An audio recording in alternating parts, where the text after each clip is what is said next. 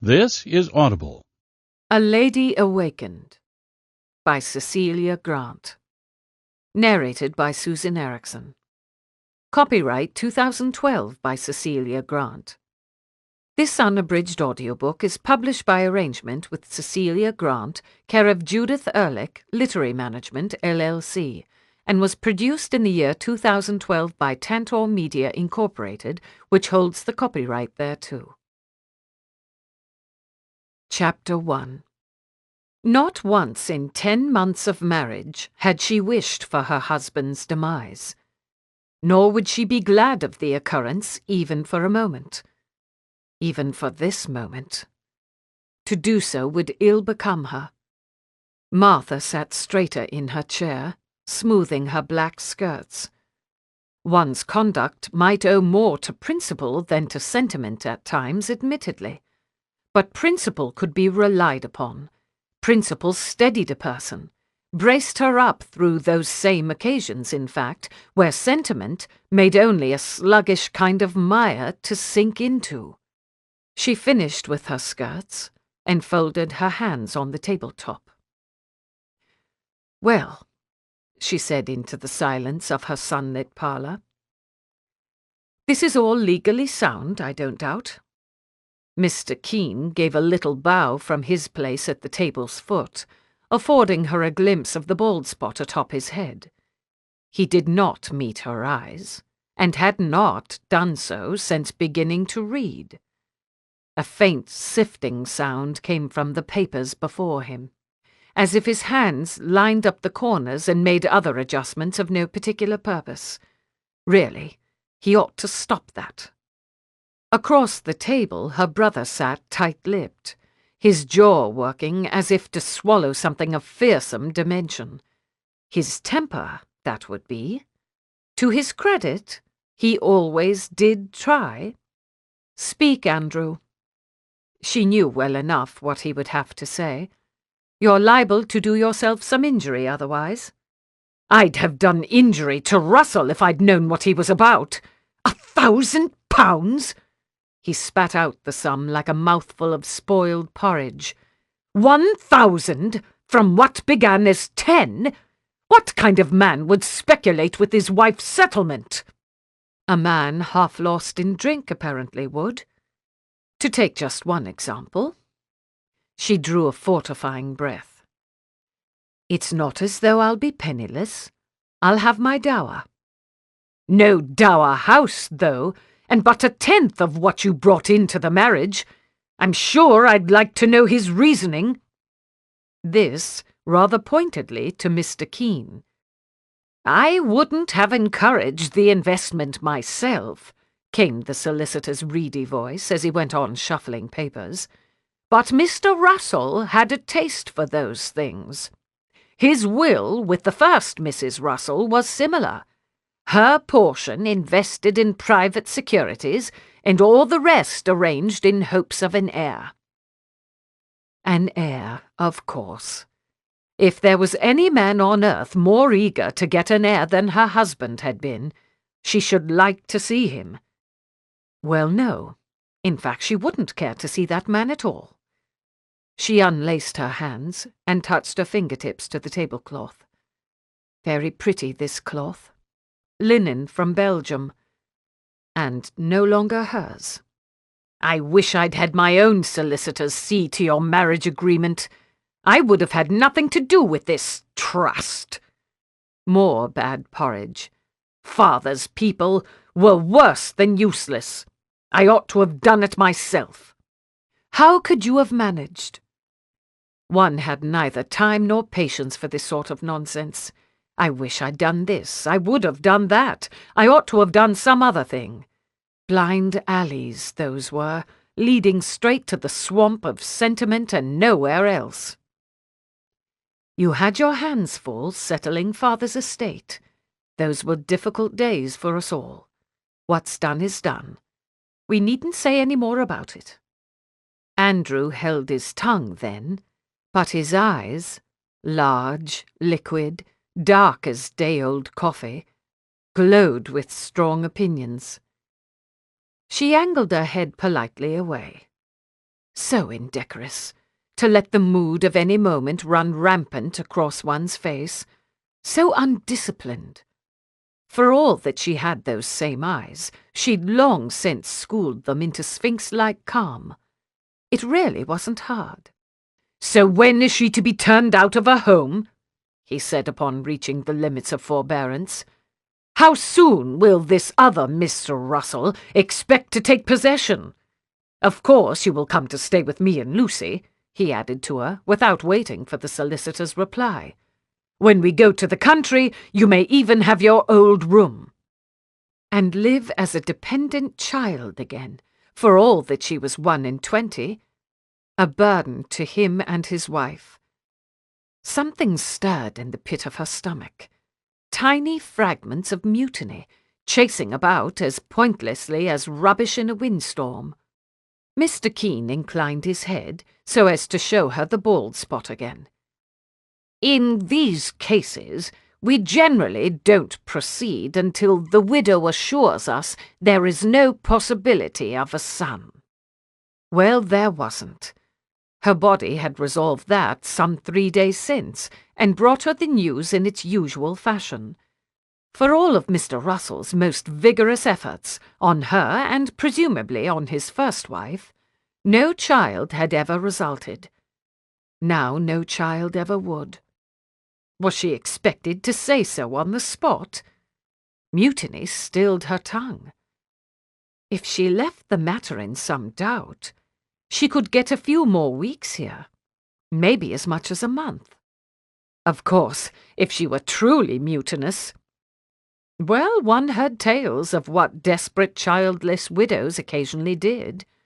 Lurid tales, difficult to credit. What woman could ever be so desperate? Probably it was all some myth got up and passed about by wishful men. She lifted her chin. "I will send you word when I know that question to be resolved." She could see to the servants at least. Mr. and Mrs. James Russell would bring servants of their own, making some of the Seaton Park staff redundant. She would take what time she needed to get them placed out. Andrew fidgeted silently for the several minutes Mr. Keene took to gather up his papers and make polite remarks, and when the solicitor was finally shown out, her brother quitted his chair with vehemence. "For the love of God, sister, will you never speak up for yourself?" He strode away to the table's other end. "It's not right how you've been served in all this. Why must I be the only one with the fortitude to say so?" A familiar coolness blossomed in the middle of her chest and seeped outward. "I see no question of fortitude." She measured out her syllables and folded her hands atop the table again. "I could speak of injustice, I suppose, and indulge myself with some show of outrage, but none of that would change the facts of my current situation, would it?" Her voice grew flatter and flatter, like pastry dough under a most adamant rolling pin. "Not now, it wouldn't." He flung out his hand in an impatient gesture. "But this whole thing might have been averted. For the life of me, I'll never understand why you married the man. Why any young girl would marry a widower twice her age when she—" "He was 39, hardly in his dotage, and no, you're not likely ever to understand." What eldest son could? He would never be faced with the prospect of a parasitic existence. He would never come to make those reckonings in which girlish fancy had no place. He would only pity her, provokingly, and wonder at her wrong-headed choice.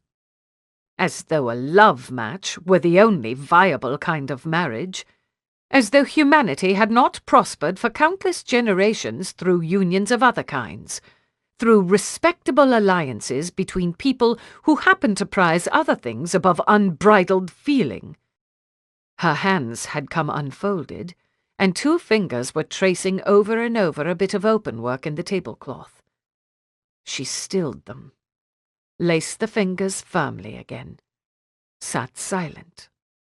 Abruptly, her brother heaved a sigh. "I'm sorry, Martha."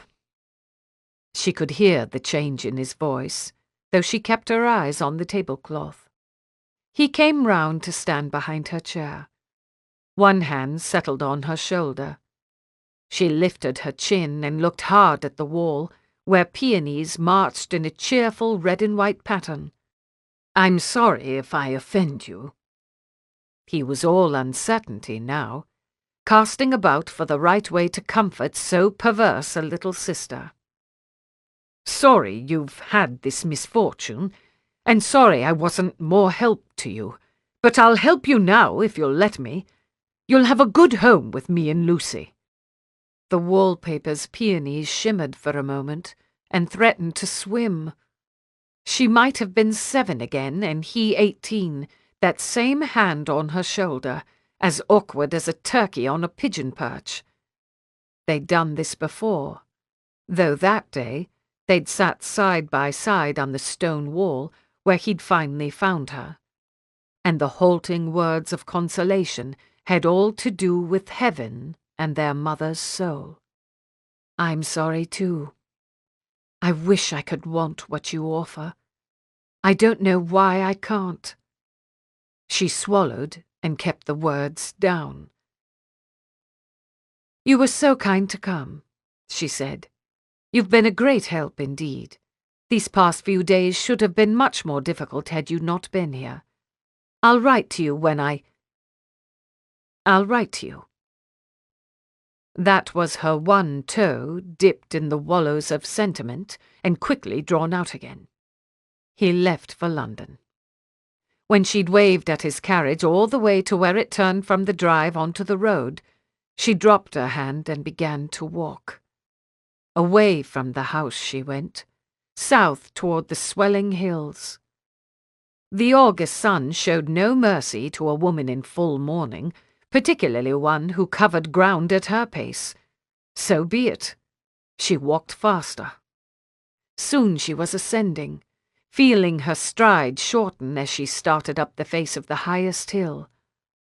Somewhere nearby she could hear the discourse of sheep, plaintive and petulant by turns, a dog barking as well, and a man's voice giving terse commands. Round a fold in the hill she came upon them. One of her tenants training a new dog by guiding it round and round a clutch of 3 disgruntled sheep. Mr. Ferris caught sight of her and removed his hat, and then she must stop to make conversation. One could say only so many things in praise of a sheepdog. She said them all, while the tenant turned his hat round between thick fingers, nodding with the sage expression. "My Jane set me to ask if I should see you," he said once these pleasantries were concluded, "whether we may expect you to stay on here." "I'm afraid it's unlikely."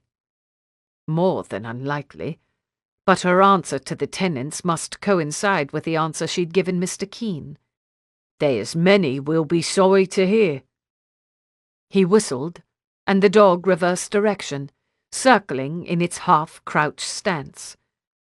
"Jane says it's to you we owe the new roof."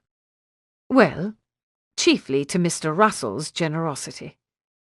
She bent her head and brushed a speck of something off her sleeve.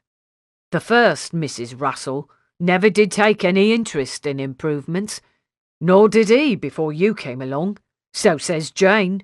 She gives you the credit." "Her good opinion honours me."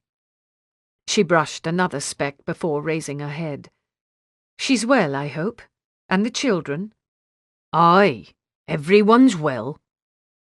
He made a signal with his hand, and the dog changed direction again. "Ben and Adam look forward to the school opening." "The school?" Delight surged up from her toes, flushing out the morning's disappointment and boosting her voice into some very strange octave. "They weren't on Mr. Atkins's list the last time I spoke to him. Will they be attending after all?" "Just 3 days out of the 5 to start. My youngest girl as well. Everett's boys will help me out some, and my boys help him, and we'll scrape by with the rest of it." "Do you mean the Everett children will go to school too?" She wrestled her voice back down to a range that wouldn't frighten the sheep. 3 days out of 5, aye. Maybe more in the winter." "I'm so glad to hear it. You do your children a great service by schooling them." "Well, they've got some cleverness." He shrugged and turned his hat over again. "Pair that with education, and a boy might choose his own course." She recognized one of the many lines of persuasion Mr. Atkins had rehearsed with her and couldn't suppress a smile.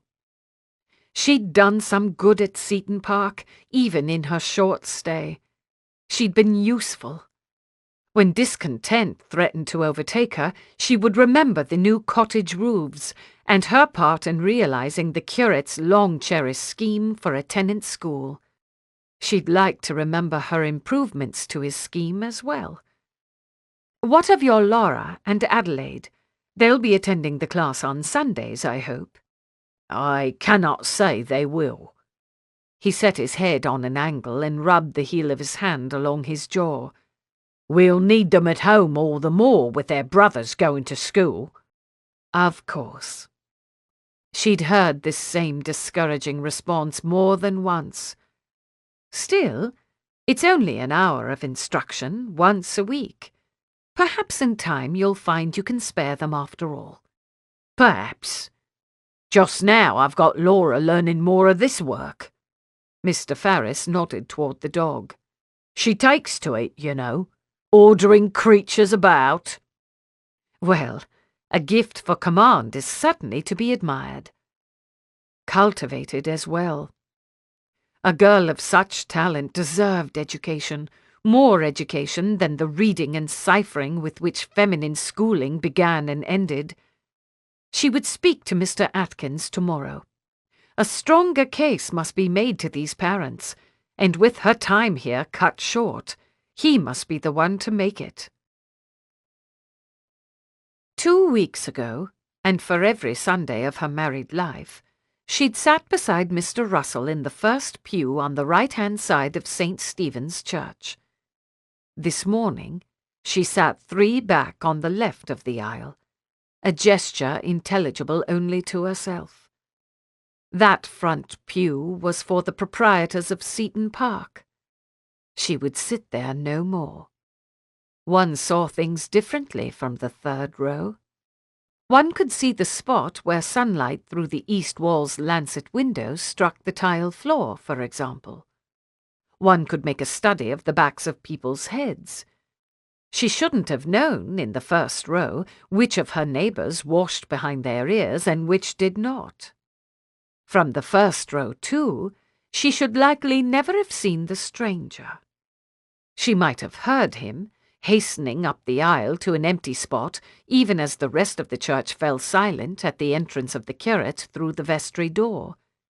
But she should certainly never have turned to glimpse the tall, finely clothed figure that slipped into the pew across from hers. Neither did she turn now. People who came late to church deserved no notice, which fact one might wish could be impressed upon those neighbours who were throwing furtive glances his way. Her peripheral view of him, as he seized a prayer book and thumbed vigorously through its pages, was more than sufficient, and she dismissed him altogether when the service began. Mr. Atkins preached earnest, unaffected sermons, perhaps a bit longer than one might privately prefer, but usually with a worthy point to make at the end. He'd chosen for his text today the story of Mary and Martha, those sisters who differed on the proper way of receiving the Saviour's visit to their home. Rather a confounding verse, endorsing, as it seemed to, the dereliction of duty. But she could bow her head and await the worthy point, and the end. A child's muffled giggle imposed itself on her attention some few minutes in. The little boy in the pew ahead of hers was craning to look at something over his shoulder. She followed his gaze and met with the figure of the stranger, sound asleep and listing a few degrees to the left. Had he no notion of setting an example? She sent a quick look of reprimand to the little boy, who turned hastily forward, and then she marshalled her disapproval on the slumbering form across the aisle. He dozed on, untroubled, his head lolling at such an angle as to present her with a view of his hair, which grew in waves and had the pale raw hue of fresh split boxwood. What features went with it, she could not tell. The turn of his neck left them to her imagination, not that she had any intention of imagining. His posture spoke all over of indolence. Long legs he had, bent grasshopper-like to cram between his own pew and the one in front. His hands sat slack on the hymnal in his lap, still open to whatever place he'd been at when last he was awake. Doubtless he was one of those men who came to church primarily for the chance to subject everyone to his singing voice. He subjected her now to something else. A snore, low and subtle like the buzzing of some wayward insect, but still unmistakably a snore. Then another, just in the pattern of the first. Well, really, why even bother coming to church? She faced front again. Mr. and Mrs. James Russell could have the pleasure of dealing with him. Worthier things must claim her own attention. The sermon, for example, or the state of her prayer book, which smelled of dank winter even on a summer day. All the prayer books in St. Stephen's had that smell, and this one, as she paged through it, revealed the additional offences of dark spotting and pages warped by too much damp. A pity she'd never got round to having Mr. Russell replace. Her skin prickled all over. Someone was watching her. Someone to her right. In one quick move she brought her chin up and around and looked into dark blue eyes the colour of some faraway ocean. The stranger, just woken, his head nearly righted and his countenance revealed. Sleep dishevelled his features still. His cheek had a crease where it had lain on his shoulder. A curling lock of hair fell slantwise on his forehead. Beneath the disarray were aristocratic bones, a reddish full mouth, and lashes she could have seen from 6 pews away. He blinked and blinked again. Then his whole lower face melted into a smile, for all the world as though he'd glimpsed her across a ballroom and was hopeful of an introduction. No, worse than that.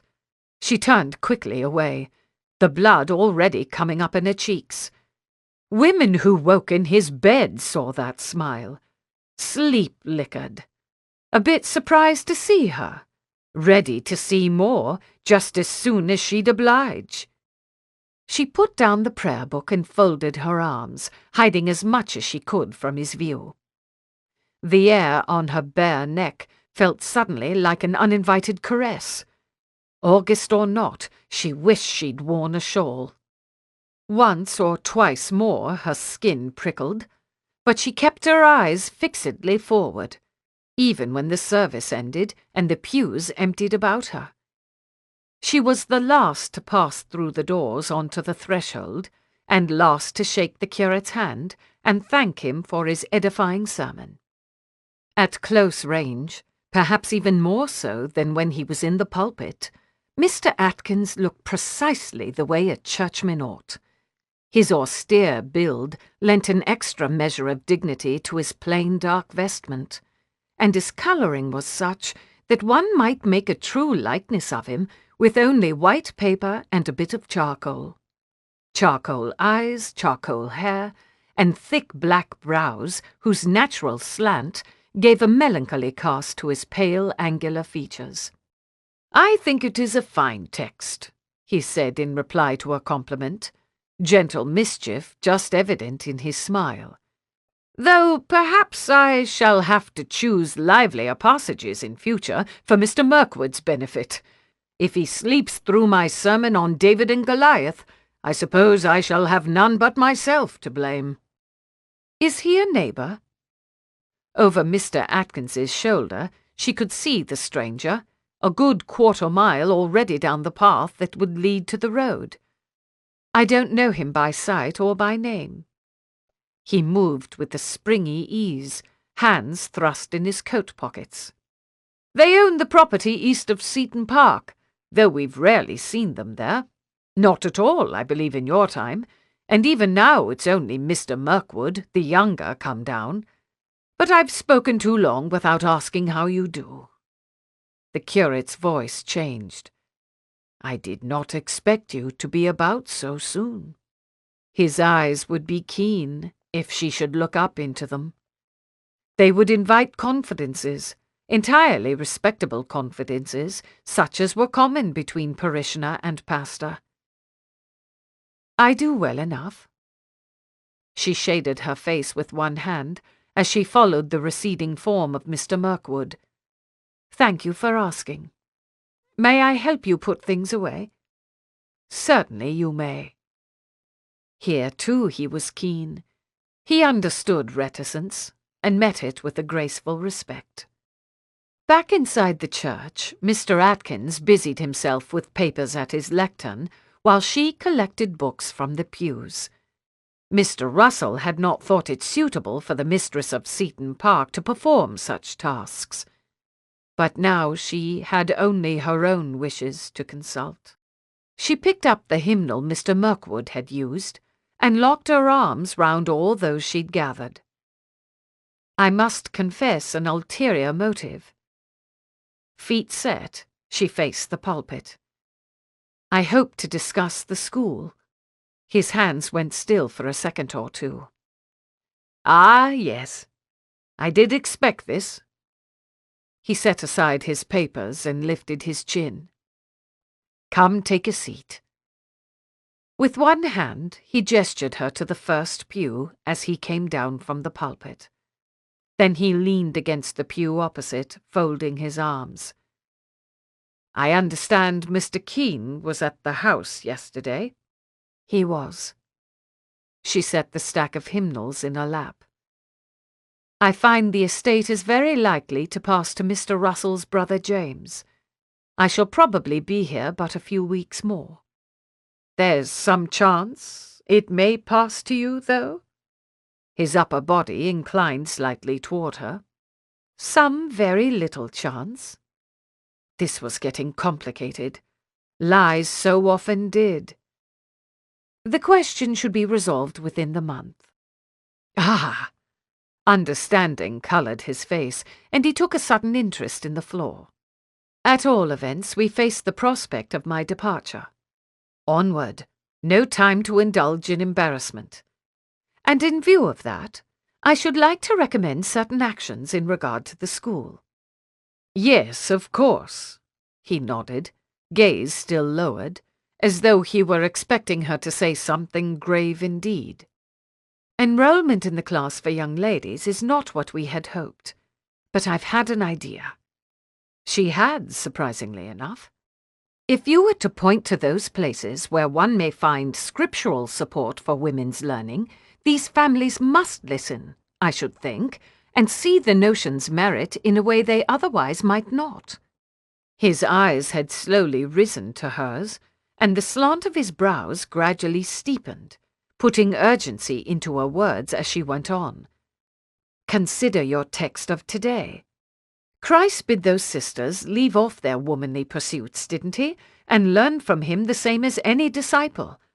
If on your next visit to the Ferris cottage, or the Cheethams, you could remind them of— Forgive me, Miss Russell." He held up one hand, and his face was all resignation and regret. "But surely you see the school cannot go forward, given what you've told me." "Not go forward?" Her heart lurched halfway up her throat. "But why?" "Whether or not to have a school will be Mr. James Russell's decision if you do leave us, and he might not consider it a worthwhile use of his funds." How could he so quickly give up what he'd so long worked for? "But if you began the school, I imagine he shouldn't actually be in residence here for several months yet. He might accept it as something already in place. And he might not. His voice, like his gaze, was soft, sympathetic, and utterly unyielding. Think of the disappointment if I were to get the school going, only to have to shut it down several months later. I can't do that to the tenants. He made a good point, but something like mutiny stirred up in her again. She'd pared away bits of her soul for his school. One did not do such a thing in vain. What if— She searched the floor for inspiration. What if I were to write to Mr. James Russell and tell him all about the school, and perhaps secure his support in advance? A glance at him caught the change in his face. He was guarded indeed, but she could see how ready he was to grasp at any bit of hope. "Do you know very much of him?" Caution kept his speech short. "Do you think it likely he would approve?" "Mr. Russell spoke of him sometimes. Enough for me to gather he's an amiable man at least." It might be true, that last bit. Why should he not be amiable?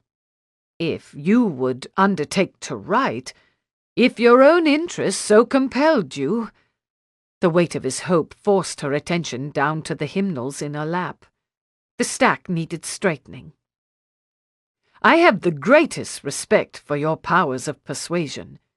You know I spent months working to convince Mr. Russell of the merits of educating his tenants, but I do not believe he would have agreed to it in the end without your intercession."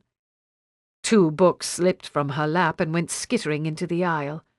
She bent to reach for them and nearly collided with Mr. Atkins, suddenly kneeling there before her. "I'm sorry," she said rather stupidly, as there had in fact been no collision. He looked up.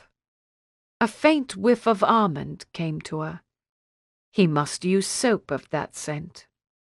A smile, modest, decent, kindly, played round the edges of his mouth. The apology ought to be mine. He lifted the books. "You've laboured to no purpose. I haven't actually been in the habit of putting these away." She took the hymnals and sat up straight. "You ought to." Her finger traced along one's failing spine. "Especially in the winter. The damp is bad for paper." "Indeed I ought." He got to his feet, brushing absently at his cassock. "These need to be replaced at all events. Perhaps I will ask Mr. James Russell to approve it." She forced a smile, and he smiled back, his eyes lit with the trustful gratitude of which she had long since ceased to be worthy. "There was a new man in church today," said her maid that evening while taking down her hair. "Across the aisle from you. Did you see him?" "Mr. Mirkwood, you mean. His family owns Pencarreg, just to the east." She tipped her head forward as the hairpins were drawn out. Perhaps Sheridan could draw out her stupidity with them. What had she been thinking, to propose a letter to Mr. James Russell? "Mirkwood, aye." In her dressing-table mirror, the maid's blonde head bobbed once. "Sir Theophilus, as will be, once he's finished driving his father to an early grave." "I see you know more than I. Is this the fruit of below-stairs gossip?" She couldn't work up any stronger admonition, with her mind so urgently occupied. There had to be some way to secure the school's future, some sounder scheme than a mere written plea. Mr. Atkins's flattering faith to the contrary, she was no persuader. His thanks ought to go to the bottle for Mr. Russell's imperfect recall of what he had and had not authorized. She should have accomplished nothing without that. "You know Sarah, who makes the sauces?" Sheridan's voice looped and fluttered among her thoughts like a cheerful, unreproached bird. "Her sister works in the house there, and she said Mr. Mirkwood had come to stay not by his own choice but by his father's. As a kind of banishment? This finally drew her full attention. What sap-skulled father and what sap-skulled son could view the Sussex countryside as a penance? Banished, to be sure. A handful of hairpins dropped musically onto the silver tray at her right. Put away from the temptations of London, in a place where there's little chance for deviltry. Cut off from his allowance, too, I've heard, so no running down to Brighton for the amusements. Deviltry. Amusements. This much she could have guessed. I am sorry to hear it. She found her maid's eyes in the mirror. However, we need not sustain the life of a man's misdeeds with discussion, or with any notice at all. We will merely hope he may profit by his stay in Sussex. Not very likely, though, if he continued to sleep through church. Sheridan picked up a comb and eased it into Martha's hair, ducking her head in a chastened way, but her smile suggested she was indulging still in agreeable thoughts of Mr. Mirkwood and his transgressions. Undoubtedly one might have done more in 10 months to curb the maid's affinity for gossip and plant some foundations of decorum, but to regret that now would be no good use of her time. Indeed, she might perhaps employ the trait to some advantage. "Do you know anything of Mr. Russell's brother, James?" she said. "Do the older servants ever speak of him? Mr. James Russell?" A muscle twitched in the girl's cheek. Her features, otherwise, went neutral. "Why do you ask? He stands to inherit Seaton Park, and I have certain matters to discuss with him in advance of that." This time she felt a tiny catch in the comb's movement, though Sheridan's face betrayed nothing. "He didn't come to the wedding, or to Mr. Russell's funeral, so I must rely on others' impressions." 3, then 4, then 5 seconds went by in silence. "You've heard some reports of him, I think?" "Sometimes the older servants have said things." The maid's eyes flicked up to hers in the mirror and down again. "And what have they said? I beg you will be frank with me." A chill was creeping up her backbone. What could instill this sudden reserve in the same girl who'd chattered so readily of Mr. Mirkwood's disgrace? Sheridan's mouth pursed. She set her head on an angle and watched her hands combing. Finally she spoke. "They say he ruined 2 housemaids here when he was a young man." "What?" The chill flooded every part of her now. "Who says so?" "Mrs. Carney. She was second housemaid then. She says it was only her pock-marked face kept her safe." Her lips went tight together. Her hands divided out a lock of hair. "Safe from being lured into a degraded connection, do you mean? Or safe from something worse? Wasn't much luring in it." Like huge malign hailstones the words fell, a few at a time, while Sheridan worked the comb through. "He went into their rooms at night and told them they'd be dismissed if they said anything about it. And then the 2 were dismissed all the same because of what condition they found themselves in." "Was he never brought to justice?" The threadbare whisper exactly suited that woman she saw in the mirror, pale as the white lawn chemise she wore. And the question was a foolish one. Nobody held such men to account. Women could only pray for mercy and bear what came. The maid shook her head, not bothering to reply in words. "Not that he'll ever lay eyes on me," she said after a moment. "There'll be no place for me here if you don't stay." She set the comb aside and busied herself in plaiting the combed-out hair. "Only I was hoping you would. All the servants were." I suppose things would have come out different if you'd been blessed with a son. Different indeed. Martha lowered her eyes from her blushing mirror image. But as we've known these few days, all chance of that is... She stopped. Here came the mutiny again, boiling up from somewhere deep in her belly and confounding all her words. She raised her chin and met with her reflection as her breaths went quick and shallow. Sheridan's reflection, too, the sweet springtime face paired with eyes that already knew too much of the world. Women could only pray for mercy. That wasn't true. Women could do more. A desperate woman could do more. Women could only bear what came. But a chance had come. A chance had come and looked her in the eye that very morning. In the mirror, her blush was receding, her features settling into the lines of calm resolve. This could end in a dozen different kinds of disaster. There'd be no guarantee of success, and how to get through it without losing all claim to principle she couldn't begin to imagine. So be it. She could wait for Providence to come to these women's aid, or she could make what use of what Providence had already put in her path. Sheridan? She twisted to face her maid squarely. Tell me again about Mr. Mirkwood.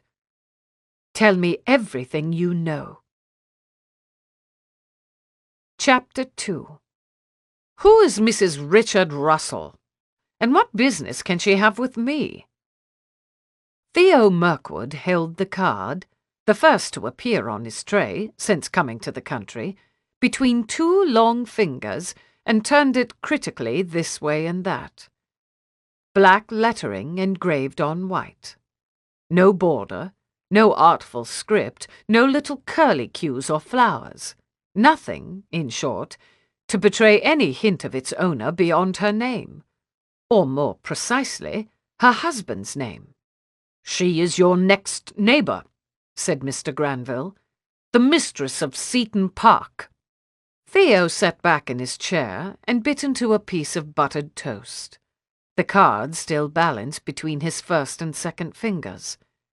Across the table his land agent, no, his father's land agent, sorted diligently through the many tedious-looking documents he'd brought along. "She must have left it at some ungodly hour this morning," he said, flicking at one corner of the card with his thumbnail. Decent paper. Crisp. "Do you know her?" "A little." The man barely looked up from his work. "She's been among us less than a year, and was unhappily widowed a week and some since." He stopped chewing. Perhaps it was some other widow. But no. Seaton Park, now he recalled, was the name of that property just to the west, where the Fieldstone church stood. "A week, you say?" He swallowed. "Why the devil is she calling on anyone, let alone an unmarried gentleman? Mrs. Russell is the properest of women. I'm sure it must be some matter of business, as you said, and I should think a new neighbour would feel flattered by her notice and overlook any lapse in her adherence to the strictures of mourning." Flattered? So I am. What else could he say? The length of his term here depended on the reports this man would make to his father. He read the card again. "What happened to Mr. Richard Russell? Thrown from a horse and broke his neck. Most unfortunate. Are you nearly ready to begin?" "Yes, why not?" He sighed and set the card by his plate. "Instruct away. Drag me down with your details into the next circle of this forced rustication," he might have stylishly added, could he be more flippant and less mindful of making a good impression. But in a short time he had ceased to attend the agent's droning.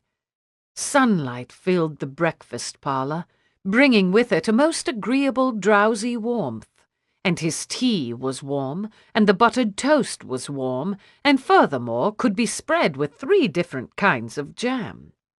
He had only to nod and occasionally raise his eyebrows in an approximation of attention between bites of toast, while his own thoughts drifted back to yesterday morning in church.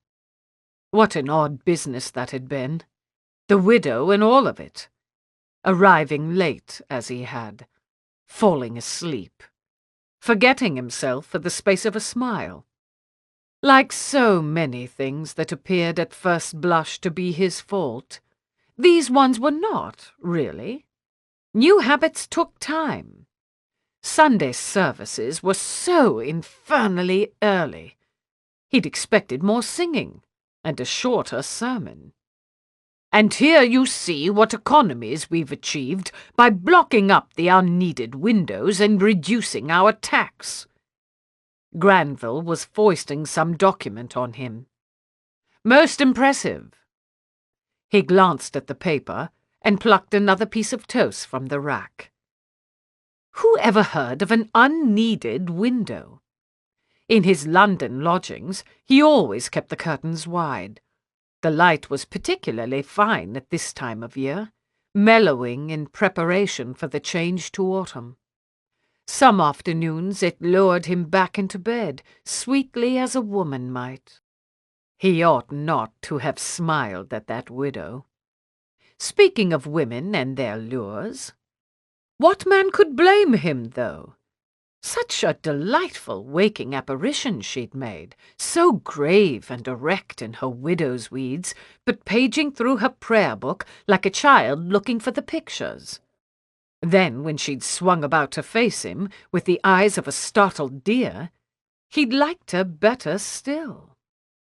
He could imagine teasing her on the topic of her truant attention, and submitting while she scolded him for falling asleep.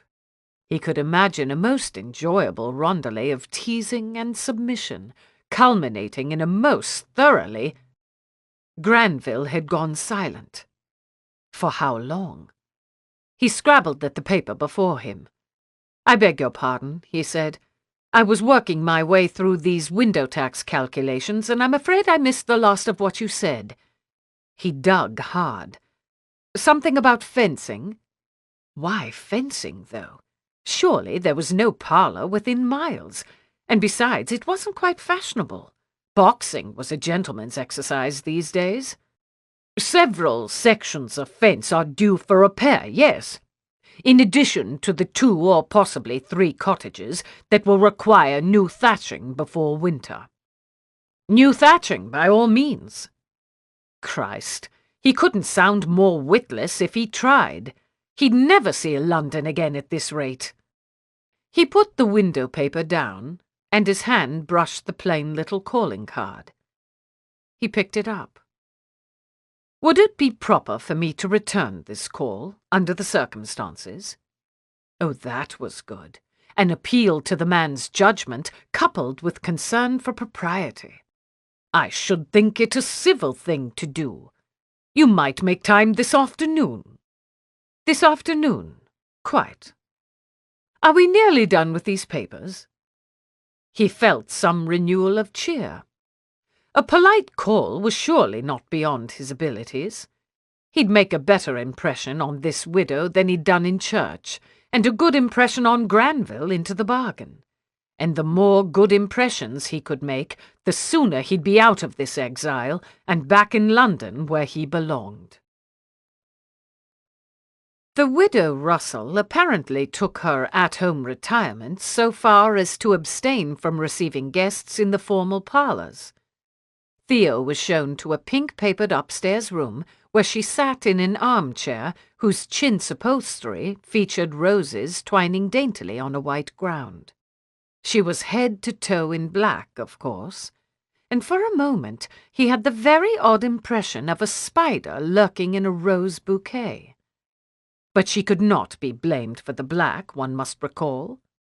She would probably make a fine ornament to this room in some other colour, and at all events, to be decorative was surely no widow's first concern. She rose from the chair to shake his hand. Her eyes skimmed across his before settling somewhere near the level of his collarbone, and when the greeting was done, she turned away altogether, gesturing at a small rosewood table on which sat a pot of tea and a plate holding 2 kinds of cake. "I was having tea when you were announced," she said, sitting again and arranging her skirts. "May I offer you a cup?" "That would be most pleasant, thank you." Rather forward of her, offering to share her refreshment. But maybe things were done that way in the country, and the cake looked very fine. He sat in a second chintz chair, at an angle to hers, and tugged off his gloves. The footman brought another cup and plate, and she picked up the pot to pour. Did he imagine, or was she avoiding his gaze? He cleared his throat. "I'm told your loss was very recent." Maybe he ought to have said that sooner. "I'm sorry to hear of it." "Recent indeed, and sudden as well." She poured, watching the level of tea in his cup. "Your condolences are kind. Do you take milk or sugar?" "Neither, thank you." Well, this was interesting. Granville hadn't evinced much grief either in speaking of the affair. But people didn't always wear those things on their sleeves. If she felt grief's opposite, she wasn't showing that either. "You've come from London, I hear?" She looked up to hand him his tea, and finally fixed her eyes full upon him. For the barest instant he felt confusion. It scrambled over his skin and all about his innards. Such eyes she had! Dark and wary as some woodland creature's. He remembered that from church. And she looked at him now as though... Well, he really had no idea what. London, indeed. He took the cup with a bow. An interruption came. A maid appeared at the door with the temporary need of the footman, and they both went away, and he swallowed some tea, using the moment to reclaim his self-possession. "Have you spent much time in the city yourself?" he said when the servants had gone. "Only part of one season, when I met my husband." Behind her composure was a concentrated attention, and beyond this, secrets. Many, many secrets churned and simmered at the back of that bitter-sweet chocolate stare. "I fear Sussex may seem rather dull in comparison to what you must be used to." Slowly she raised her teacup to her lips and drank, her eyes never leaving his. Good Lord! Did she have any idea how that looked to a man? Well, obviously she didn't. If she'd meant it that way, there'd be invitation in her posture, sweet insinuation curling round the edges of her voice. And besides, she was respectable, and a widow. Whatever her secrets, they weren't for him. A bit more sedate than London, to be sure. He shifted in his chair, angling slightly away from her. "But I've occupations enough." "You're studying some of the responsibilities of a baronet, you mean?" "So I've heard." Her hands, so starkly pale where they emerged from the black sleeves, set down her tea and arranged 2 cake slices on a plate. She had deft, delicate fingers. Slightly chilly, though. He'd noticed that, even through his glove when she took his hand. A man could warm those hands between his own, and then nothing. He wouldn't let his mind roam there. He was better than that, surely. Land management, yes, and things of that nature. He accepted the plate, and the silver fork she held out with it. Keeping the fences in repair, seeing to the windows, window tax, assuring that things are optimal in that regard, in every regard. He crammed a bit of cake into his mouth, chiefly to stop himself talking before he could sound any more of a coxcomb. She took a forkful of cake from her own plate and chewed it. a grim sort of compression about her lips. That was a shame, because the fullness of her mouth disappeared when she tightened it in that way, and also because even a person in fresh mourning ought to be able to give in to the enjoyment of a good piece of cake. "Do you like it?" she said, once swallowing. "Oh, yes, it's superb cake, thank you." It was. Lemon cake, sweet and bracing both at once. "No," she said, a slightly pained expression flitting across her face. "Your studies, I mean. Learning what will be your duties one day. Do you find that engaging?" "Oh, quite, without a doubt." She would repeat that to Granville the next time she saw him. "I find such studies suit me altogether." She ate more cake, silently. Her glance switched back and forth between himself and her own plate, causing him to feel a bit like another menu item, and one of dubious provenance at that. "You're to be commended, I'm sure," she finally said, and allowed a hint of a smile. "If I were in your place, I don't know but that I'd be scheming to get myself to Brighton." To Brighton? This was unexpected, and the curve at the corner of her mouth made him hungry to see her smile in earnest. To some more vibrant setting. She dissected the cake with her fork as she spoke, withholding her eyes from him again. To some place where I might be in company with more spirited people, with more varied pursuits. Being used to that sort of thing, I imagine that's what I'd prefer. If I were a young man. Poor innocent, imbuing a faddish bathing place with all the cosmopolitan glamour her own life must lack. I'm sure Brighton must be thoroughly delightful. He set his cake down and drank more tea to mask what he knew was an indulgent smile. To a young lady as well as a young man. That wasn't the right answer. Her face told him so. But why should there even be a right answer in such a discussion? More things were going on here than he could fathom quite. "I'm told the shops are very fine in Brighton." Now she sounded as though she were willing him to levitate from his chair and deposit himself in that town this minute. I shouldn't doubt it. He put his cup soundlessly back in its saucer. What in blazes was she about? Was she hinting that he ought to remove himself from this neighbourhood? But she'd just met him. Could a single smile in church engender such disfavour? Amusements, too. She took up the strainer and leaned over to pour him more tea.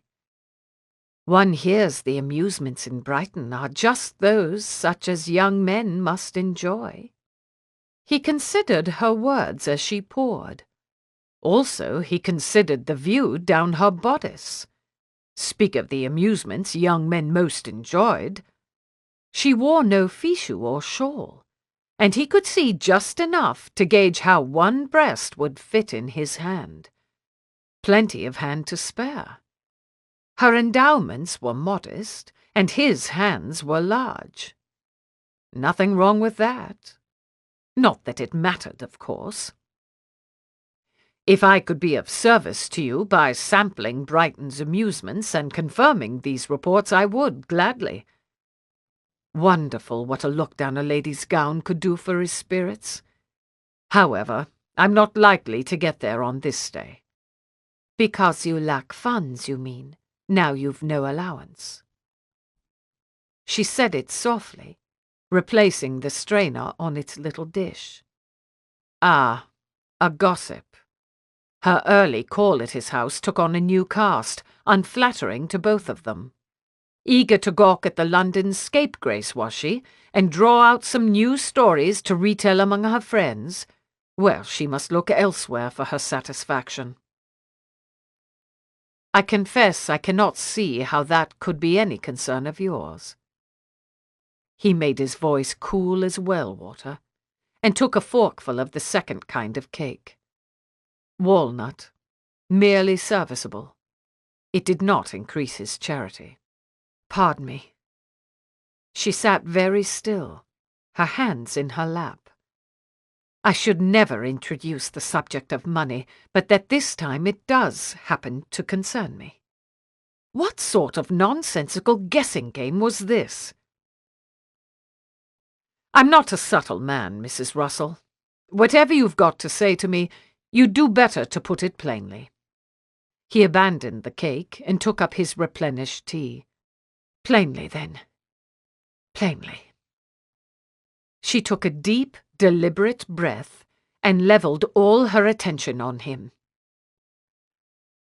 I can get you funds, Mr. Mirkwood, in exchange for something from you.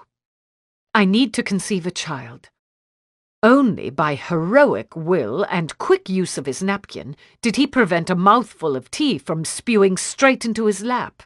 He choked and sputtered and groped for the fresh napkin she held out to him as his teacup met its saucer all clumsy and percussive. I'm prepared to pay £500 for your assistance regardless of the issue, and £1,500 more if it should result in the birth of a son. Stop, stop! He mopped at his mouth. Do I understand you aright? Her brows drew together. I really have no way of knowing that. I hope so. I understand you to have just proposed to engage me as your whore. He gave one last cough. Is that correct? Disapproval thinned her lips again. The better analogy is to a stud animal.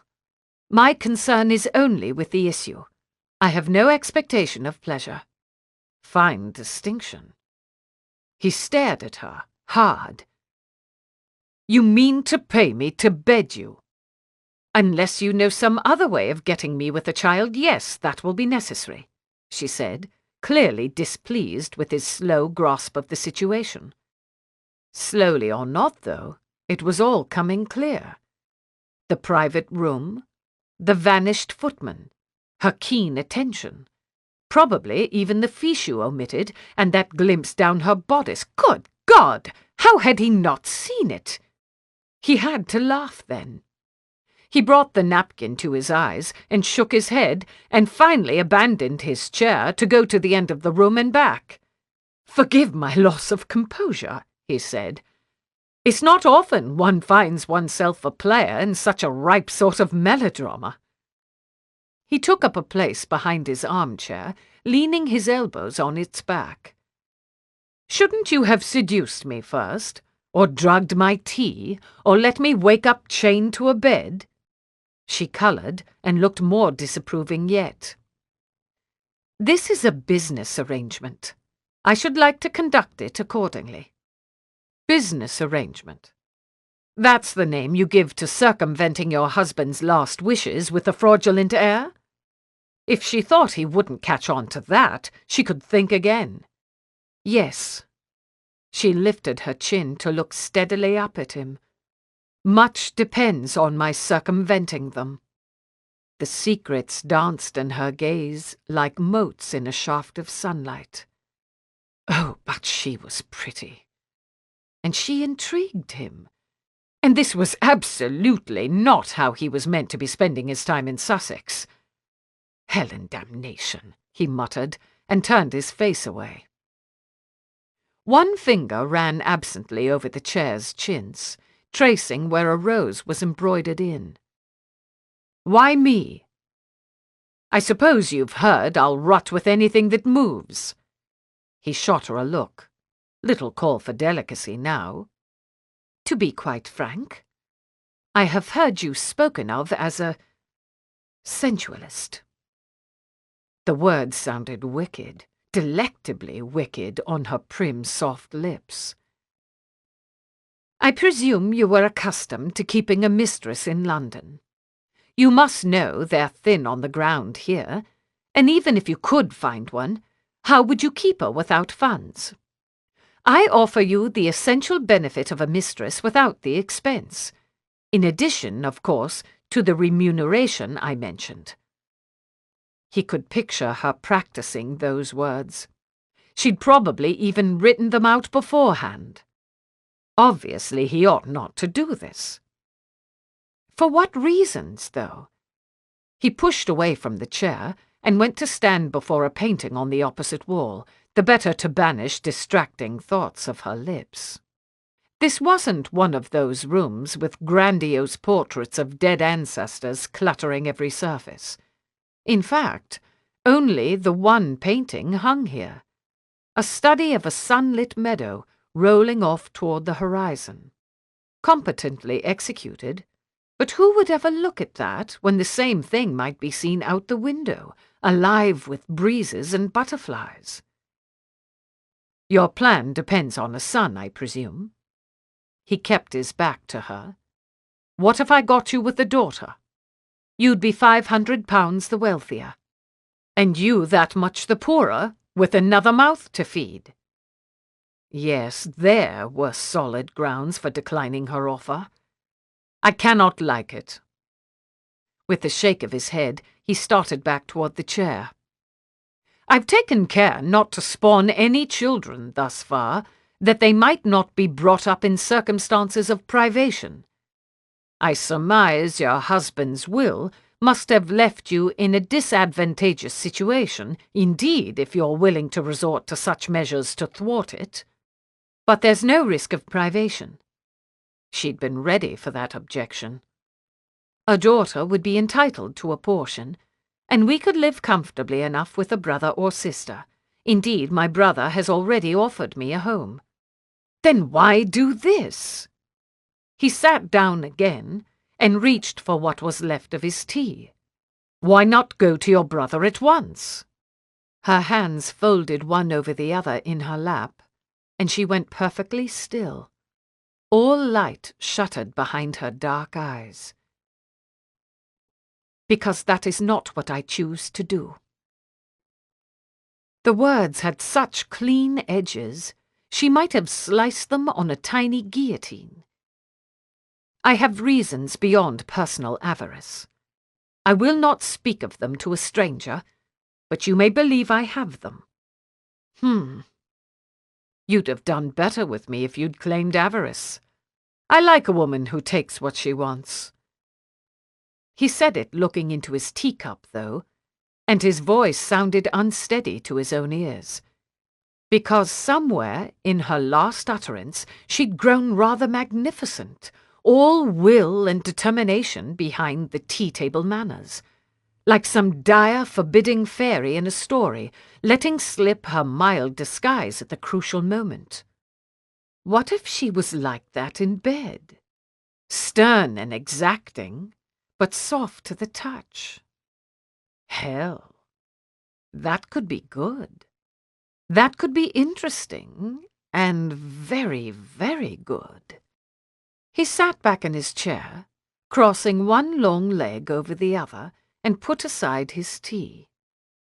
She remained motionless, as though husbanding her energies to meet his next refusal. Or his assent. No harm in imagining. He could free that creamy skin from its dual wrappings if he'd just said the word. He could discover what those elegant hands had it in them to do. He could get her on top of him. She'd like to be on top, fierce fairy, murmuring her stern commands, with her hair falling like a curtain against his cheek, and, "What colour is your hair?" he said, as every last wisp of it had been banished beneath her cap. 2 faint creases came between her brows. "Will that make a difference?" "It might." Shameful. He ought not to toy with a lady that way, not when he knew 100 better ways. He shifted in his seat. What reasons remained to refuse her exactly? Well, if Granville got wind of this, if his father got wind of it, he'd be bundled off somewhere even more remote, and probably for the remainder of his natural life. But besides that, what reasons? She raised one hand to her cap strings and hesitated. He could see her groping after strategy.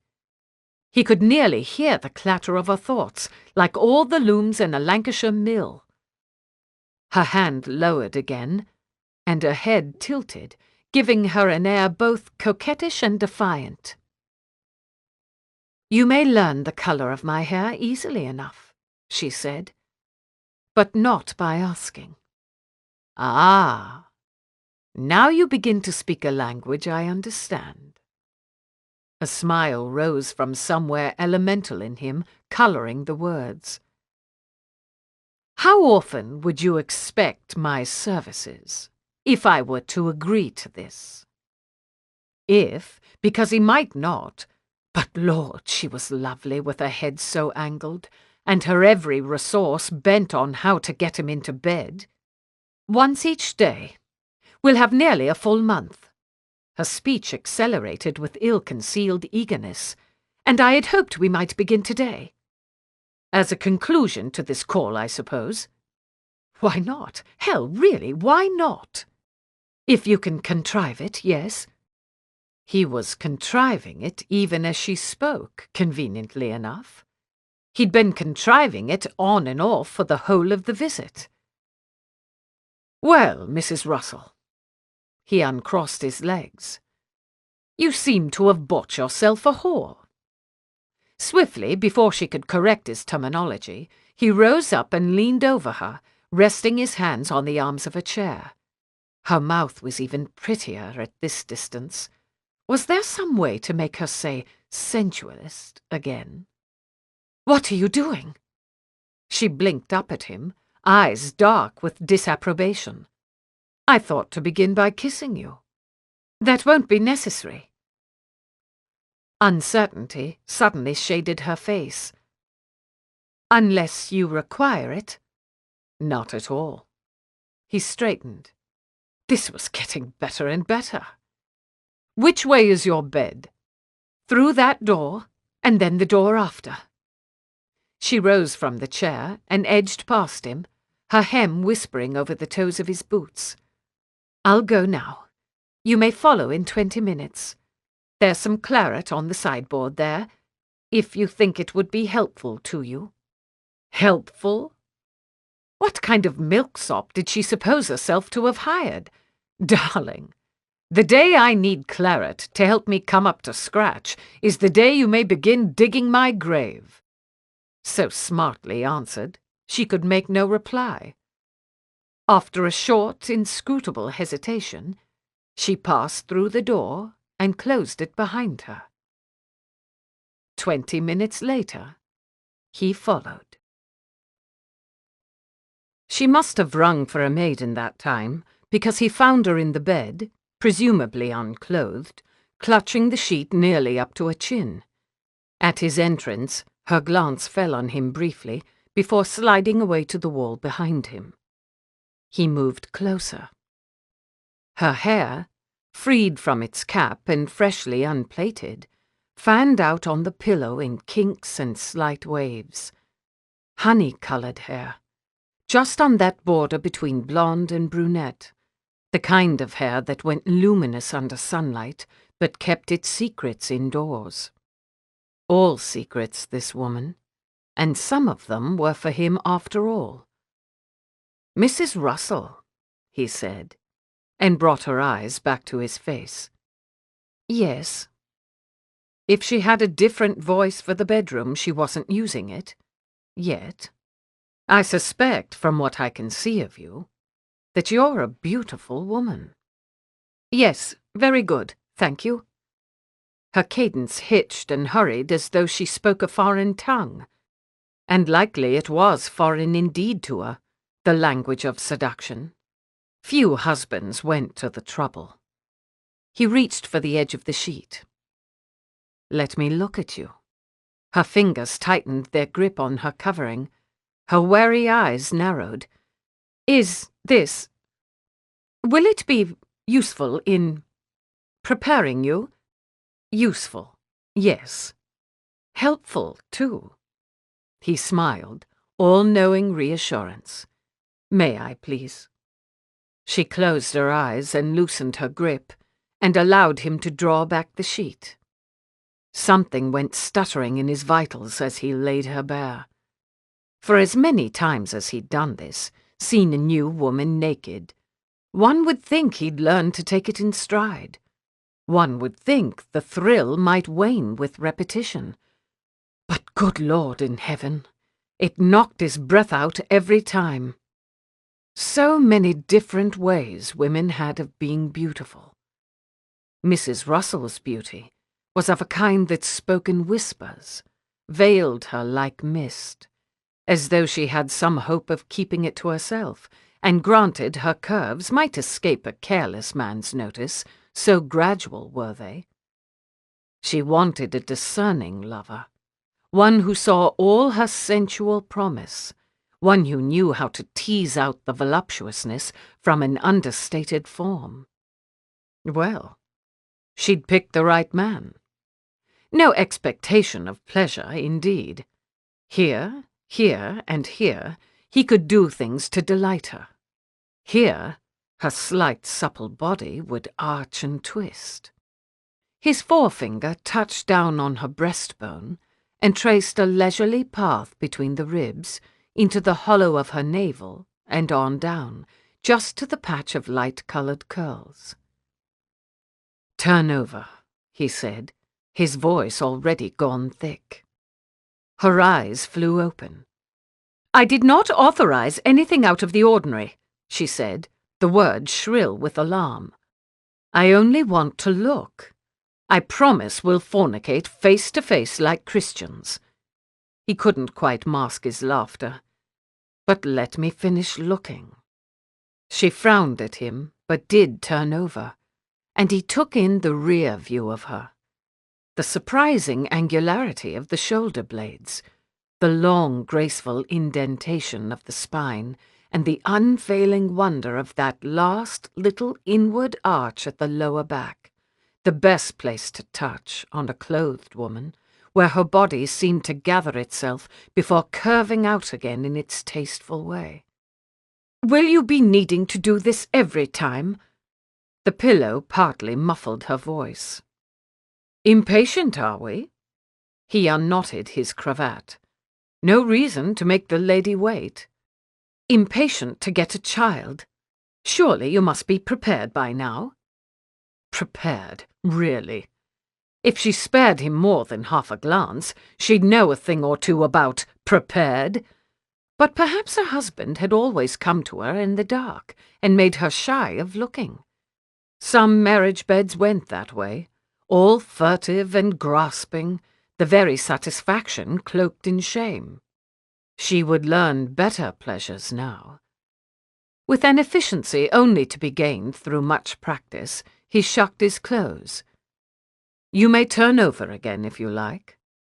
She did, and looked at him, and looked away, just as she would if she'd been foolish enough to gaze straight at the sun, or at one of those gods a mortal could not bear to behold, Apollo or someone, Mercury, whichever was the broadest-shouldered and most generously equipped.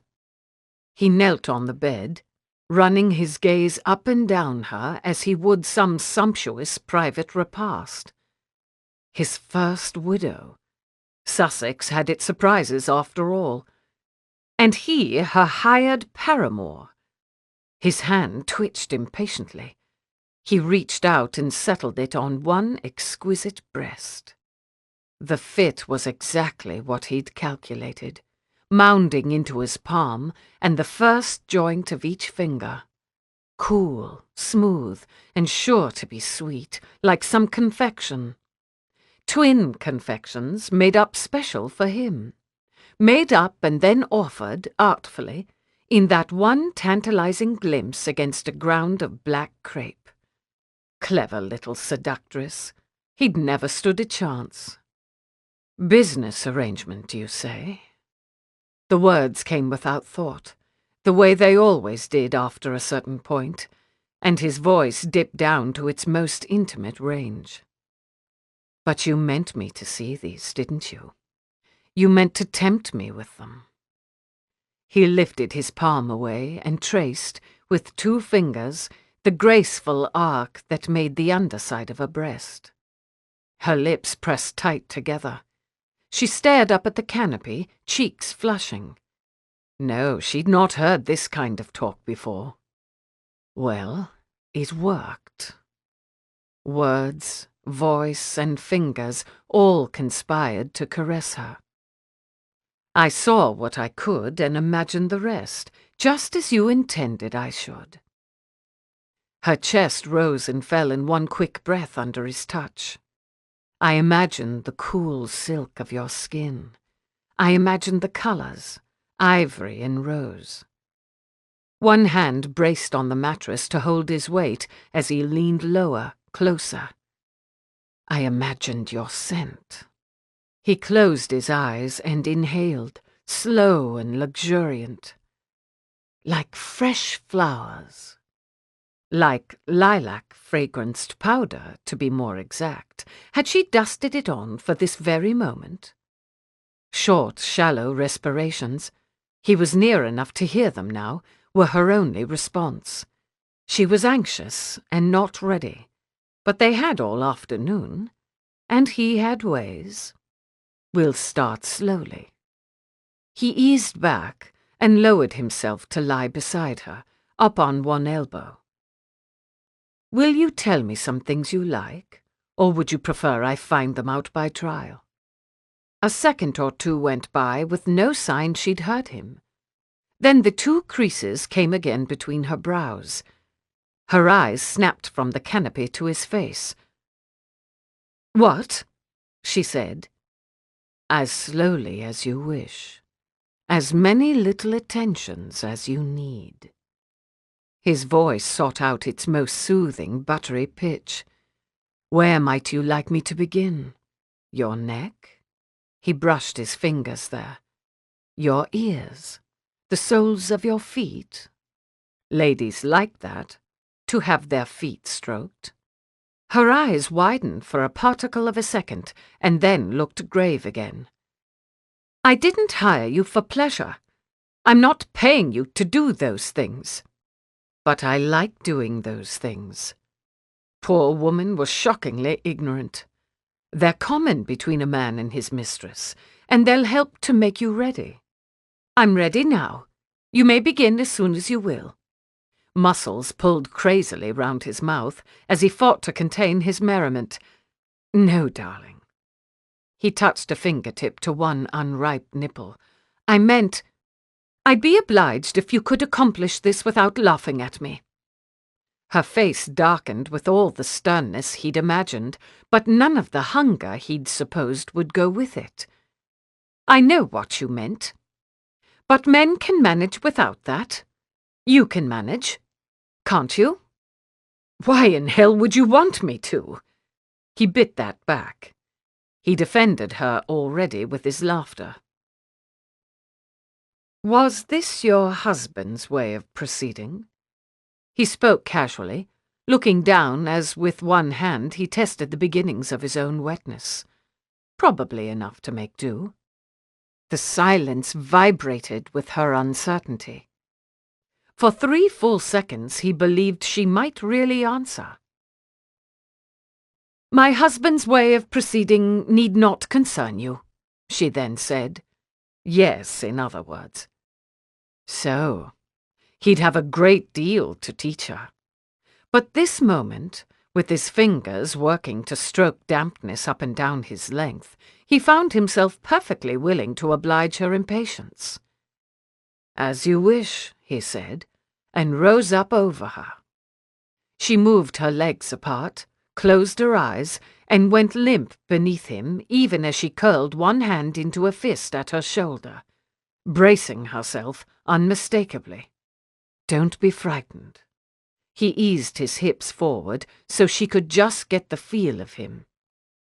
I know it's rather large, but I can assure you no lady has ever had the least difficulty with— I'm not frightened, for heaven's sake. Her eyes stayed shut, and her cheeks turned a shade of red he would not have thought possible. Please do begin. Well, then.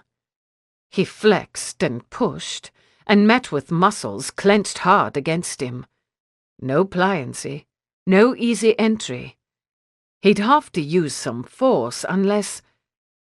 Drawing a deep, ragged breath, he made one last try.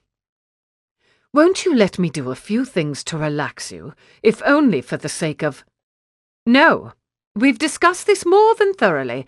Can you just get on with it, please?" Her words hung in the air like a chill mist, and a sudden, awful slackening came in the flow of blood to his pertinent regions. Could he really put himself somewhere so inhospitable? Oh, for God's sake! He was a disgrace to whoredom, to stud animaldom as well. What bull ever felt a moment of concern for whether the cow actually desired him? Quickly he moved into position, put a hand down to brace himself, filled his lungs again, and with one mighty push he was in. Mere mechanics would take care of the rest. Enough times in and out would get him there. Her tight grip on him, had he ever been so exquisitely sheathed, might get him there even sooner. She ought to touch him, though. Her right arm lay slack on the mattress, her left bent to keep that fist at her shoulder. "Can you put your hands on me?" he said in a hoarse whisper. Hark at him, asking politely when the occasion called for command. But she did what he asked, and then he wished she hadn't. Her hands fell at random places on his back and stayed there, passively riding his rhythm like a pair of dead fish tossed by the sea, or rather, one dead fish. The other still curled tight, like a brittle seashell with its soft, sensate creature shrunk all the way inside. Didn't matter. Pleasure was gathering force in him now, and he need only keep up the motion, shut out the sight of her impassive, closed-eye face, shut out the disagreeable novelty of finding himself undesired. He could look at her hair, better yet, at her breasts, her pretty breasts, bouncing daintily on his every thrust. Good, perfect. They answered to him now. Those same parts she'd used to tempt him, and other parts must answer to him in time. Her whole body would dance to his tune, her face would contort, yes, in savage ecstasy. He could see it so clearly, he could nearly hear her wanton cries, and finally all thought fled, and the sweet, sharp oblivion came as he delivered up the first installment of her purchase. God! His chest heaved. That had been some work after all. He rolled off and sank down on the other side of the bed, bringing his breathing back to normal. A month of this. Devil take it! How did he get himself into these things? Was that typical? Came a voice from beside him. As to duration? Typical? He raised his head from the pillow to peer down at her. It was not, perhaps, briefer than usual. Her forehead showed slight furrows. She studied the bed's draperies again. As I recall, you were eager to get the seed and be done with it. His head dropped back to the pillow. If you want a marathon, ask for a marathon. Ha, not likely that. No, I have no complaints. In fact, I was pleasantly surprised. Well, that makes one of us. He wouldn't say it out loud. He sat up and grasped for his pillow. Here, you'll want to lie on this. Her face softened with uncertainty as he slipped his hand under the small of her back. Oh. She settled her hips on the pillow. I see. He leaned back on his elbows. How long was one obliged to linger in this sort of arrangement? He didn't like to be rude. Perhaps he ought to have given this whole thing a bit more thought. With nothing particular to say to the woman at his side, he looked about him. Pink paper in this room, too. It was a smallish, bright room, white draperies pulled back from the bay window, and pale pink paper on every wall, with a pattern of darker pink flowers.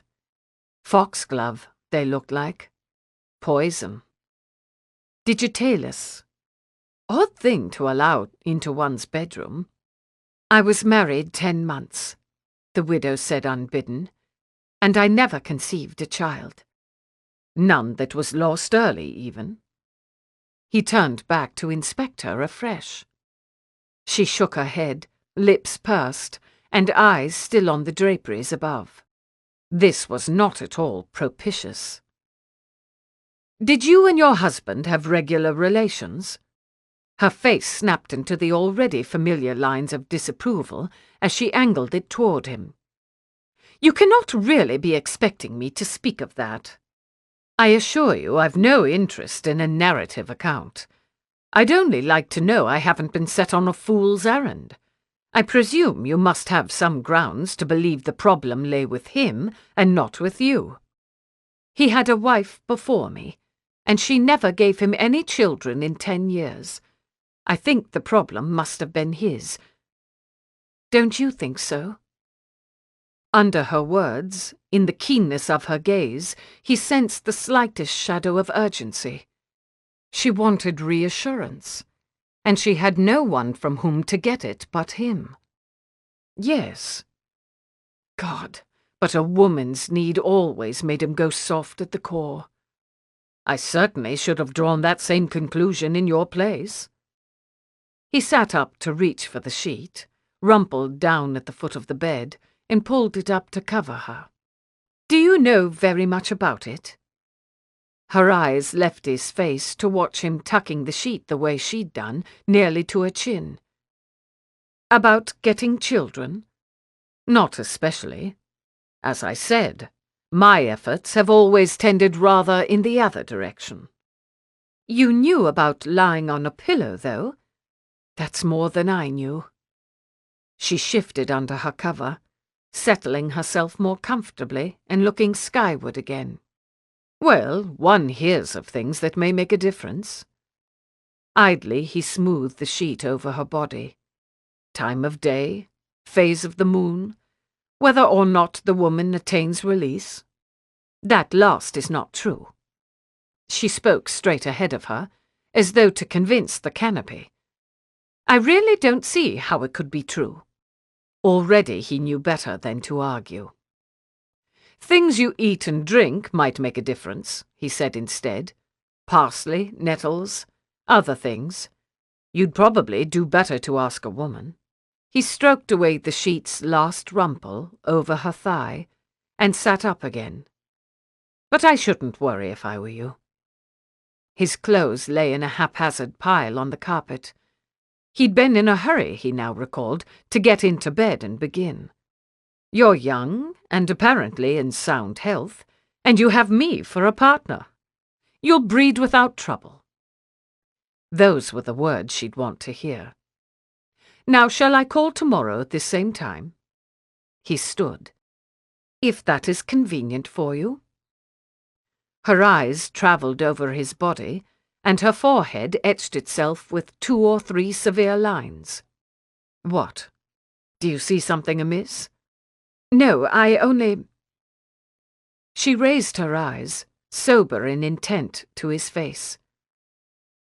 I may assume, may I not, that you would never have agreed to this if you harboured any sort of dissolute disease. Thus were his kindly impulses repaid. I've told you I've been careful. He bent to retrieve his shirt and pulled it on over his head. I've confined myself to reputable courtesans and decent adulterous wives. He picked up his pantaloons. They snapped angrily as he shook them out.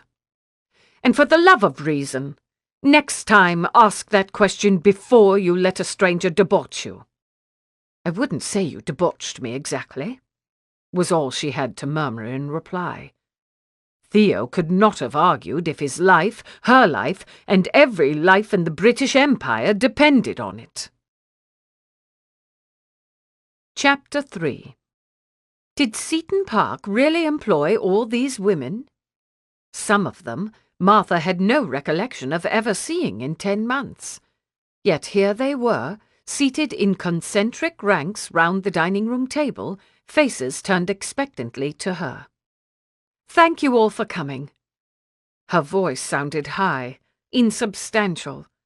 One wished for an authoritative contralto of the sort Miss York had always deployed so effectively in the schoolroom. "I'm sure you must be wondering what changes await you in the wake of our recent sad loss." Several of the older women nodded. Several of the younger ones looked a bit stunned at being addressed by the lady of the house.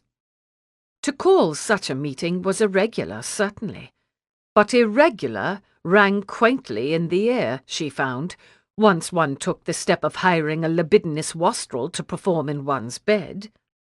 "You will have heard rumours, I don't doubt, and perhaps none of what I say this morning will come as news to you. I say it, though, to make clear where my allegiance lies, to have certain things open between us." She paused to take a sip of tea. Or not tea, exactly, but a concoction of nettles Sheridan had been so kind as to brew for her. The maid sat one row out from the table now, and gave a small encouraging smile as Martha's eyes landed on her. Decidedly, she needed all the encouragement she could get.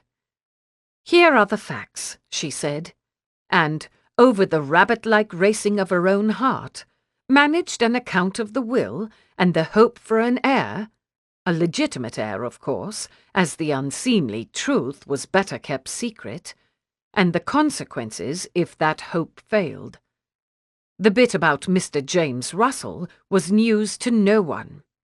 Mrs. Carney, the housekeeper, had obviously made his infamy known.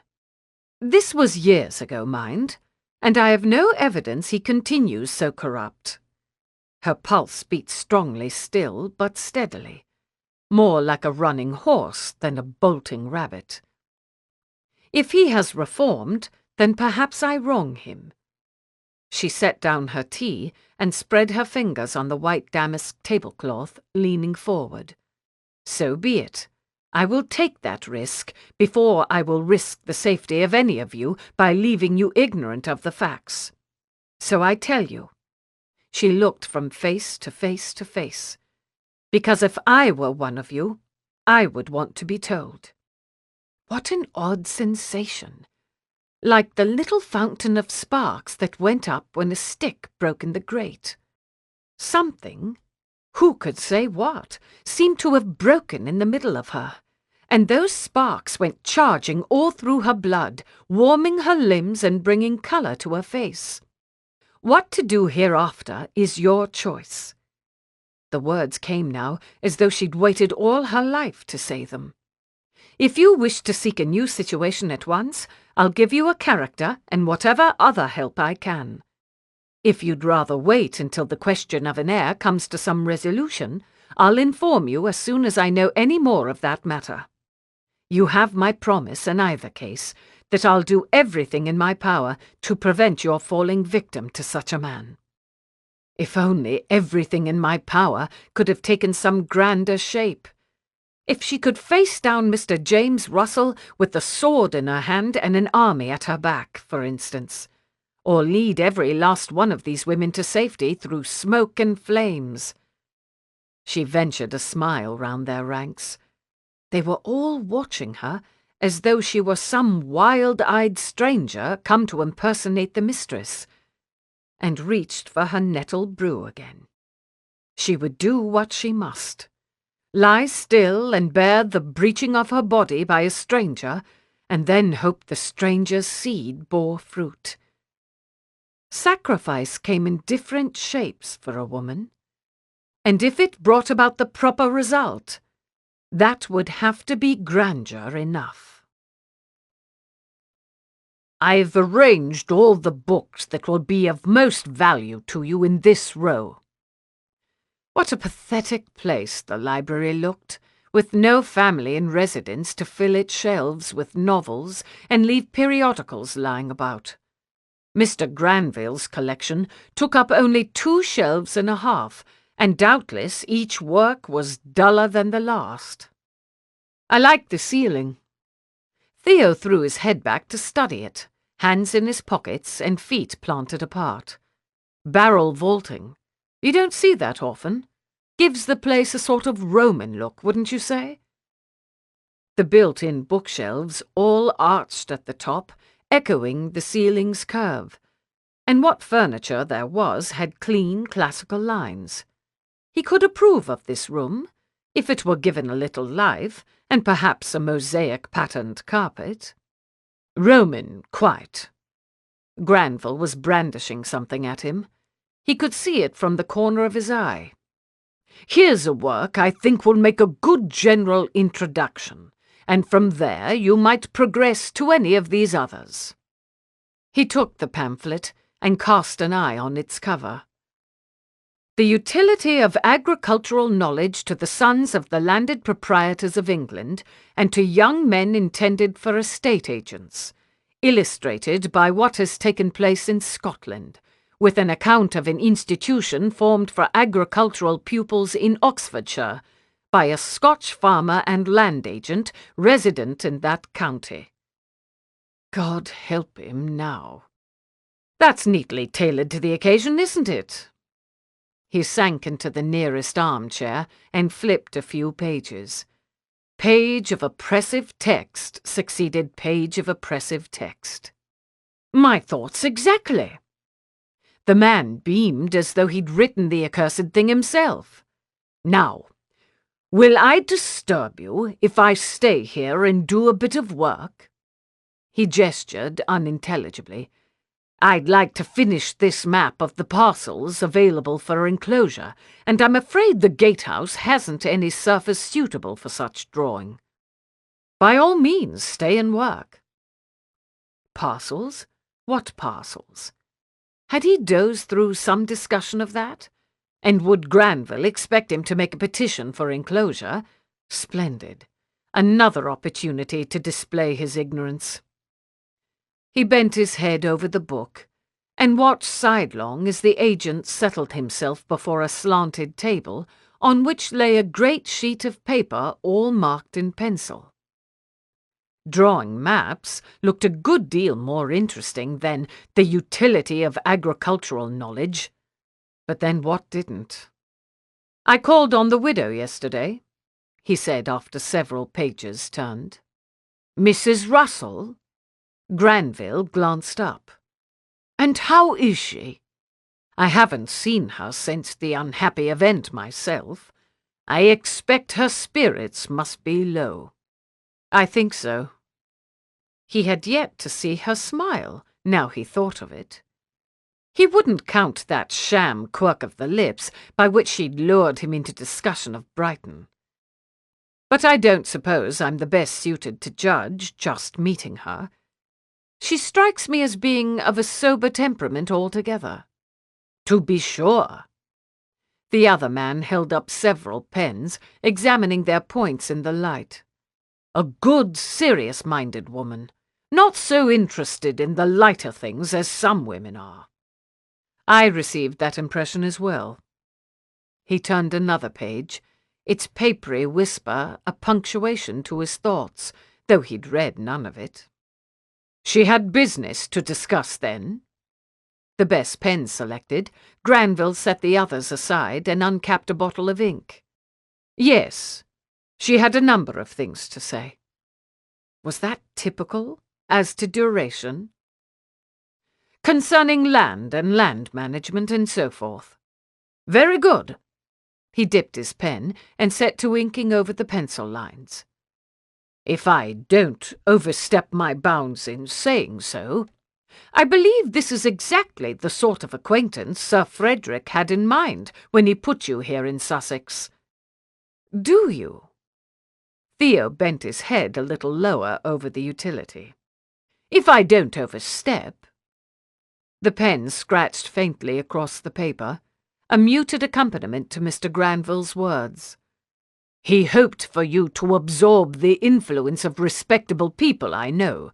None more respectable than Mrs. Russell. Did you happen to discuss cottage roofs? No, I don't recall that being among the topics we canvassed. May I assume you're not harbouring any dissolute disease?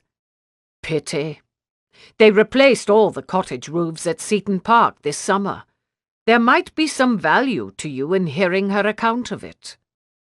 Ah, well, next time, perhaps. Or perhaps when hell froze over. A sad day it would be when he had nothing more compelling to discuss with a woman than the replacement of cottage roofs. Today would go better with Mrs. Russell. It could scarcely go worse, of course. But the more he'd thought on the topic, the more clearly he'd seen that most, if not all, of yesterday's difficulties could be ascribed to her anxiety. She'd probably never lain with any man excepting her apparent lummox of a husband, certainly never with a stranger, and she would have been so wound up with hoping he'd agree to her bargain, how could she possibly relax? Today he would come to her as a known quantity, his cooperation secured. That would make all the difference. The call did her good as well, I don't doubt. Granville paused in his inking to consult a paper on which he appeared to have made some notes. It's a sad thing, in my opinion, that widows should live so secluded just when society might be most welcome, never venturing abroad, only waiting for what callers might come, and I don't believe she has a very broad acquaintance.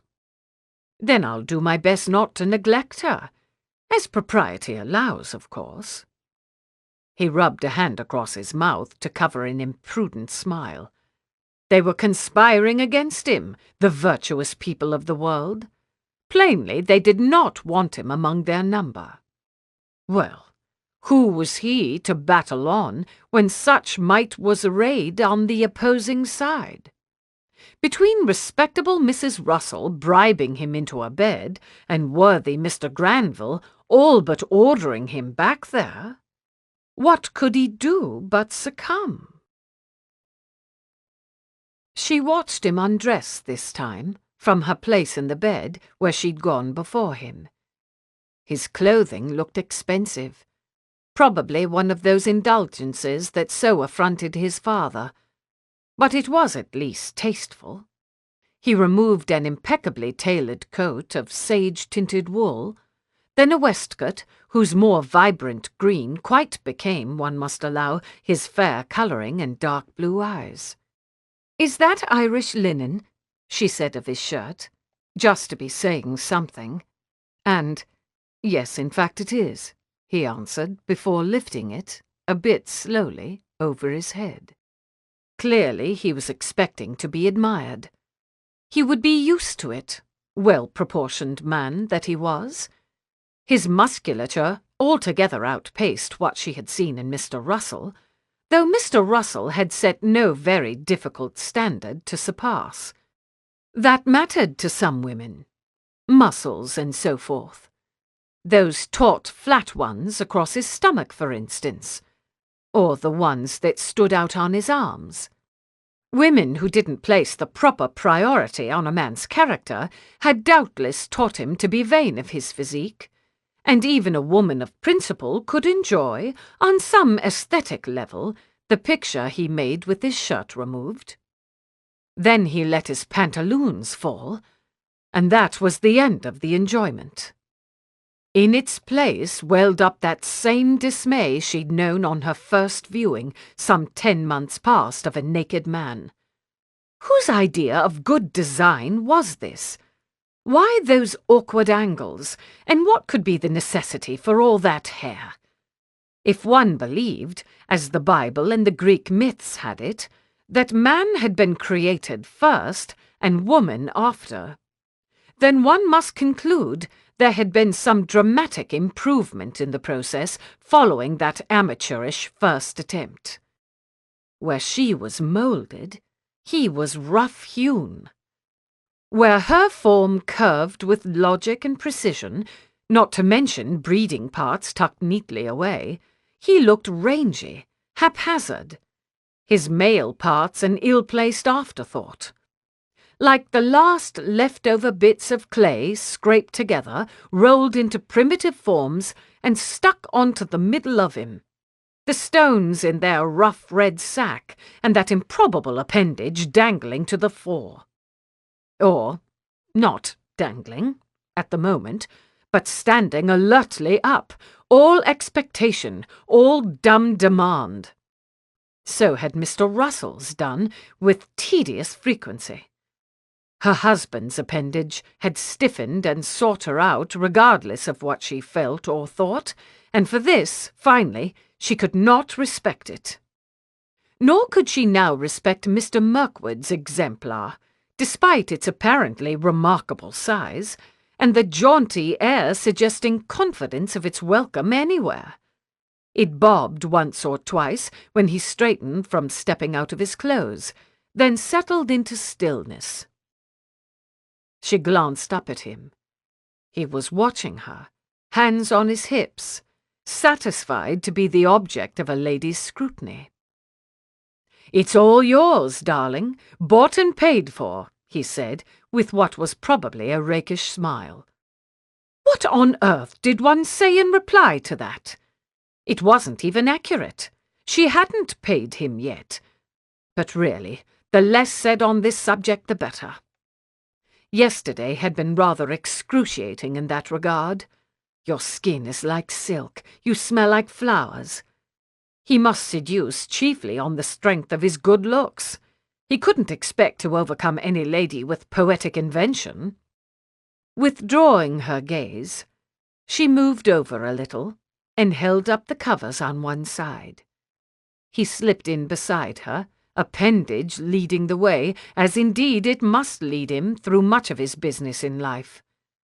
Instead of proceeding to the task, though, he propped his elbow on the pillow and his cheek on that hand, and angled his face to address her. "Where did you grow up?" he said. Now what? "In the north part of Cambridgeshire." "We're neighbours, then. My family estate is in Lincolnshire." He set his hand on a rib cage, fitting each finger into one of the spaces between. "I'm exiled to a mere minor holding here." "How many brothers and sisters do you have?" "3 brothers and a sister." "Why do you ask?" "I want this to be easier for you today." His voice was light, conversational. His fingers flexed comfortably in the channels between her ribs. "I think if we can talk for a bit, and begin to grow acquainted, your body might not resist so hard as it did yesterday." She could feel a scorching blush spread from her ears to her cheeks. "I think it would be better if you just went ahead. If we delay, you might lose your readiness." 2. An increased acquaintance with him was not likely to help his cause, but she wouldn't say so. "My readiness?" He grinned as though she'd made some joke especially for his benefit, and brought his mouth down to her ear. "It's called an erection," he whispered, "and I assure you I am in no danger of losing it." Was she to congratulate him for the accomplishment? With some remark upon its immensity, no doubt. Men had the strangest notions. "I'd really prefer we begin now. We can converse afterward if you like." She put her knees apart and closed her eyes. Vague noises ensued. He must be readying his male parts, as he'd done yesterday. A moment later, it began. Martha gave a small sigh, just to herself. This again. Presumably this was enjoyable with a man one desired. Absent desire, she was left only with the weight of another body on hers. Strange skin against her own, with hair in strange places. Hip bones pressing into her, and everything pressing into her, seeking entry, seeking and gaining it there, on one long slide. He breached her with less trouble this time, her body apparently resigning itself to its fate. The rest was much like yesterday, and much as it had been with Mr. Russell. The same farcical action took him to his crisis, haunches heaving in a style reminiscent of some rutting dog or ram, or any of those other creatures to which she had always supposed a man superior. He bent his head to the pillow, his breath warm and moist, and laboured against her ear. Close by her ear, too, were the sounds he made. 5 grunts and 4 groans she counted today, spaced gradually closer together, and gradually more urgent in tone, until on the last harsh animal utterance he gave up the seed, and it was done with for another day. He helped her onto the pillow again, strong hand under the small of her back. That was kind of him. He'd been kind to show her this pillow business in the first place. She ought to be polite to him, at least. She took a breath. "On what subject would you like to converse?" Sidelong she could see how his head turned to consider her, though she kept her own eyes to the canopy. "You're quite young, aren't you?" he said. "Not much past 20, I should think." Propriety, one must recall, had different boundaries in an association like this one. A man would expect such familiarity with the woman he bedded. "I'm 21." She cleared her throat. "Though my sister is fond of saying I've never been young. Your husband must have been older by a good margin. He had a wife for 10 years, you said." His curiosity was like an impertinent touch, exploring the shape of her cheek, her neck, her shoulder. "How did he land you? Some claim on your father?" She whipped round to face him. "Inconceivable as it may be to a man of your youth, some young ladies will choose an older man of their own free will. Some weigh factors other than mere sentimental indulgence in making that choice. I'm 26, not so very young." Either he'd missed the reprimand, or he'd had so many in his time that he could now absorb one and move on with barely a blink of his ocean blue eyes. "What factors weighed with you, then? Please don't say security. Given the outcome, I'd have no choice but to pity you. Save your pity." She could hear the words emanating from some polar region, calm and cold and distant. "My father was dying. My mother had died long before. My immediate choice was to marry or to live as my brother's dependent. I'm sorry." His eyes glittered at her. On closer observation, one perceived bits of gold scattered throughout the blue. "Thank you. But I was not so well acquainted with my parents as to be very deeply bereaved. Now I'm sorrier still." Like sunlight sparkling on ocean waves, the gold in his watchful gaze. "You needn't be." She angled her face skyward again. "I had a thoroughly competent governess." "Sorry you had to choose a husband under such circumstances, then. That must have been difficult." His manifest curiosity was patting at her again, like the hand of a blind man trying to work out just who she was. "I should have had to marry sooner or later, and I'm not romantic. I'm sure one husband is very like another." She tugged at the sheet to shield more of herself from his scrutiny, but it caught. He had a fold of the fabric pinned underneath him. "I doubt that." His hair brushed against the pillow, a sibilant whisper as he turned to gaze at the canopy with her. "Women are all so different. I expect husbands must be as well." His scent wafted to her with his movement. At the forefront was something not his own, something piquant, citrus. His shaving soap, most likely. Behind that were other scents, murky and male. Her bed would smell of him when he had gone. So would she. "You don't miss him, then? Mr. Russell?" "I never said so." She tugged again at the sheet. and I must say I don't approve of such forward conversation. Forward? His impudent classical profile gave way to his impudent full-on stare. Even sidelong she could see the gold flecks in his eyes dancing with merriment. Which one of us is paying the other to be naked in her bed? I shouldn't speak of forward if I were you.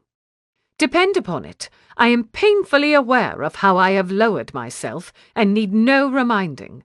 Notice, though, that I stop short of asking you exactly what prompted your banishment, or whether you miss your most recent mistress. I am not forward without good cause. My banishment isn't so interesting a tale as you suppose. Classical profile again, and this time he lifted a hand to inspect his neat fingernails as he spoke.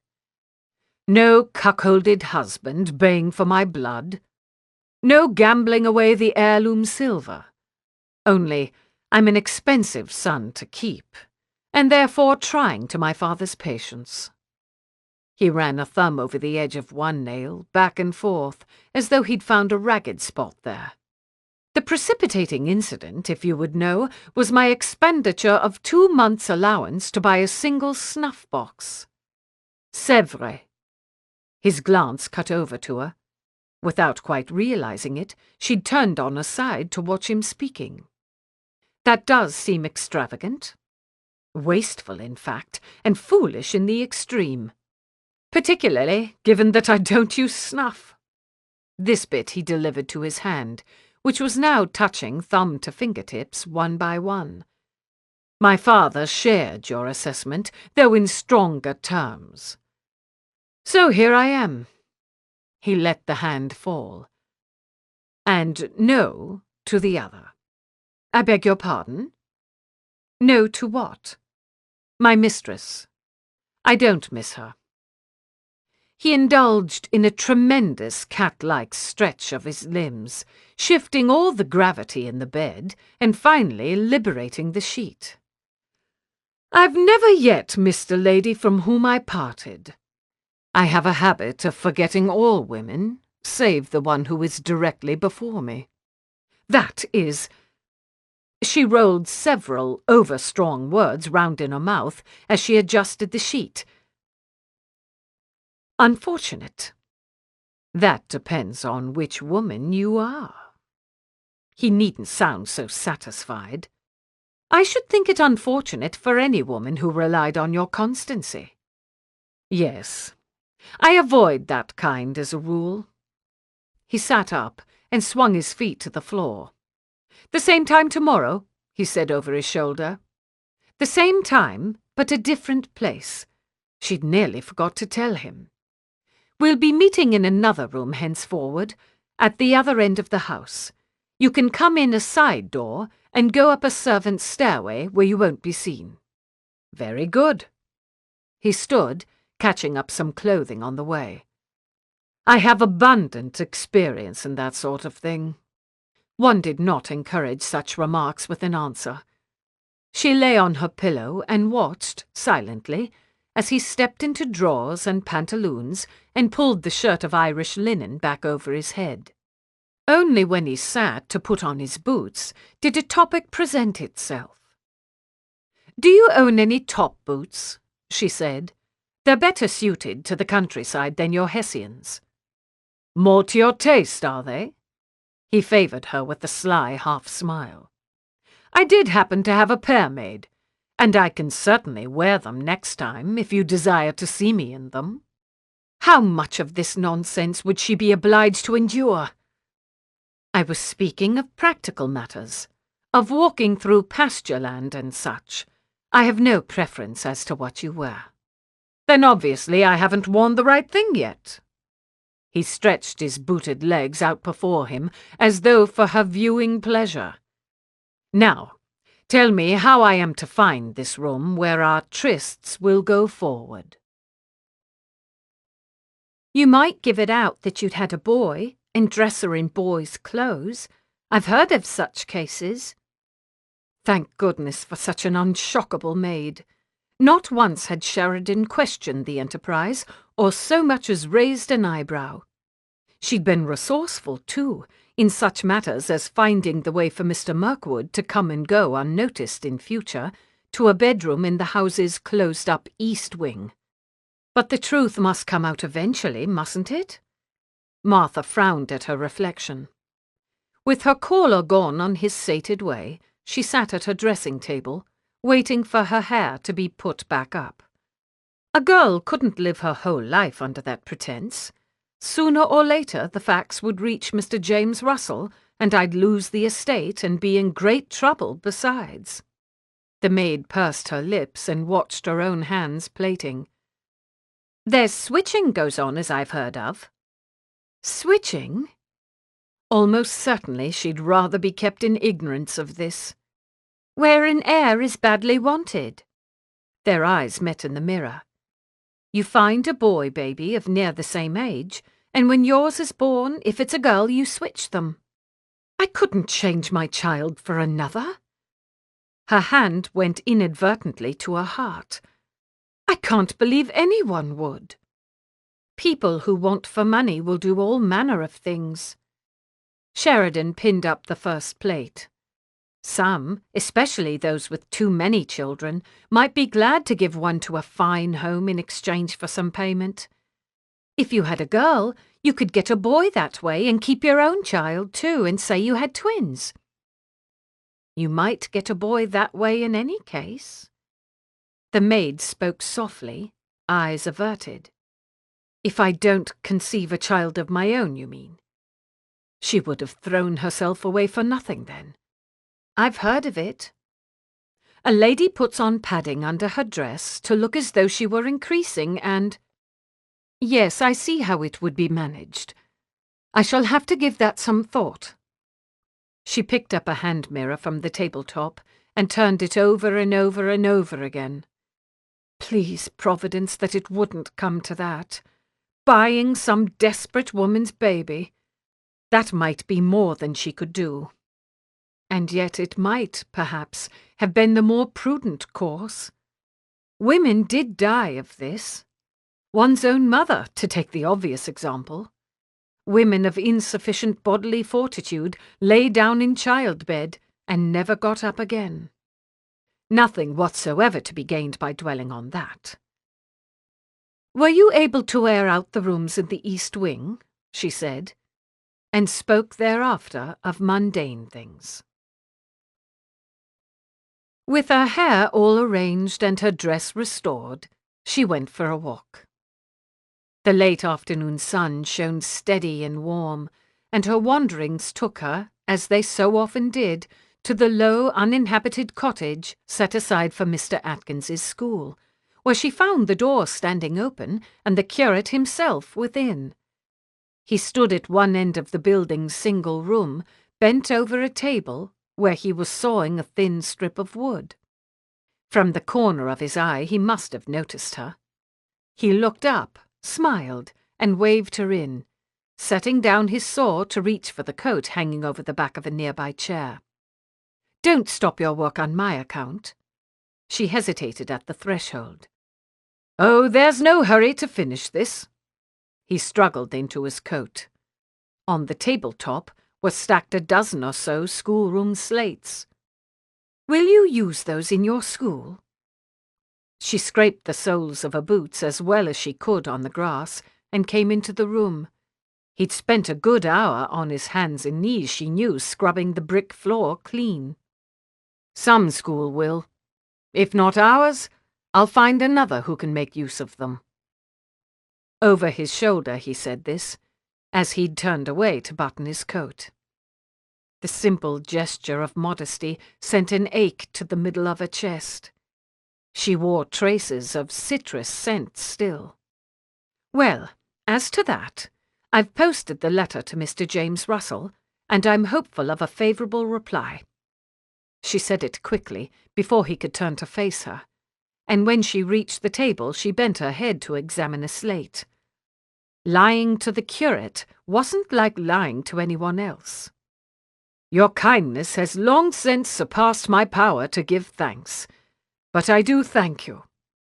He'd finished with his coat and took a step back to the table. "Are you putting frames on these?" Foolish question. Obviously he was. To make them uniform, yes. He picked up the new subject with a will. I've acquired them from all over, and some don't have frames, as you see. Some have broken frames. He lifted one to show her. I shouldn't want any pupil to have a poorer slate than any other. It may sound like a trifle, but the latest scholarship in the field tells us these things matter. His hands straightened a pile of short slats cut from his wood strip. He wanted to be working again, clearly. I can see the way it would matter. Martha stripped off her gloves. Now, how may I be of use? A smile came to his eyes first, and sifted down to his mouth. He looked up from the table. Have you any practice with a penknife? Very little. You'd better give me some inconsequential task. No task is inconsequential. You're speaking to a churchman, recall. He picked up a knife from among a little arrangement of tools. My humble worn slates come with humble worn slate pencils in need of better points. Would you be so good as to sharpen them? So she pulled up a chair and set to paring one stubby slate pencil after another, while he measured and marked his wood strip against the slates, sawing off new pieces and arranging them in sets. Could any other congress with a man be so agreeable as this? He had his work to do, and she had hers, and nothing stirred the air between them but the soft scrape of her knife, the intermittent rasping of his saw, and a noble shared purpose. A curate's wife would be fortunate, as wives went. She would spend many such hours. And as to marital obligations, likely a churchman would exercise his rights with a becoming modesty, without so much fuss and fanfare as other men found necessary. Afterward, he and his wife would lie side by side and talk. He might try out bits of the sermon he was making that week and ask her opinion. She might tell him what she'd observed in visiting the cottagers that day. Together they would confer and hatch plans for bettering the lives of everyone in the parish. Citrus wafted to her nose, as though to remind her she had no right to think of a virtuous man. But citrus could take its counsel elsewhere. She could think, if she chose, of the objective advantages of marriage to a clergyman, particularly an upright and considerate one who might come to his wife's bed some nights with no other purpose than to talk, to know what were her ideas and judgments, and to share his own with her. A wife could look forward to those visits, then perhaps to the other visits. He might touch her in different places one night, and chance across the place that governed her satisfaction. Then he would wish to please her, and she might help him discover how. Martha shifted in her chair and gave a tiny shake of her head. She, herself, would not do any of these things. She could see Mr. Atkins glance up at her movement, but when she neither spoke nor raised her eyes, he went back to his work. Better that way. This way. Better for a woman to see to her own satisfaction as necessary, and to keep independent of men as far as she could. She lifted her sharpened slate pencil to blow stray shavings off its tip. Did you say you'd read studies recommending the uniformity of schoolroom supplies? I'm sure I should like to hear all you can tell of your reading. Indeed, if her plan succeeded and she kept her position here, she could share ideas and opinions with him whenever she wished. She would have no cause at all to envy the curate's wife, or, for that matter, any man's wife. Chapter 4. People live there? Theo stared openly at the first of the cottages. I've seen better pig pens. I don't doubt it, Mr. Granville said, and I have every confidence you'll take care not to repeat such a remark within earshot of those people who do, in fact, live here. Well, of course. The admonition stung, then irked him.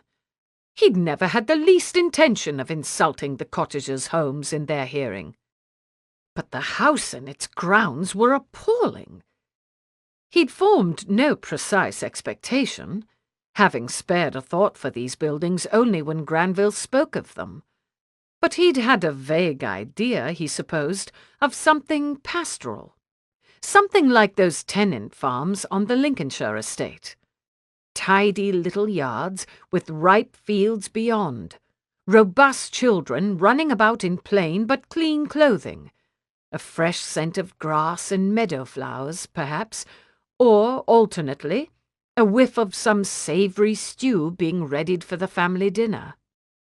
What he had not expected, first of all, were geese. Geese and their leavings. But the foul grey creatures ran rampant over what grass remained, and on passing through the gate he was grateful for Mrs. Russell's advice to change his hessians for top boots. To pick his way from gate to house, avoiding all the geese's evil handiwork, should have required a St. Vitus's dance of sorts, entirely unsuitable for the tenant's first glimpse of him. So he fixed his eyes straight ahead and stepped forward. One goose approached, stretched out its neck and hissed at him, a distinctly triumphant look on its face. "This is the Weaver family," said Mr. Granville. "Weaver," he repeated, to show he was paying attention. "What sort of house is that? It looks as though it were made of mud." That was charitable. Its walls suggested the dredged-up contents of a cesspit. "Nearly so, in part. The studs are wood, and between them is clay mixed with straw. Not as smart as stone or brick, perhaps, but durable enough. It stood for 100 years or more. I expect it had some sort of whitewash at one time." They were close enough now that he could hear a crying baby. The sound made each hair on the back of his neck stand up. And, as though the picture of squalor had needed any embellishment, a sizable pig came lurching round the corner of the house and made for the front door, with every appearance of expecting to accompany them inside. "Why do you suppose the pig is permitted in the yard?" he asked at a discreet volume, before Granville could knock on the door. "And the geese?" "This is all the land they have." The man gave him a quizzical look. "These are hired labourers, mind, not tenant farmers such as you may have been accustomed to at Brutton Hall." Ah, labourers. Another fine point he'd missed. Still, one would think they could pen the geese. Granville knocked. The pig edged closer. Closer, too, came the sound of the crying baby as whoever was holding it approached the door. He took off his hat, and Granville did the same. "Mrs. Weaver, good day," said the agent, a bit loudly to allow for the baby's increased volume as the door opened. The pig heaved forward, but Theo blocked it with one boot. "May I present Mr. Mirkwood, the proprietor's eldest son? I'm showing him round the estate today." With surprising agility, the pig feinted left and then surged right. He just managed to get his boot in front of it again, prompting an indignant barrage of squeals and grunts to round out the general cacophony. "Come in, then," said Mrs. Weaver. "Pleased to meet you, sir," she added, without any perceptible effort to convince. Well, he was not particularly pleased to meet her either. Her or her squalling baby, or, for that matter, any one of the numerous children now to be perceived in the cottage's dingy interior. They were probably worthy enough folk after their fashion, but what had he to say to them? No more than he had to say to the pig, who now voiced its grievances from the other side of the closed door. Mr. Granville and Mrs. Weaver spoke of the weather and the recent harvest, leaving him to look about. It was a cottage of only one story, a large room in front, and 2 doors on the back wall leading to whatever constituted the rest of the house. Sleeping quarters, probably, for those weavers who merited better than a pallet on the front room floor, and then some sort of pantry or larder. The place could use a good cleaning, beginning with the kitchen table, on which sat the apparent remains of dinner, along with a healthy visitation of houseflies. One would think some of the numerous children might trouble to clear the dishes. The children appeared to number 10 altogether. A few girls, a few boys, and a few young ones of indeterminate gender in smocked dresses and unshorn curls. They disposed themselves listlessly about the pallets and other poor furnishings. One or two spared him a sullen glance. Largely he was ignored. Who could approve such children, with no visible capacity either for industry or for childish dissipation? Granted, they lacked many of the advantages he'd enjoyed as a child, but a tidy house could boost their spirits prodigiously, and that, at least, was in their power. Someone ought to tell them so. A small one roused itself to cough several times and sank back into lassitude on its pallet. Probably it was ill with something pestilent. Probably this whole room was rank with contagion. If he had been their parent, he should have insisted they go outdoors and breathe better air. Some movement in the corner caught his eye. One of the children was not quite idle. A round-faced girl, 15 or so, sat in a chair with her head bent, her attention all absorbed by something in her lap. Needlework, perhaps? A diminutive pet? But no. She had a piece of gold paper and was folding it with great care and concentration. A favourite pastime of young girls, if his own sisters were anything to go by. So many hours they'd spent in this occupation, turning out the most marvellous things. Swans, castles, ingenious little men with jointed limbs. They'd grown out of it, though, by the time of reaching this girl's ears. As he watched, she folded the paper in half, lining up the corners, then in half again, then 2 times more to make a small square with a thickness of 16 sheets. She looked at it, turned it over, and unfolded it, 2/8, then quarters, then halves, then all the way out. The creases, he could see, were nearly worn through. She smoothed the paper in her lap and began to fold again in just the same pattern with the same force of attention. Some need of the babies drawing Mrs. Weaver away, he leaned near to Granville and spoke in an undertone. "The eldest girl is simple?" "Indeed," his agent answered with a curt nod, managing to suggest quite plainly that the question would better have waited until they were gone from the house. So he said nothing more on the subject. The cottage looked different, though, now that he knew it contained this sadness. By such an age, his sisters had progressed to more intricate crafts. Somewhere he had a box Mary had made for him, all pasted over with strips of paper rolled into pretty spirals, and progressed, too, to an interest in gowns and the balls they should wear them to, and the eligible young men they should meet there. Of course, no girl in this cottage was likely to attend balls, but the simple-minded daughter might have to remain here always, watching her younger sisters grow past her to contrive their own establishments. Those sisters who survived to adulthood, that was. He was obliged to make that emendation as the small, smocked one fell into another coughing fit. What an arrogant fool he'd been to judge them. Probably half these children would never see 16. He'd worked himself into ridiculously low spirits by the time they left the house, and nearly tripped over the pig, who had taken care to put itself in his path.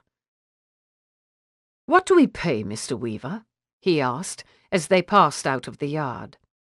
8 shillings a week, same as all the labourers. Granville had to close the gate twice before it latched. 8 shillings sounded like a pitiful wage. One couldn't be sure, though, not knowing the price of a loaf of bread, or, for that matter, anything practical at all. Is that all they have to live upon? Mrs. Weaver and the older children work at the harvest, and earn some then, and the children might make a few pennies picking rocks for a neighbour, or keeping off the birds from a crop. Nothing much to speak of. They do receive some supplement out of the poor rates. So it was a miserable wage. Why do we not simply pay them more, and not depend upon the parish to keep them out of poverty? It's a difficult thing. Granville looked older out of doors. He must be 40 or so, but the sunlight gave him a worn appearance. Perhaps this topic did too. Wheat is fetching only 66 shillings a quarter this year, sharply down from what it was a few years back. No telling where the price will go. Is this not a profitable piece of land? The concept was an outright novelty. Why keep property that didn't bring in a good income? Barely now. It's not large enough to ever be truly lucrative, not on the scale of your Lincolnshire estate. I see. He fell into silence. Not large enough to be lucrative. Could enclosure of adjacent land cure that? He might raise the question later, when he'd studied a bit on the subject and had a look at Granville's map. More hours in the library. Splendid. He should be a soft, bookish-looking fellow indeed by the time he was judged responsible enough to be admitted back to London. He met other families. The Knights, the Tinkers, the Rowlandsons, and the Quigleys, all more modest in size than the Weaver clan, and with better-mannered pigs. The last cottage they passed over, as it belonged to a bachelor, who was then out in the wheat field with the other men. Could there be anything less fitted for engaging a man's interest than wheat and its cultivation? Perhaps he should have felt differently if he'd seen the field before harvest. Rippling rows of gold in the middle of Sussex green. But today, as he and the agent approached it over a rise, he saw the wheat bound in shocks, waiting for whatever happened next to wheat, stark on the stubbled-over ground. So much of the stuff, and still not enough to make a good income. Mr. Granville presented him to the men there, the husbands and nearly grown sons of the families he'd visited. They were suitably sturdy, outdoor-looking specimens, most of them, save for one elderly, slow-moving man who proved to be the bachelor, Mr. Barrow. Their hands, when he shook them, were coarse and calloused, and Mr. Barrow's seemed furthermore a bit crabbed. Surely his working years could not be many more. Several minutes of agricultural discussion transpired. Something about protective tariffs, and how these could give an advantage in market to the domestic crop. More remarks upon the weather. Nothing of note. Theo stood with his hands behind his back and his head up, a bit removed from the conversation, as was fitting for a landlord, until the time came for everyone to bow and restore his respective hat. The smaller families with older sons are fortunate, he said as he and Granville moved along. 2 or more wages, and fewer people to divide them among. The shape of your family makes a great difference, doesn't it? I'm sorry the Weavers have no grown-up sons. They were walking a path that followed a rail fence now, and from time to time the man rapped at some part of it, presumably to test the soundness of its joints. Mr. Barrow has no family at all? Not even nieces or nephews, I mean? No. This brought an extra gravity he could see to Granville's weathered features. He had sisters, I know, but they married long ago and settled somewhere far north. No one to take an interest in caring for him, then. It's not as uncommon a case as one might like it to be. Reminds a man of the importance of marrying. Not a man of independent means, of course. You may look after yourself and then pay others to do so if you choose. This sounded a dismal prospect. He must remember to think seriously of marriage in 5 or 10 years, and in the meantime to ingratiate himself with his sister's children. "But, Mr. Barrow," he said, "there will come a time, soon perhaps, when he can no longer earn a wage."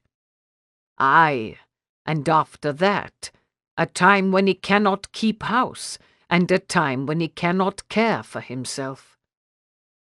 Granville stopped, having found a place in the fence that did not make the proper reply to his knock. He rapped at it again, and then took out a pencil and a folded bit of paper to make some note. Theo waited. "What happens to such a man at that time?" he said, when the agent had finished. He shook his head without looking up. "If a man does live to that age and has no connections, like as not he ends in the workhouse infirmary." Workhouse. The one word was all he could manage. "There's one in Cuckfield, a bit to the north and west of here." A small silence followed. Then Granville spoke again. "It's as difficult an end as you may imagine for a man who supported himself and stayed out of debt all his life." He put away his pencil and walked on. What more could be said on the subject? Nothing at all. The sun shone hot already through the still summer air, and by the time they returned to the house, he felt as though he had walked a dozen miles with something heavy, the weaver pig, perhaps, strapped to his shoulders.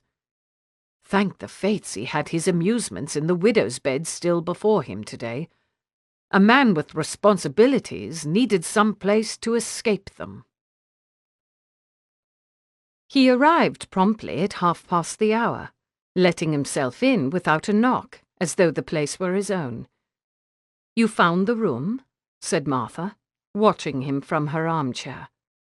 "With a woman waiting for me there, of course I found it." He pulled the door shut with a little smile in appreciation of his witticism. "It's convenient as can be. There's a wood straddling our properties with a path through it that lets me out just feet from your side door. Altogether discreet." While sharing this information, he surveyed the room, blinking in its relative dim. Discretion had dictated just a sliver of space between the drapes. Whether he would approve of the furnishings had not come into her mind when she'd chosen this set of rooms, but they did rather suit him, now one thought of it. The sitting-room was larger than her own, with a grand marble fireplace and everything done up in blues and greys. Blue and grey carpet, blue panelled walls, sapphire and silver striped damask on the massive chairs and sofa. In better light, his eyes would probably appear to advantage against these colours. "This is decidedly more opulent than your rooms," he said, coming over to where she sat and dropping into the facing armchair. He looked proportionate there, not over-large and ill-contained, as he'd done in her own spindly-legged furniture. "My rooms suit me, and to many, many people, I'm sure they would represent opulence beyond imagining." "Quite." He propped his elbows on the arms chairs, steepled his fingers and studied them. If anything was in his mind, he made no move to share it. She sat straighter. "I see you've changed to top boots today." "To be sure. Trousers as well." Immediately he brightened at the new topic, and stuck out one leg before him, twisting the boot back and forth. "What they lack in elegance, they make up in a certain virility, wouldn't you say?" "I really don't know. I hope you did not wear them for my benefit." "No, dear." He swung his foot back down beside the other, and untwined his fingers to stretch out his arms. "I was busy about my land this morning and wore them for that purpose." Here was a promising change of subject. Were you doing some work on the land, do you mean? He shook his head. Walking about with my agent merely, and getting acquainted with things. His gaze went somewhere past her, perhaps to the stripe of light between the drapes.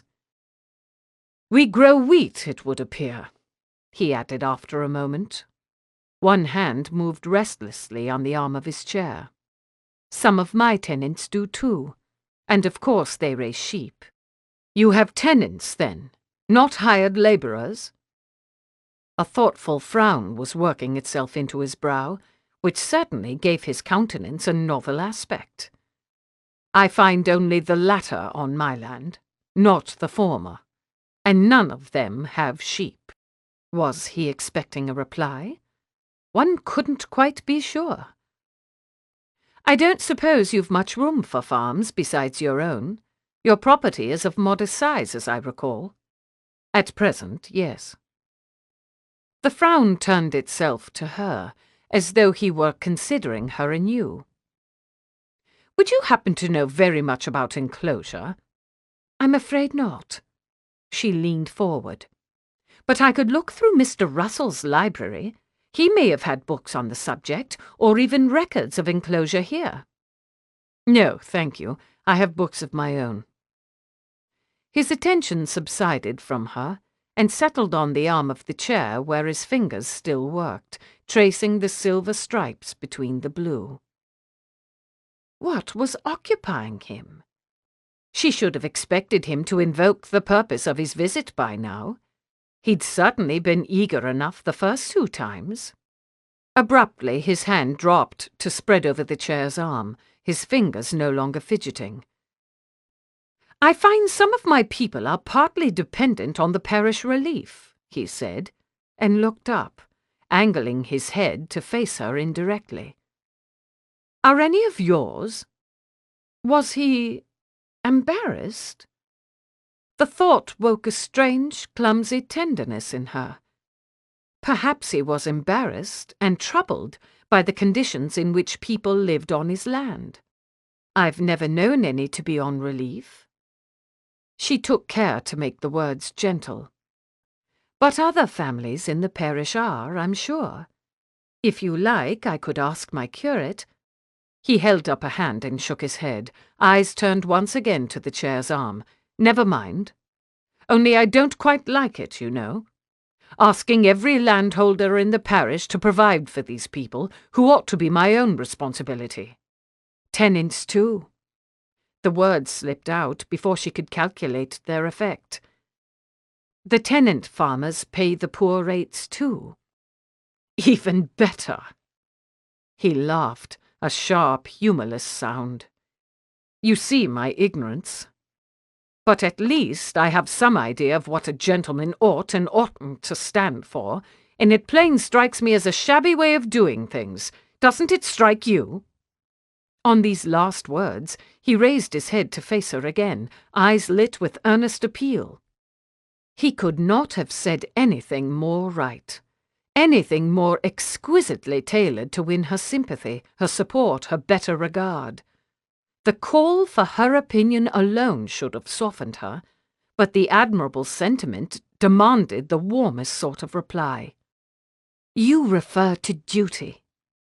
She moved to the forward edge of the chair and clasped her hands before her.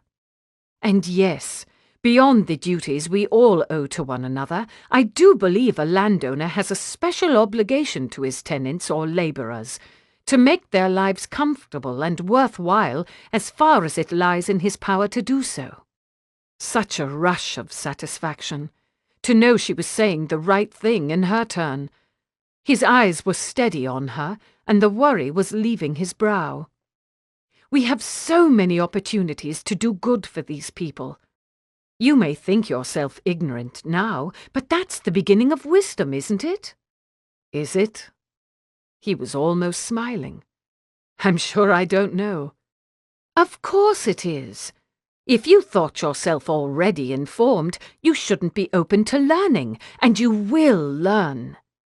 He needed to hear this. He needed encouragement. 10 to 1 you may distinguish yourself once you've begun. Many young men have done so, I'm sure. Even young men of fashion. It's a fashionable pursuit these days, isn't it? The study of agriculture? I should certainly hope so. Now he was smiling, unmistakably, his whole face newly awash with that light a woman's faith and fostering could kindle. Go on. At all events, a sense of duty is a commendable beginning. Even without, you know how to improve the land. Duty might lead you to make a difference in your labourers' lives just by calling on them, and knowing their names, and paying those other routine attentions that tell a person of humbler station how he— Her speech broke off. As she spoke, he had suddenly sunk out of his chair to kneel before her.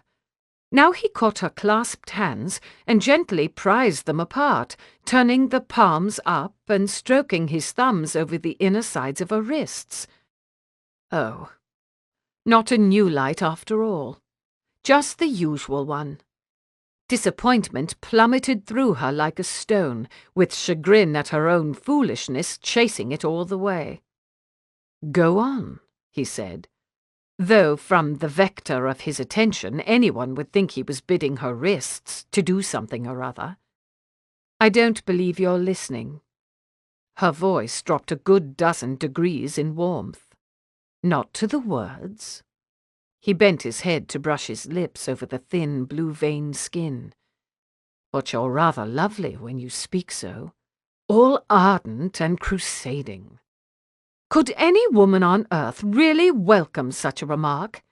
Maybe a woman with susceptible wrists could. Probably he was used to women who gave themselves so thoroughly up to pleasure that they'd welcome any thoughtless thing he said. She let her hands go heavy in his grip. It was easy.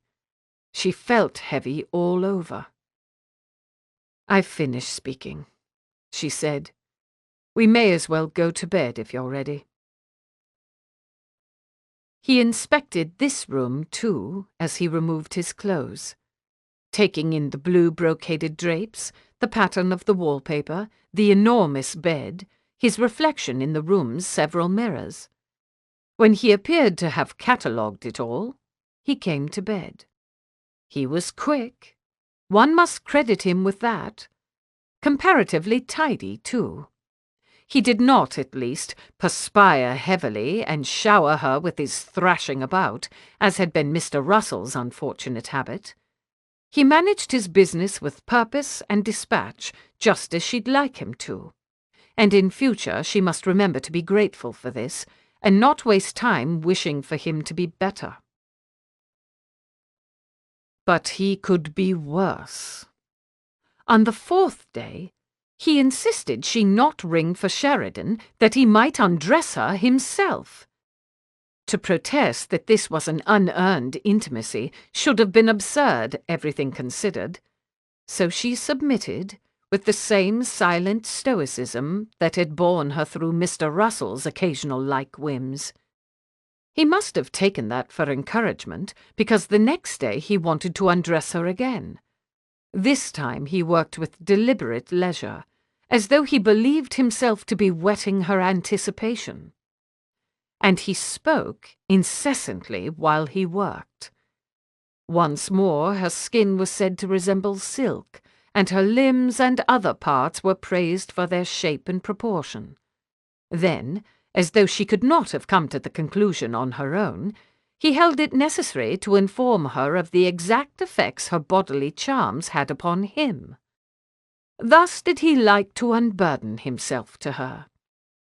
When he might have confided cares and nascent ideas, and been rewarded with that warm, steadying support she would gladly give in return, he chose instead to say trite things such as any man could say, and take as his prize that congress in which only her body need be present. She could have been any other woman, lying beneath him with her legs apart, and his enjoyment should surely have been just the same. Not that it mattered, she thought afterward, resting on the pillow. As long as he brought the seed, she could bear whatever he brought with it.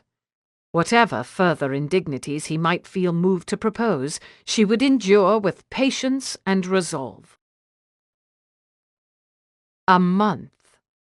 5 days down, some 25 to go, counting the present occasion. 25 days. How the devil was he going to get through them? "Wrap your legs around me," Theo muttered, and her hands tightened briefly on his shoulders as she complied. Her brow had creased when he'd lifted her, fully dressed, to a seat atop the conveniently sized chest of drawers, but she'd said no word of protest. Then she'd made a study of her hands while he stripped himself naked before her, and a study of the ceiling while he gathered her skirts up and found his way in. Lord only knew what she was studying now. The backs of her eyelids, like as not. She took no pleasure in compliments. She didn't care to be disrobed. She didn't want him to touch her in any particular place. What was a man to do with such a woman? He angled his head to avoid any glimpse of her placid, patient face, and caught their reflection in the room's largest mirror, pale urgency against sombre black. Not so difficult, really, to imagine a different set of motives for the exotic tableau at this distance. Not so difficult to see a shameless widow and the man she had to have at any price.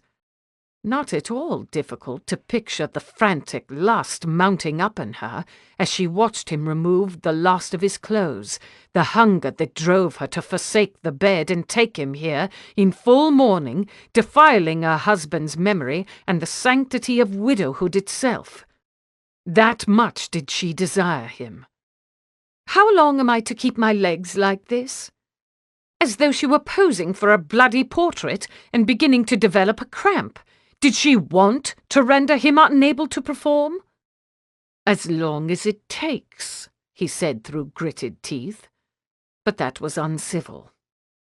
"Stop if it hurts, if it's uncomfortable."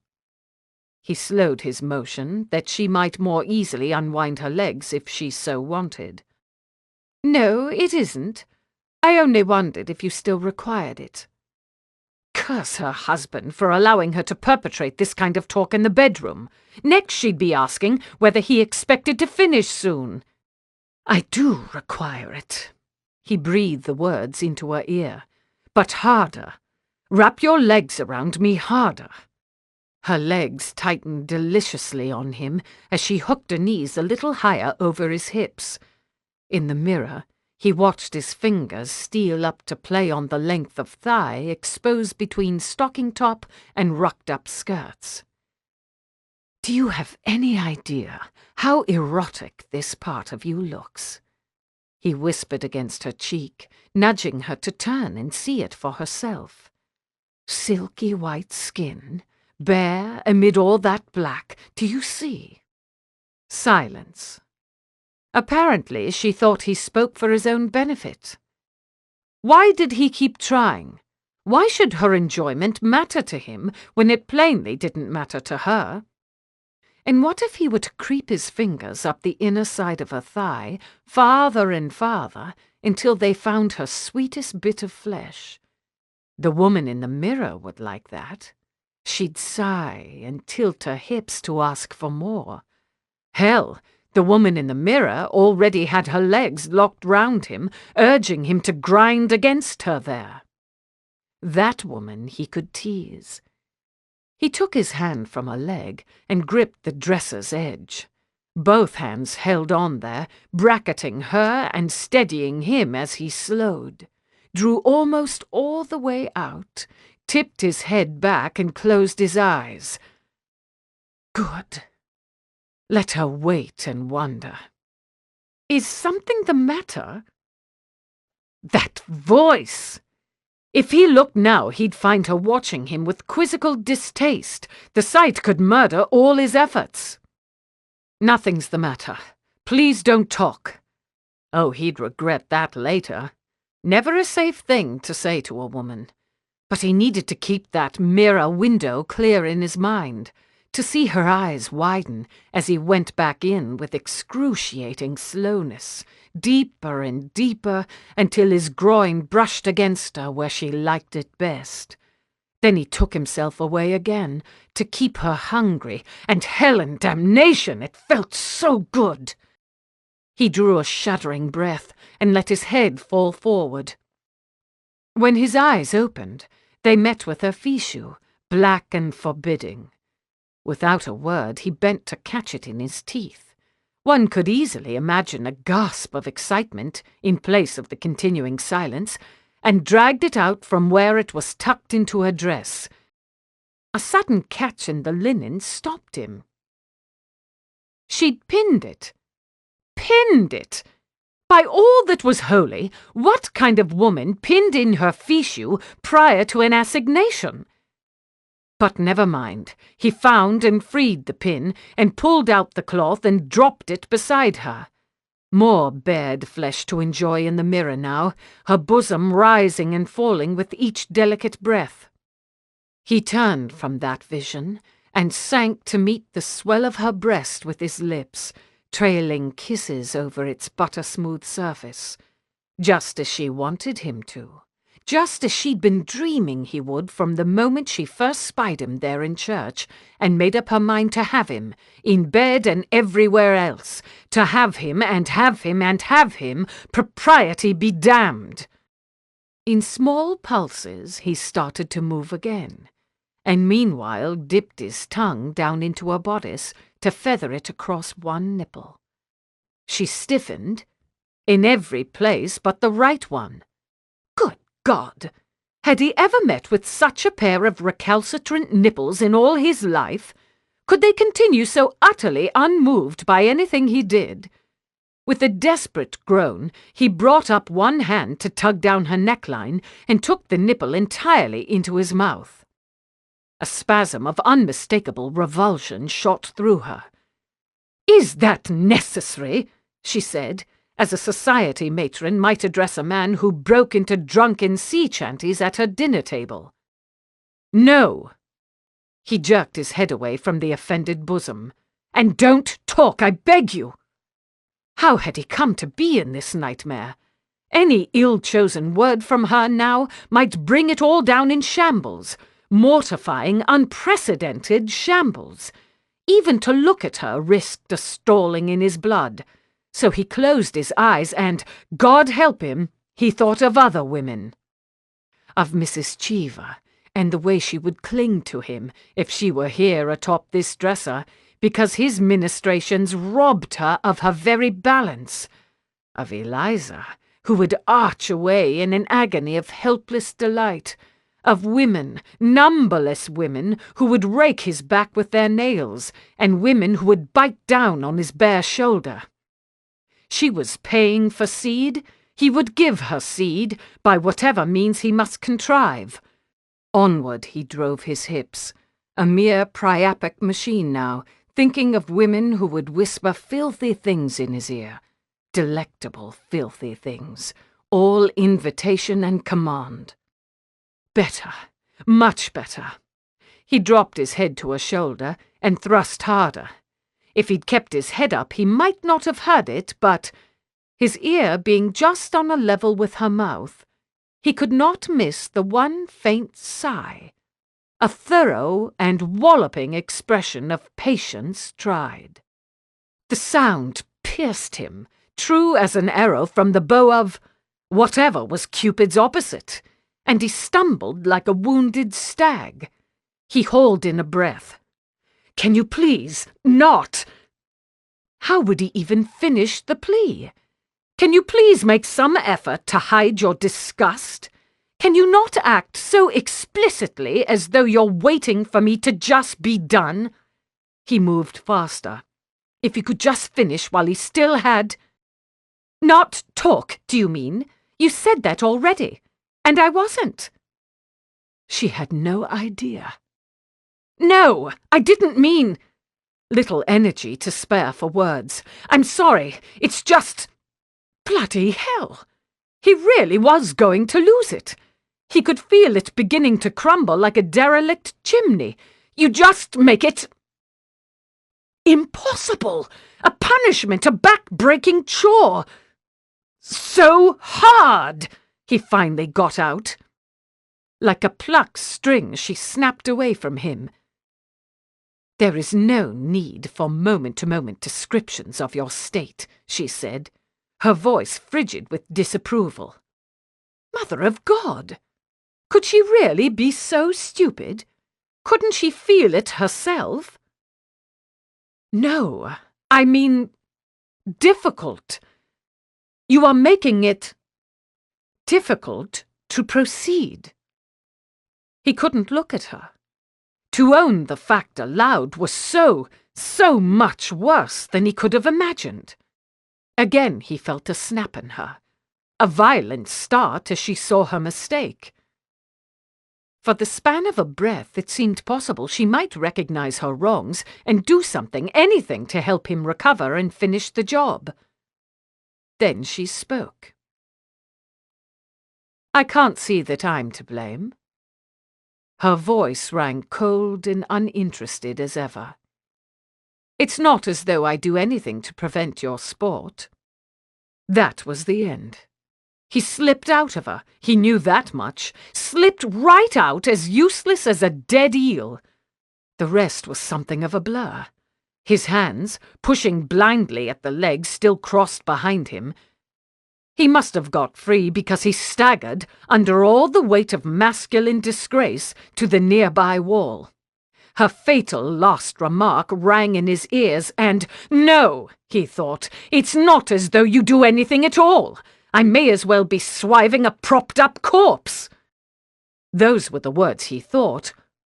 Or, maybe, the words he said. He breathed hard, ragged in the silence, and worked to bring the wallpaper's fleur-de-lis into focus. Christ! Shit! Had he said that out loud? He ventured a look at her. Damnation!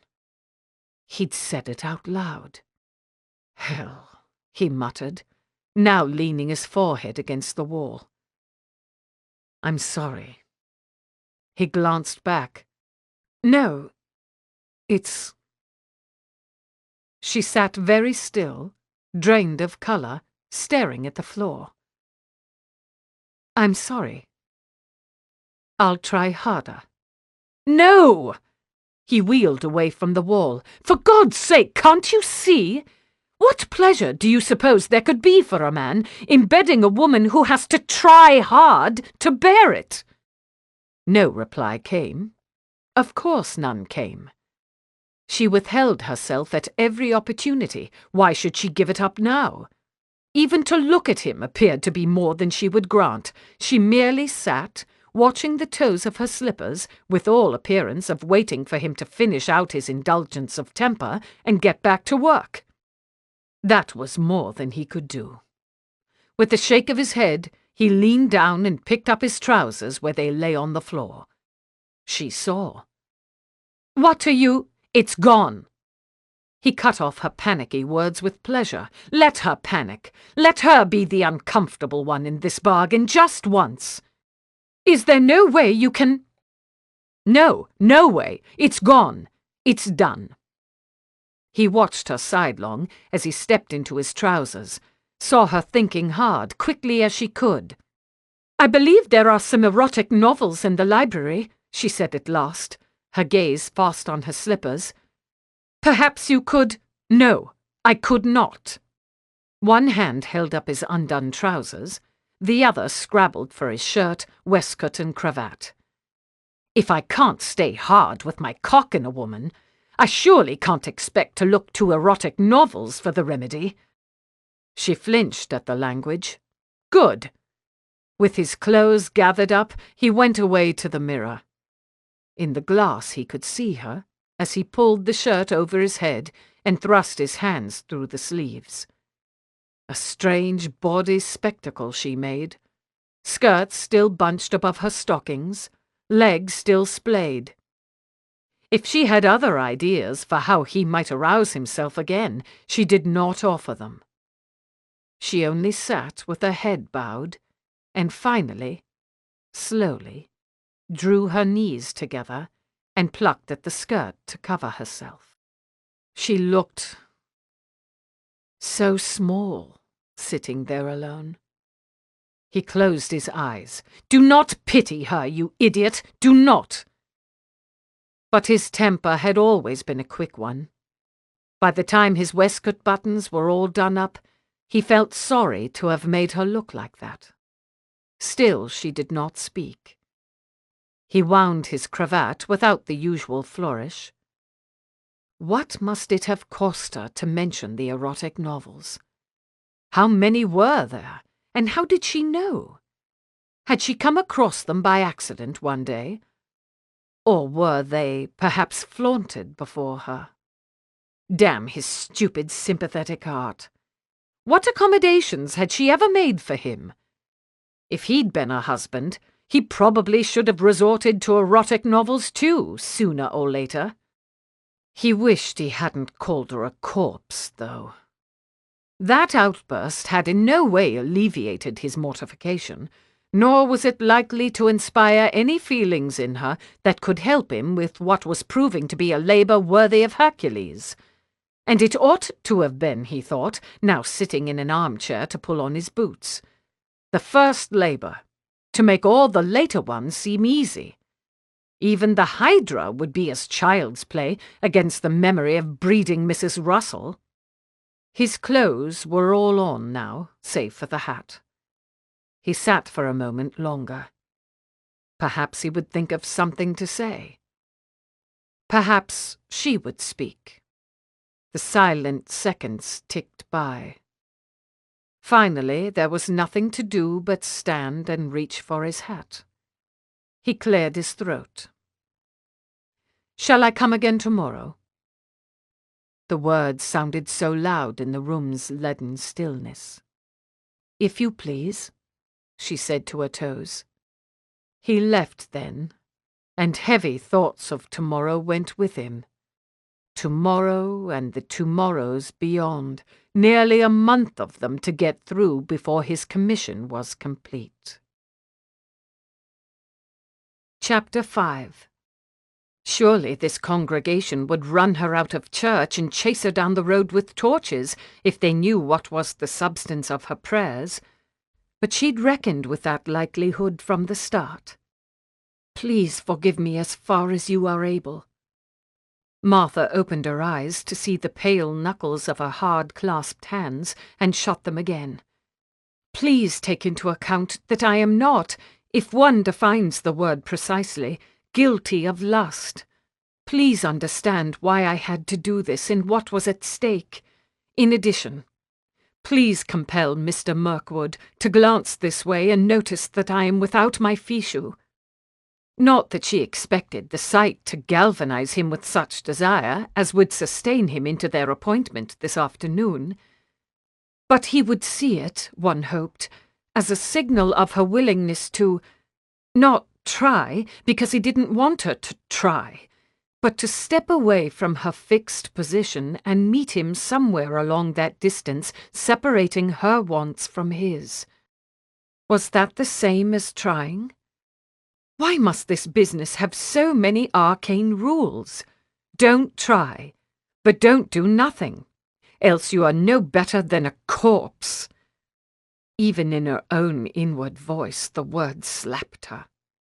Not so painfully as yesterday, when it had come like a hard open hand to her face. Given time, its power might fade further. One hoped. She opened her eyes again, angling her bowed head to peer across the aisle. He wasn't looking at her. He sat straight and attentive today, his dress subdued, his countenance solemn, his prayer book open to the right place. No one would ever guess he was a man who put women on top of odd furniture and expected them to enjoy it.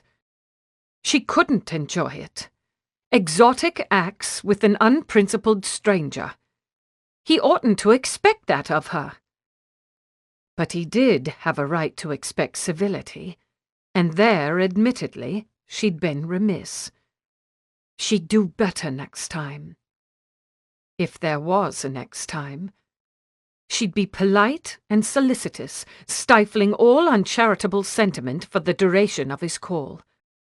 If only he would look at her. She might even smile, quick and private, and he would know to expect a better welcome this afternoon than he'd had in the past. But he didn't look. When the service ended, he slid from his pew and made for the door without once turning his eyes her way. Would he even come to call today? He must. He'd asked if he ought. And yet what if, upon reflection, he decided he just couldn't continue with her? She sat still in her pew, last to leave the church again. Mr. Atkins might notice her missing fichu and wonder at her. As well he ought. She was a crude, grasping woman, reduced to attending Sunday services uncovered in hopes of catching a man's eye. She disgraced herself, stooping to such a ploy, and gained nothing for her disgrace. Desperate as it was, it hadn't been enough. Theo plucked at the roadside hedge as he walked home from church, crushing its leaves and throwing them away. Someone would have a devil of a time cleaning his gloves. Perhaps he would ruin them altogether. The prospect left him strangely unmoved. He sighed aloud and scattered a handful of broken leaves. She'd robbed him of the one thing he did well, the widow had. That was the worst of it. He could laugh off his own ineptitude in those pursuits for which he cared nothing, as long as he could count himself a virtuoso in more important matters. But how was he to think of himself, faced every day with the way she shrank from his practised touch?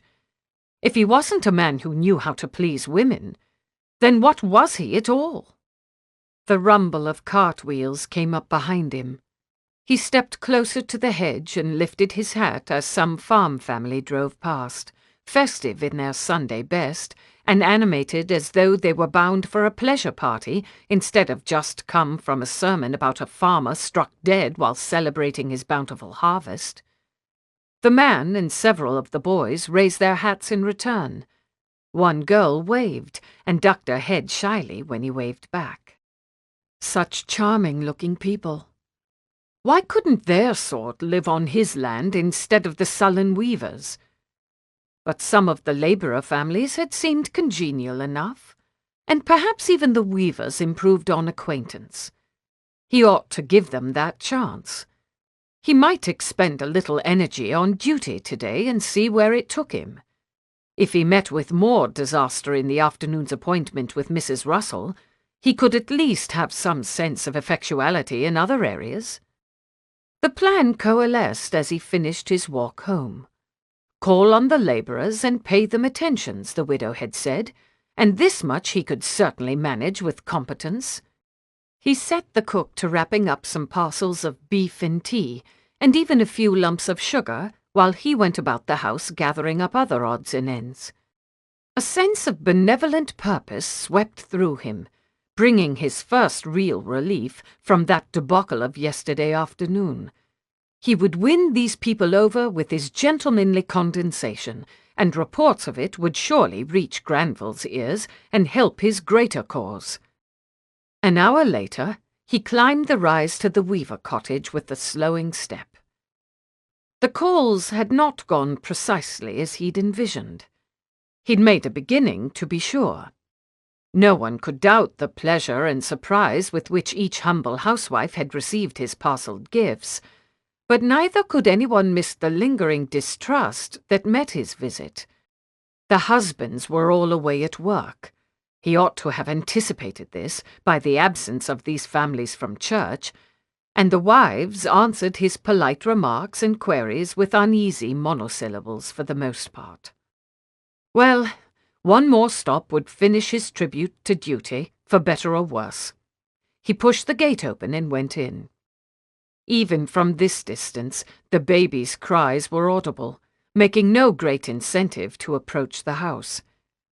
The eldest daughter stood at one side of the yard, emptying a pail into the pig's trough. She glanced up as he latched the gate and dropped her eyes again before he had time to tip his hat. Poor thing. She must have come to expect neither courtesy nor any notice at all from such callers as the family did have. He crossed to that side of the yard and took off his hat. "Good day," he said. The girl curtsied silently, never raising her eyes from the pig, who applied itself to the trough with fierce purpose. "How do you do?" He replaced his hat. Perhaps she was a mute. "Well, thank you." She spoke without expression, as though it were a practiced response, and still her head was inclined swineward. So he considered the animal too. "How's your pig?" he asked after a moment. Here was a question for which the girl hadn't any rote answer. She pursed her mouth, concentrating. "She's wicked," came the eventual reply. "Really?" She certainly smelled wicked. "What wicked things does she do?" For a half-second her eyes rose to his. "She sits on her young sometimes." "Well, that is wicked indeed, to say the least. What can be done?" "I hit her with the stick. Then she might get up." "But she doesn't always." She shook her head. Theo took a moment to imagine it. The sow's impassive bulk, the squeals of the desperate piglets, and this girl, powerless, despite her stick, against the brute whims of nature. Every day spent in the country made London look a little better, and no mistake. Well, enough about the pig. I've come to call on your family, and brought you some things, and I brought something in particular for you. She did not ask what it might be, or look anywhere but at the pig. Only her posture betrayed a heightened attention. "I wasn't sure, you see," he said, rummaging through his bag, "whether it was the gold or the paper you liked, so I brought you some of each." He pulled out a length of gold ribbon. "I've no idea why this should have been in the house. Some long-ago ladies must have left it there, I suppose, but I'll make no use of it, and neither will Mr. Granville." He put it in her hand.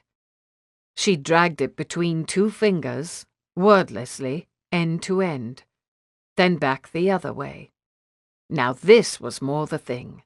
Next time he'd direct all his efforts at charming the children, and like as not win their parents' approbation into the bargain. "You might use it to decorate your pig, if she ever mends her ways enough to deserve such a treat." He nudged the animal with his boot. "It would look rather handsome in a bow about her tail, wouldn't it?" A dimple appeared in the girl's cheek, and she shook her head. "I must defer to your judgment. But here is paper, too, as I mentioned." He drew out a little sheaf of it. "It's wallpaper, actually, so it's all patterned. Flowers, birds, leaves, what not." He riffled the papers to show her. "And they're heavy. They'll keep a crease well, if you wish to fold them. If you wish to make a fan, for example. Have you ever made a fan?" She shook her head again, eyes fast on the paper. "I'll show you. It's not at all difficult, else I'm sure I wouldn't know how." He took a sheet of paper and handed her the rest. "It's best to use a tabletop or some other flat place if you can," he said, setting down his bag and putting a foot up on the trough. "But one can make do." She watched as he started to fold the paper on the makeshift work surface of his thigh. "Fold an inch or so from one end, now turn it over and fold back another inch. That makes a pleat, do you see? Just keep turning the paper over and folding back another inch until it's pleated all the way to the end." No telling whether she fully grasped this, but it had been the easiest thing he could think of to fold. "Pinch it close at one end when you've finished, and open out the other, and you have a fan." He held it up and fanned himself, causing her to dimple again. "If you like, you can even punch a hole here where it's pinched together and tie it with a string. My sisters used to run ribbons through and wear them on their wrists." With this, undoubtedly, He had exhausted the subject, so he closed up the pleats and held it out to her. She examined the pleats, then pinched one end and fanned herself experimentally. Just so, yes. Well, that had come off as it ought. Now to make the best of his meeting with the other weavers. But before he could begin, the girl drew a second piece of paper from the sheaf and pushed it toward him. "Would you like me to make another?" he asked. She nodded and moved a step closer to watch. He was 2 pleats into it when he heard the cottage door open and Mrs. Weaver cry in a terrible voice, "Christine, come here now!" The girl scrambled away, and he understood in an instant what her mother had seen. His back turned to the cottage, her daughter too near him, and both their heads bowed to watch his hands doing something in the vicinity of his lap. Good God! Could she really think? Good God! He held up the paper and groped for words that could explain, but the woman didn't even look at him now. She was talking rapidly to her daughter, who a minute later hurried back to him, or rather, to just within arm's length, the ribbon and the rest of the paper in her outstretched hand, her face turned aside. He could only take it all from her and watch her run away again.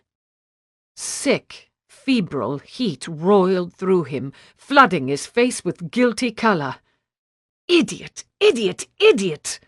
Why had he not stopped to think of how this might look? And yet how should it have occurred to him? Never in his life had anyone thought him capable of such infamy. The longer he stood red-faced and wordless, the more culpable he would appear. Also, the greater the chance he would cast up there before them. Mechanically, he took up his bag and forced himself across the yard to where Mrs. Weaver stood, her baby's rageful howls the only mitigation to a dense, choking silence. "I'm sorry for any offence." His hat felt huge and ungainly as he took it off. His head felt horribly exposed. "I've been calling on the families today and brought such things as I thought they might be able to use." Her grey eyes, now he was near enough to see them, betrayed no evidence of sympathy or any other human sentiment. "I noticed your daughter folding paper when I was here before, and I had some lying about at the house. I was showing her how to fold a fan." Even the truth sounded like some nefarious trick to lure a child.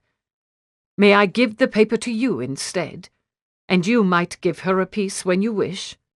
"Christine, go into the house now," she said without turning, and the girl obeyed. "Mr. Mirkwood." Her tone was flat and forbidding. Her stare would do a basilisk proud. "We've no need of your paper. Christine don't want gifts of any kind." "As you think best, of course." He put it back in his bag and found the meat and tea. "I'll just give you these," he said, drawing them out. "Same as I brought to the other families." "No." She moved the baby from one shoulder to the other. "Thank you, no." He ought to be angry. He had every right to be. He'd come here with honourable intentions, and indeed he could feel the first sparks of anger struck within him. But they were promptly smothered by thick, poisonous shame. What man could stand under Mrs. Weaver's awful gaze and not suspect a monster lurked deep inside him after all? God in heaven! Never had any person looked at him so. As briefly as possible, he wished the woman good day and started back to the house, his stomach curdling every step of the way, his leftover presents shifting about in the bag that should have been empty by now. So much for good intentions. The panic in her voice when she'd flung open the door and called her daughter away from him. "Don't think of it!" He stopped and screwed his eyes shut, and his stomach pitched and reeled like an unmanned vessel on a stormy sea. Think of something else. He opened his eyes and walked on. But no innocuous subject could hold his thoughts. Back they slipped again and again to the scene he would have escaped, and finally he gave in and was ill, helplessly, shamefully ill at the border of his own back garden. Mr. Ferris said you weren't planning to enroll your girls in our class for young ladies. Martha pinched a weed from among a stand of parsley plants and stretched out her arm to drop it in the pail. Across the row of herbs, Jane Ferris nodded once. That the mistress insisted on helping with some chore whenever she called was probably trying enough to a tenant wife. To introduce this conversation, in place of their usual minimal pleasantries, must make a further imposition on the woman. So be it. Mr. Mirkwood was due to arrive in an hour, and if she sat about waiting she would surely run mad. I was sorry to hear it. I confess I had your Laura and Adelaide in mind when I suggested to Mr. Atkins that he make some provision for the older girls. They're both so bright. They both read already, though. Lizzie will go to school with her brothers. Do you see any yellow in the parsley there? No, it all looks quite fresh still. She tossed in another few weeds and moved on to the peppermint, where she paused to lean in and breathe its crisp scent. The very purpose of the class, as I saw it, was to prevent a girl's education from stopping with mere letters and numbers. Another breath of peppermint, wonderfully clarifying to one's thoughts. We live in a time of such great change, don't we? She picked up the one hand spade and set to extracting a tenacious weed. I'm sure Mr. Atkins isn't the only country curate who's taken note of the trends and seen the use of more schooling for our boys. One can't help worrying, though, for girls who grow up with the expectation of marrying a farmer, only to find so many farm boys gone into trades and educated so far beyond them. Aha! She'd scored a hit. The tilt of Mrs. Ferris's bonnet hid whatever expression was in her eyes, but her mouth had drawn itself into a thinking frown. Now to press the advantage. It's not like a generation ago, when a husband and wife might both have had a few years in infant school and the rest of their education on the land. I expect a young tradesman might be inclined to look to some merchant's daughter with a bit of schooling when he goes to take a bride.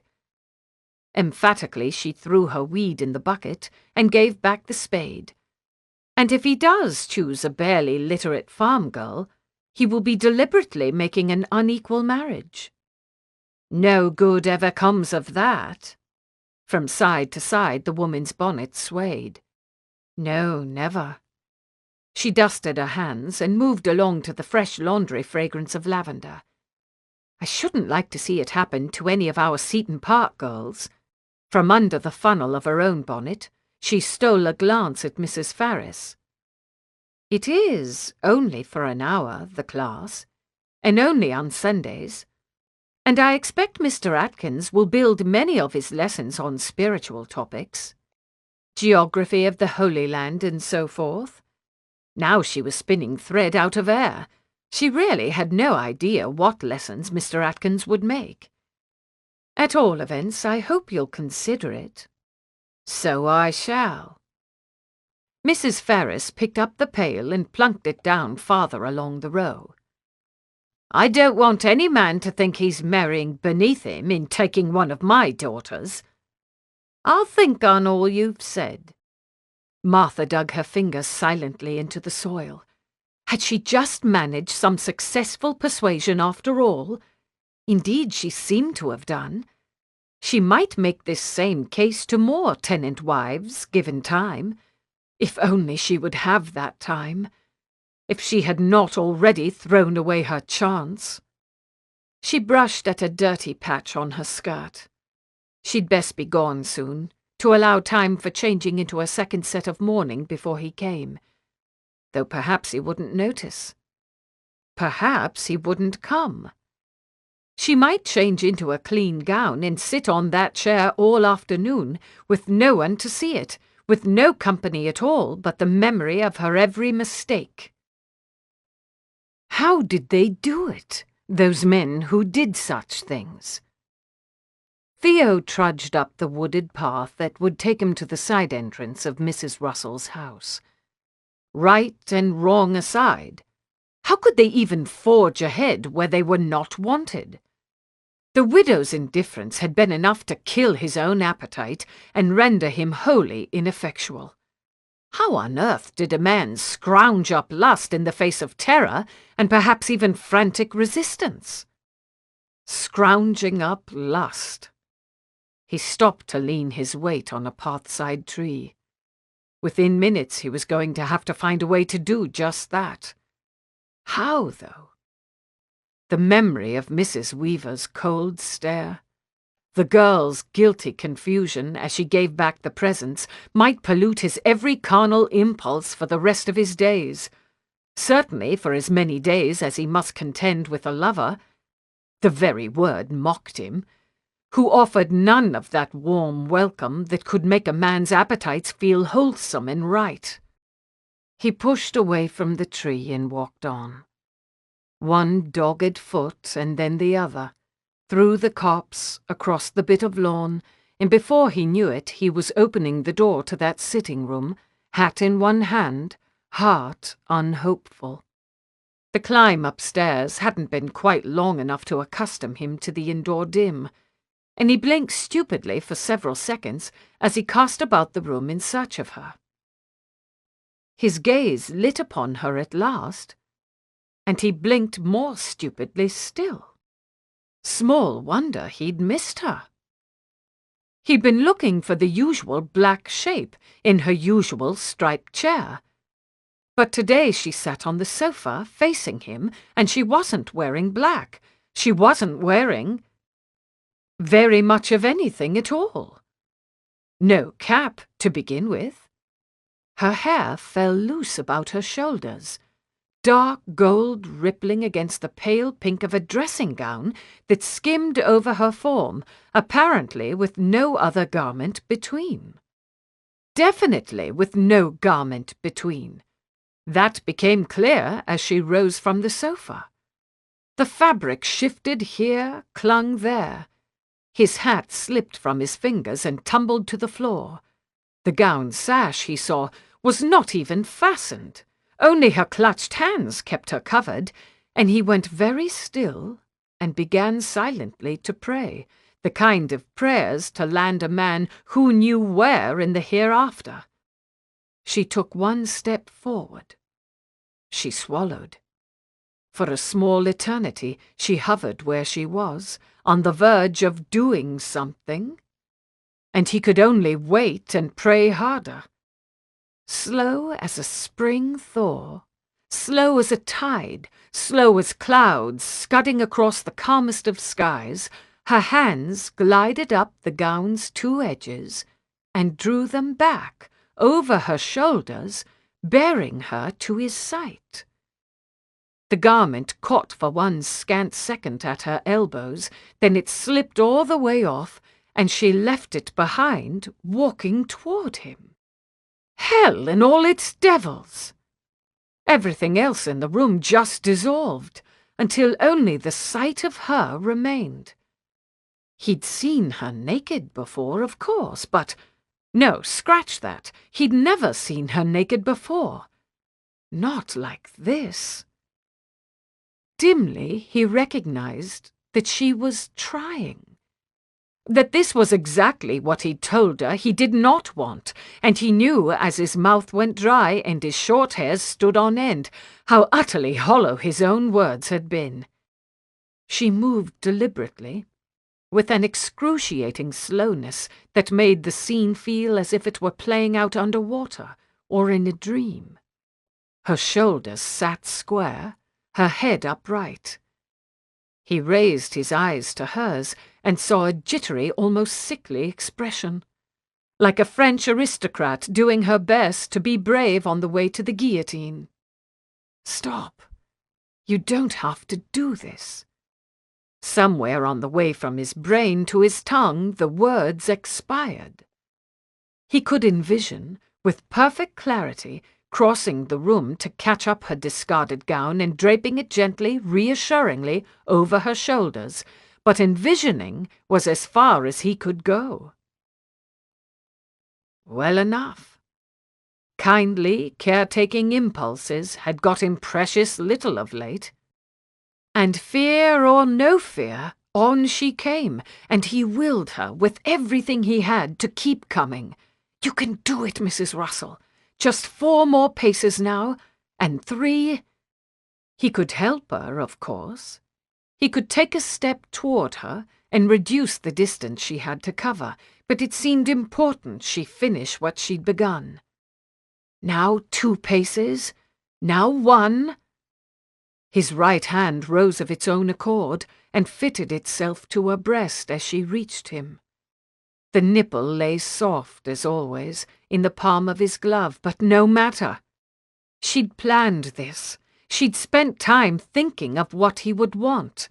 She'd probably chosen the dressing gown she supposed he would like best, and she'd put it off immediately because she knew he would like that even better.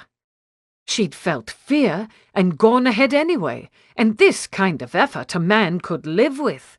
He could live with a great deal of it. She had no idea what to do next. He could feel that. So he sent his other hand round to the small of her back and gathered her in.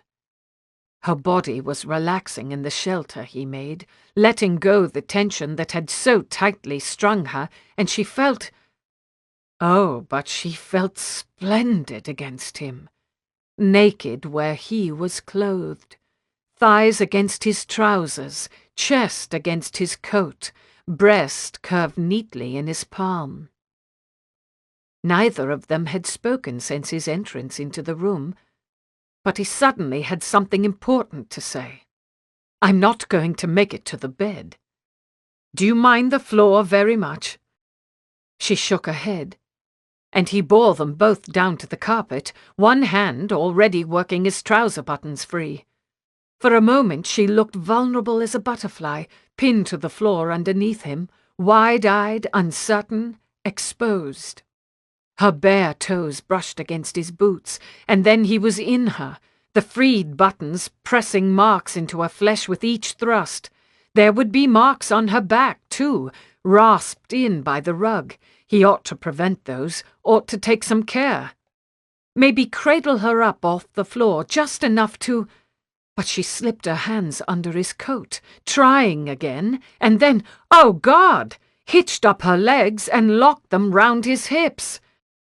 And he was lost.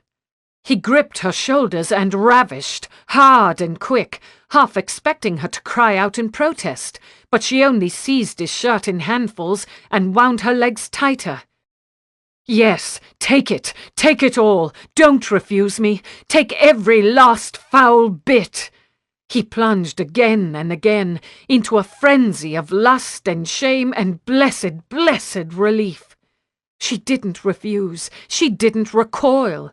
She kept his shirt tight in her fists and stayed with him as he gave her everything, everything he had to give from every bright and dark place in his soul, until nothing remained to give but the seed, and he gave it, and sank down, and lay still. Well, she hadn't expected that. She hadn't really known what to expect, but, well... He appeared a bit stunned by it himself. He lay as though lifeless on top of her, his head sunk heavy past her shoulder. "Forgive me," he muttered stiffly after a minute or two. There's nothing to forgive. If he knew how she had feared this act wouldn't happen again, he would surely laugh. Yes, there is. He rolled off her, onto his side, and fumbled at his trousers, putting his parts away. "I'm sure I've left you raw in more places than one." His eyes sank from hers for a moment, to find the first few buttons, and when he looked up again he must have seen her confusion. "If your back doesn't sting already, it will soon." Her back. That seemed unlikely, But who was she to question? Undoubtedly, he was better versed in these things than she would ever be. I'm truly sorry. His voice softened and slowed. His eyes looked stricken. I'm not like that usually. I didn't mind it. It went quickly. His head dropped back to the floor and he sighed. No. I pride myself, usually, on leaving a lady with something more to delight in than the brevity of my attentions. Delight was a strong word, but admittedly one might have use, in certain hours, for the memory of his quick, furious surrender. The desperate need with which he'd come to her, almost as though he were seeking some carnal salvation. One might fold these qualities in with one's collection of vague imagined scenes for reviewing in private, and one might find some pleasure there. No need to say so to him. She bent her knees up to tilt her hips. Can I trouble you to fetch a pillow before you go? I've no intention of leaving you stunned and naked on your sitting-room floor. The suggestion brought him out of his pensive manner. He hauled himself to his knees. I'm not stunned, she began, but before she could get further, he was bent over her, and then one of his arms was cradling up her shoulders and one hooking under her knees, and the carpet receded beneath her as he rose to his feet. Without comment, as though he frequently managed women this way, he carried her to the bed and used one knee to pull back the covers.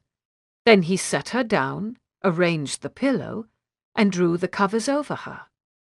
I didn't give you permission to do that, said some unruly part of her, but she shushed it.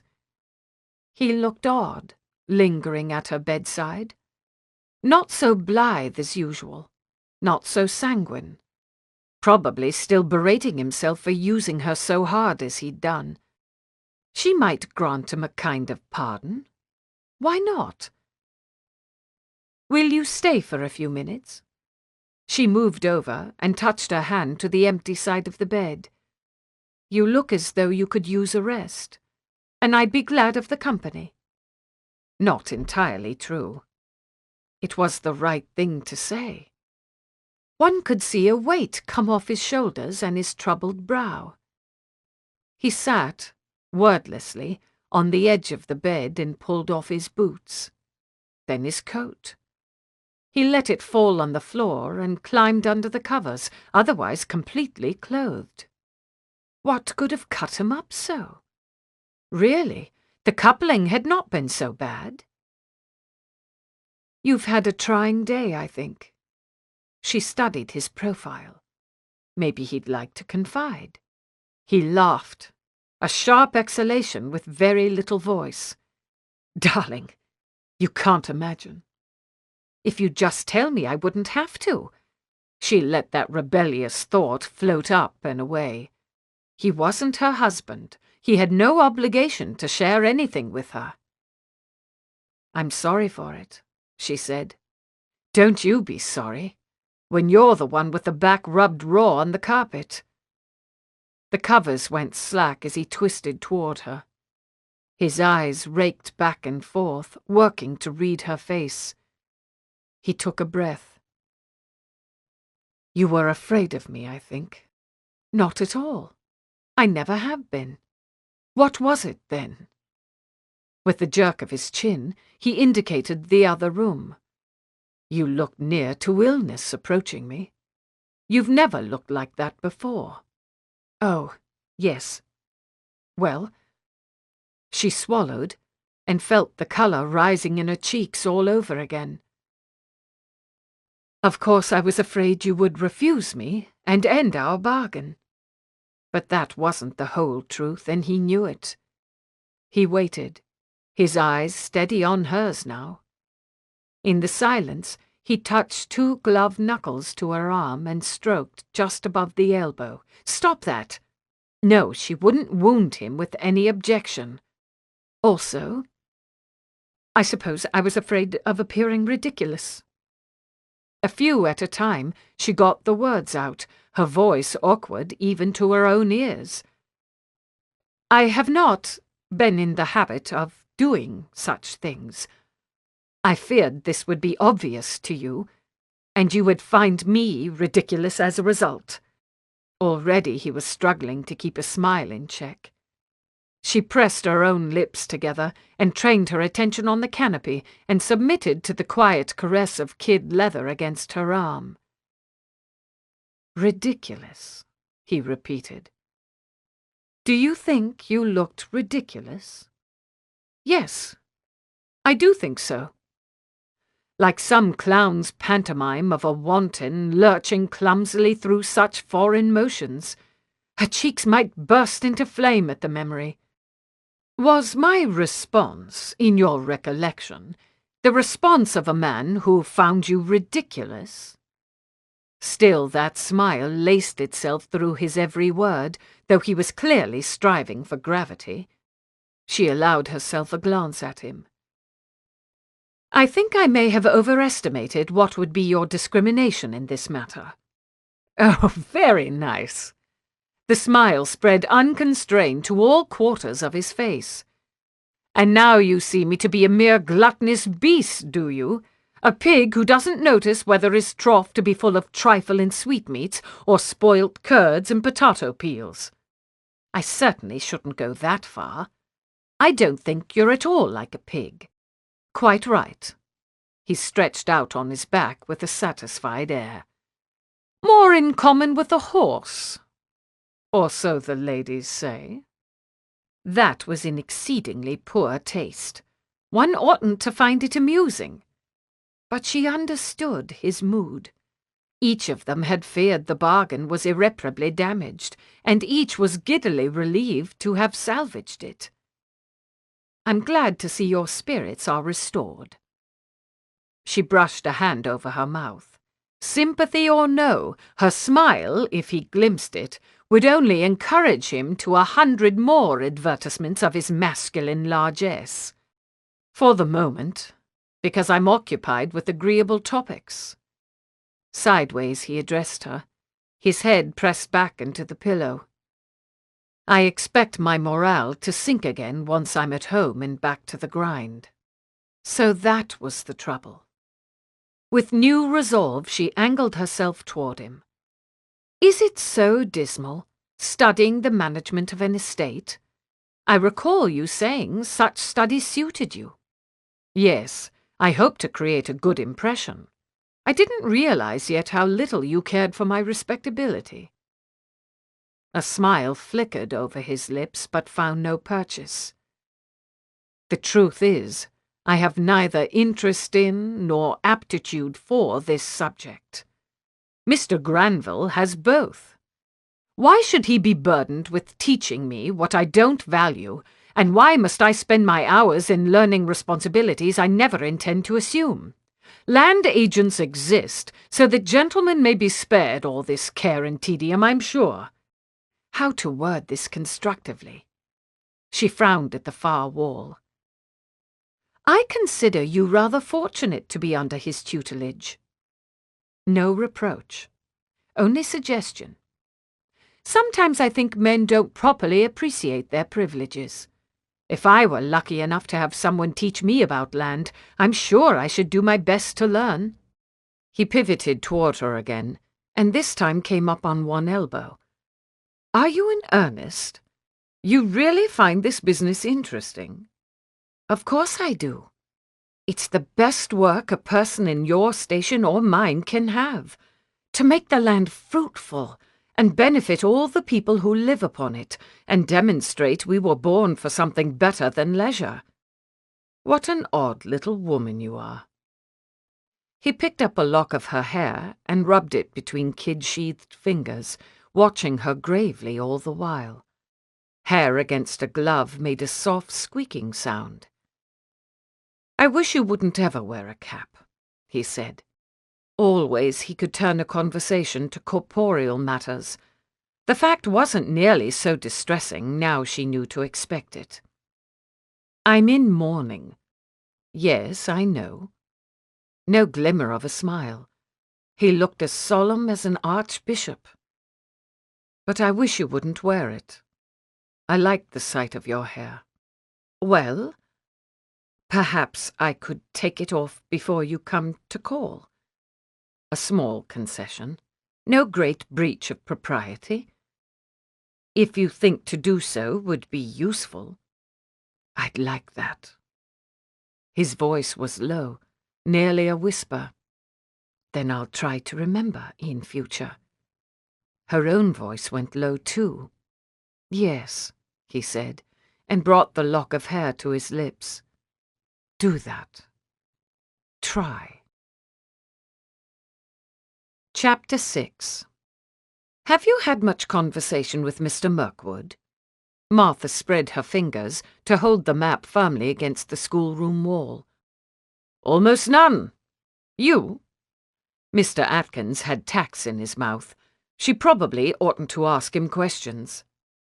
A little. He called last week. We've spoken a bit. She steadied her stance on the chair. The more untruths one scattered, the harder it was to keep track of them. But then she'd come here with an untruth as her purpose, with the flatly false news of a letter from Mr. James Russell approving the school. And Mr. Atkins, of course, had believed her and commenced to celebrate by putting up things on the walls. "And what impressions have you formed?" he said now in his tack-impeded way. There was the question, certainly. She could have answered with ease a week ago. Now she hesitated.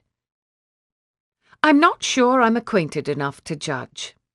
He seems a good-natured man, but one does hear certain reports of what were his habits and pastimes in London." The tacks clicked out onto the curate's palm. "I try to put little stock in such gossip. People have a way of rising or sinking to meet one's expectations, and he is, I think, a very young man. Still forming himself." He set a tack and lifted the hammer in his other hand. "A man may be young and conduct himself in a seemly way." She spoke up over the pounding of his hammer. "You have not used youth as an excuse for careless living. And they must be nearly of an age, Mr. Mirkwood and Mr. Atkins." "Well, the Church will make a man serious, even where other things have not already made him so." He stepped down from his chair, and when he looked up at her, his eyes were lit with something not serious at all. "As to Mr. Mirkwood, I'm inclined to give him the benefit of the doubt. Did you see he stayed awake for my entire sermon yesterday?" To sleep through it would have been shocking. We can all profit, I'm sure, by the lesson of that foolish man and his new barns. Next week I think I'll be addressing "Train up a child in the way wherein he should go." I've been meditating on that verse for obvious reasons, and reading over John Wesley's sermon on the same subject. I cannot agree with his conviction that a child naturally inclines toward wickedness, so I must compose my rebuttal. He set the tacks back in his mouth and picked up his chair, moving it from her left side to her right. What a generous man he was, with charitable thoughts for everyone, and how sorry she would be to lose his good opinion if her duplicity was ever made known. She watched him step up, spit out the tacks, and hammer in another. He held his head back on an angle, looking down his long nose at the work of his hands, and she knew from months of watching him at various industries that this was to thwart a lock of hair that always wanted to fall into his eyes. "There's that one done," he said with the last tap. "Does it look straight to you? Surely you ought to have asked that before you pounded in the tacks." "Surely, yes." He stepped down, and so did she, and they both considered the map from several paces away. Like the slates and pencils, it had come second-hand and a bit shabby. He'd pressed out the creases as well as he could with a warm iron, that had been her idea, and inked over where the print had faded, but nothing could be done about the exuberant scrawl of some schoolboy's name, Steppen, across the South Pacific. Probably it was meant to be Stephen. He ought to at least have learned to spell before despoiling property in that way. My brother and I had a map like this when we were boys. He set his hands against his back, elbows bent behind him. Nowhere near this size, but all the same countries and oceans, as you may imagine. We learned all the names, including Stepan. Stepan accepted. John Wesley would have strong words for that boy, I'm sure. He smiled absently, still gazing at the map, and no doubt savouring memories of the first time he'd traced the long coast of Africa with a finger, or seen how Italy took the shape of a high-heeled boot. Now he would help other boys and girls to those same discoveries. She lied, and that was wicked. She lay down with Mr. Mirkwood, and that was a terrible sin. She sought to cheat a man of his inheritance, and that was probably a jailable offence. But watching Mr. Atkins, his face alight with the pleasure of good work to be done, she could not feel sorry in the least. "Stand and deliver, Mrs. Russell. I've had the devil's own erection this past hour at least." Mr. Mirkwood shut the door behind him and used that same hand to toss his hat into a corner. His other arm was full of books. "What have you got there?" Most certainly she did not stand. "Erection, I've just told you." "Those books, I mean." "Really? That rolled-up document?" "Afterward." 4 long strides brought him to the sofa, where he unceremoniously dumped his armload and began on his coat buttons. "Why are you still dressed? I was hoping that business of yesterday might become a regular arrangement." And so it went. With quick, sure hands he undressed them both, moving nearer the bed with each discarded garment until they were naked and settled in the sheets. He took his pleasure carefully today, as though to atone for yesterday's loss of self-command. His eyes stayed fixed to hers, watching, she felt sure, for any symptoms of discomfort. Even when she closed her eyes to escape his gaze, she could feel him watching.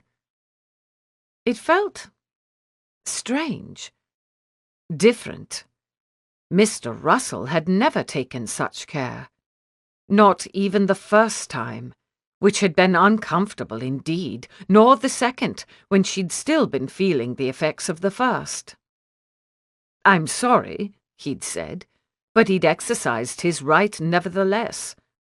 So husbands did. "Go on," she said, eyes still shut.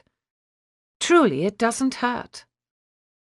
Doubtless there were better answers to make to a man's tender restraint, but she no more knew how to make them than she knew how to speak Portuguese, and besides they had no place in this bargain.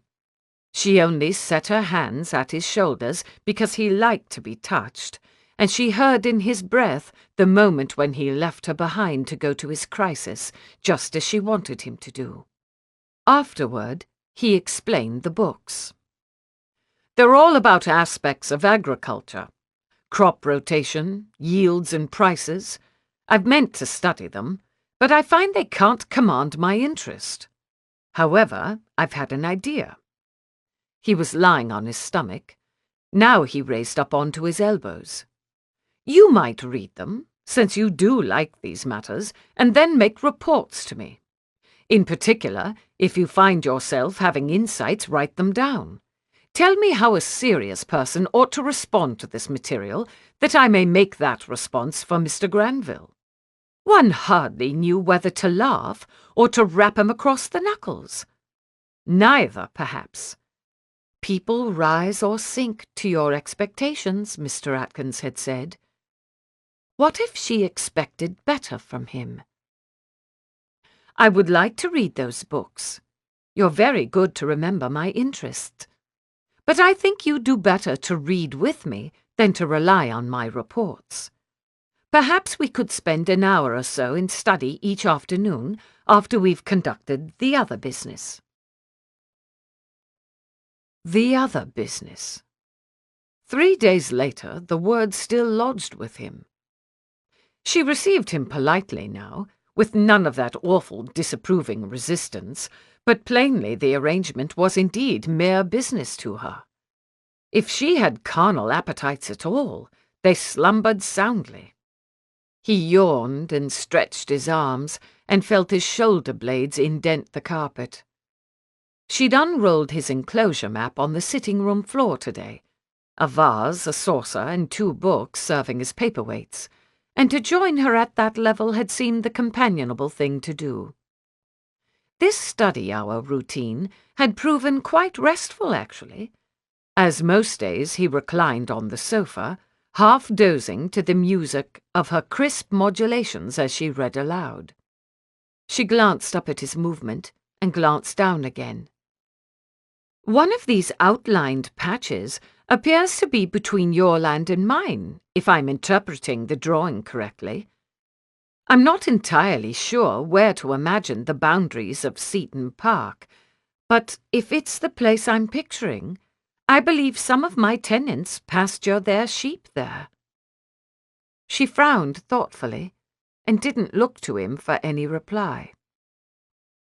Theo pushed a hand through his hair.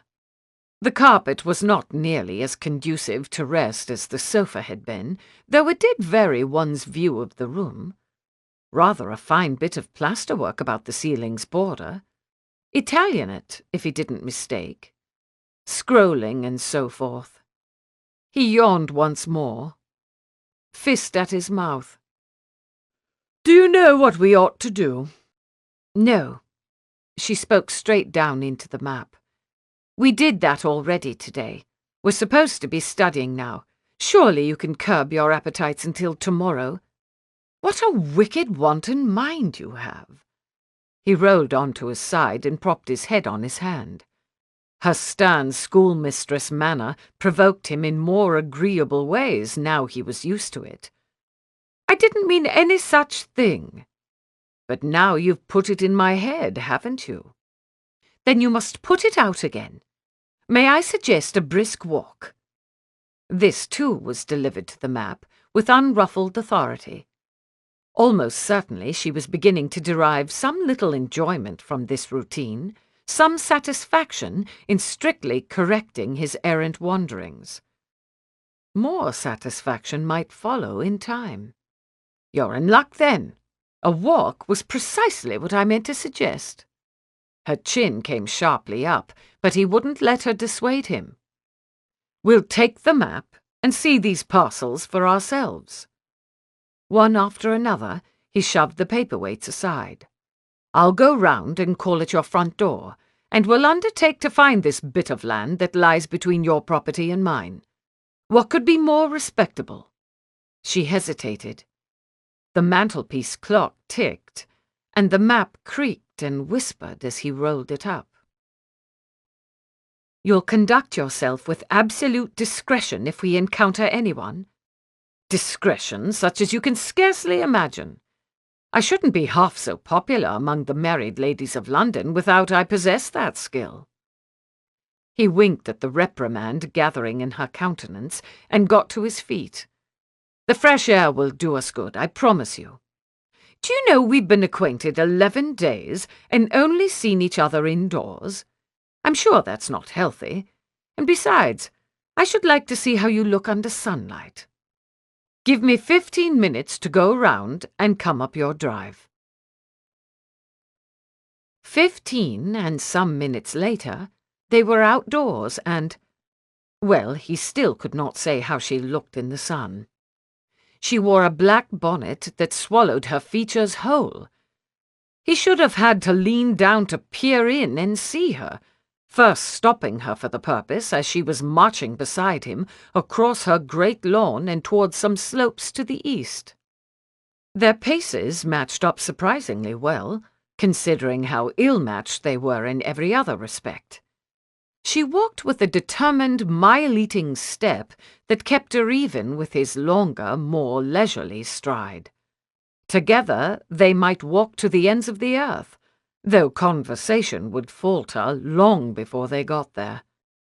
"Do you look forward to being a baronet?" she said after several minutes of silence. Not in the least. He took the map from under his elbow and switched it to his other side. No. The bonnet's funnel swiveled his way. He could see her chin and lower lip preparing to judge him. No, dear. I'll have more responsibility then, with no appreciable gain in privilege. Perhaps you'll find yourself equal to the responsibility when it comes. A man may be equal to all manner of things and prefer not to undertake them. Yes, there went the thin, straight mouth of disapprobation. But I spoke flippantly. Responsibility or no, the fact is, I cannot contemplate with any eagerness the event that will make me a baronet, so I cannot look forward to my baronetcy. Suddenly she was no longer at his side, and he craned about to find her stock still behind him, her chin lifted to finally show all her face. "Please tell me you're not astonished by that sentiment," he said. Even in the shade of her bonnet, he could see her cheeks colouring. "Not astonished? A bit surprised, perhaps?" "You mean to say you love your father?" "Not necessarily. There's a great stretch of ground between loving a man and wishing for his demise." He walked on and heard her follow, a step or two behind, as though she were wanting to study him and fit this new bit of knowledge in with the picture she'd already made. "But I suppose I am rather fond of him." Now he'd confused her further still. "I made up my mind to be so, and he hasn't succeeded in dissuading me yet. Not even by banishing you for something so small as a snuff-box." "It wasn't just the snuff-box, you know." He bent to pluck up a long blade of grass and to avoid her eyes. Had he just heard her take his part against his father's? "I've been a bit of a wastrel all round. Not good for much." He'd always owned up to the fact readily. It was good for a laugh at White's. But for some reason, it didn't sound nearly so amusing out here in the country. "I do intend to be better, eventually." He twirled the grass blade between thumb and forefinger. "To be upstanding and respectable and so forth. Certainly by the time I'm a baronet." "If you know you can be better, why not be better now?" Ah, here came the lecture. So much for taking his part. "Think a minute, darling. What would it profit you if I were to reform now?" He bent his head to flash her a smile, and knew she took his meaning by the way her bonnet tipped down and her conversation ceased. Well enough. He tossed away the grass blade, and they went on. With or without talk, it was a beautiful day to be walking with a woman.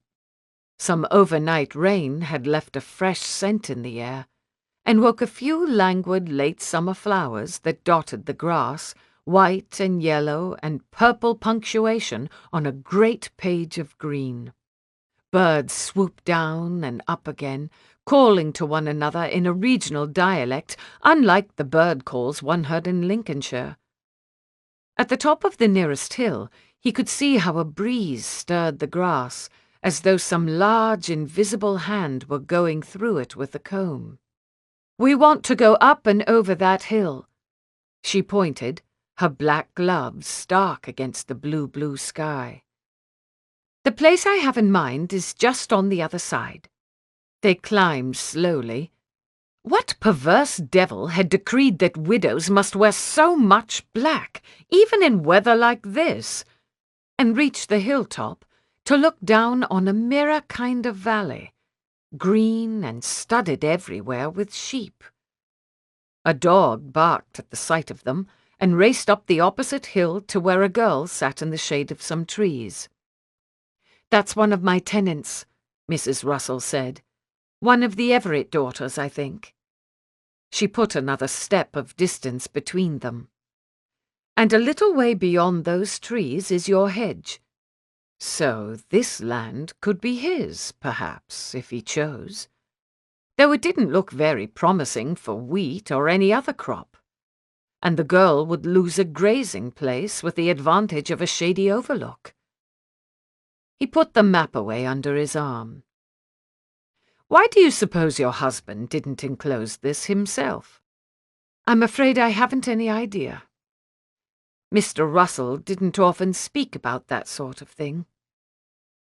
She turned her head to face him and looked for a moment as though she would say more. But after a short pause, she only proposed crossing the valley and greeting the shepherdess. The girl had a book and a basket with her, in addition to the vigilant dog, and as they drew near she closed the book and shoved it half hidden under the basket, which rendered the volume a good deal more interesting than it otherwise should have been. Apparently Mrs. Russell thought so as well. Once the introductions were through, the girl proved indeed to be a Miss Everett, and honoured to make his acquaintance, and they'd all taken seats in the shade. He could see the widow's attention straying again and again to that corner of the book, peeping out from under the basket, even while she made all the necessary inquiries into the girl's health and the health of assorted family members. They formed a pretty picture, the young widow with her dark eyes and dark dress, and the younger shepherdess, blue-eyed, with reddish-blonde hair and a sprinkling of freckles over the bridge of her nose. He'd sat a bit apart from them, to lean against the trunk of a tree. The dog, a shaggy brown and white herding sort, sank down beside him and rested its chin on his leg, just as though it belonged to him, its ears perking this way and that as the lady spoke. They spoke without much ease. Miss Everett seemed a bit in awe of Mrs. Russell, who didn't help matters with the topics she chose. Sunday school was broached. Schooling of every sort came in for praise, and so did the general concepts of duty and application, and so did the parish curate, who was apparently plotting to inflict a school upon the children of his flock. The poor girl could only nod and murmur agreement and twist her hands in her lap, bereft of her book, while the widow launched her next offensive in support of education. Clearly she hoped to inspire her listener to some enthusiasm on the subject, but she went about it all wrong, bludgeoning the girl with worthy this and diligence that, and never giving the smallest sign that she cared to hear anyone's opinions but her own. Not so different, really, from the tone she took with him. "Perhaps Miss Everett is rather an adherent of self-education," he put in at a moment when the widow had paused for breath. He smiled at the girl, encouragingly as he could. "You were reading something, I think, when we approached. I fear we keep you from it." "Oh, no, I was only reading to pass the time." She blushed and looked more miserable yet. "Nothing in the way of education." "A novel, I suppose?" Mrs. Russell quickly caught up this new thread, and when the girl nodded, she continued with fresh purpose. "Certainly there are more substantial things a young lady can read, but most novels do no real harm. One may begin with tales of romance and suspense, and proceed eventually to reading Shakespeare or Homer or some other thing to elevate the mind." Good Lord, she was bad at this. Couldn't she see the girl growing smaller with mortification over her poor novel, and shrinking from the prospect of these elevated things the widow would foist on her? He leaned forward and worked his fingers into the ruff at the dog's neck. "A novel, eh?" he said to Miss Everett at a conspiratorial volume. "Was it The Monk?" Her face convulsed with 9 parts alarm and, he'd almost stake his soul on it, 1 part mirth. Meanwhile the widow whipped round to fix him with her sternest stare. "No," he said. "Was it The Italian, perhaps?" 4 parts mirth to 6 parts alarm. He was making progress. "It wasn't anything like that," the girl said, finally drawing her book out from its hiding place. I'm only reading Belinda. Ah, Belinda. Let me see. He took the volume and flipped to its opening pages. Oh, this won't do. You want the original version. Lucy marries an African plantation servant, and Belinda nearly marries that Creole fellow, the West Indian. Very scandalous. The author's father disapproved, and so she revised it. He returned the book and sat back, scratching the dog along its jaw. How do you know any of this? Mrs. Russell had grown saucer-eyed listening to him. How do you know of the monk? Older sisters. He felt and fought a most unseasonable impulse to wink at her. When I was a boy, my sister Sophia was caught with a copy and nearly disowned. How could I not seek it out after that? And how do you know of the monk? He barely refrained from adding. I'm convinced that's exactly opposite to the lesson your parents intended. She would surely have drawn herself up to a more terrible height, but that she was already sitting, as was her habit, straight and strict as a judge. Then they ought to have given me more interesting things to read. He shrugged and slouched a little farther. You ladies have the advantage of us entirely with your novels. These last words apparently reminding the widow of Miss Everett's presence, she turned to address the girl again. Mrs. Edgeworth's books amuse and entertain, undoubtedly, and she is to be commended, as is any lady novelist, for finding a means of income and independence. But if you care to read a more ambitious sort of novel, you ought to try Waverley. It's just come out this summer, and it's quite well regarded. The author has drawn what I believe is a very accurate picture of Scotland in the middle of the last century. You may borrow my copy. Waverley, the girl repeated. Behind her attempt at a smile was all the enthusiasm of a housemaid getting set to scrub out the chamber pots. What story does it tell? It's true to history, an account of that period in which many of the Scots people hoped to enforce a Stuart claim to the throne. Perhaps you're not versed in that, not having had the advantage of schooling, but Waverley is such a novel as could address gaps in a person's knowledge of English history, while simultaneously imparting a lesson through its hero's progression from sentimental fervour to a more reasoned, practical view of the world. God in heaven, she made the thing sound like a sequel to The Utility of Agricultural Knowledge. Has it got a love story? He would prompt her in the right direction. She paused, considering in her fastidious manner. I suppose it does. Mr. Waverley comes to feel a regard for two different young women, each worthy in her way. The one, I think, is intended to embody a sort of Jacobite zeal, while the other— Has it got battles or a quest? Does your Mr. Waverley risk his life for high ideals? Well, there are battles, of course. One could hardly set a story in the Jacobite rebellion without them. And as I've said, the author seems scrupulous in regard to the accuracy of the setting. Very good. He nodded at the shepherdess. You look like a reader of sturdy constitution. You must read this novel and tell me whether there's a good story in between all the accurate and elevating parts.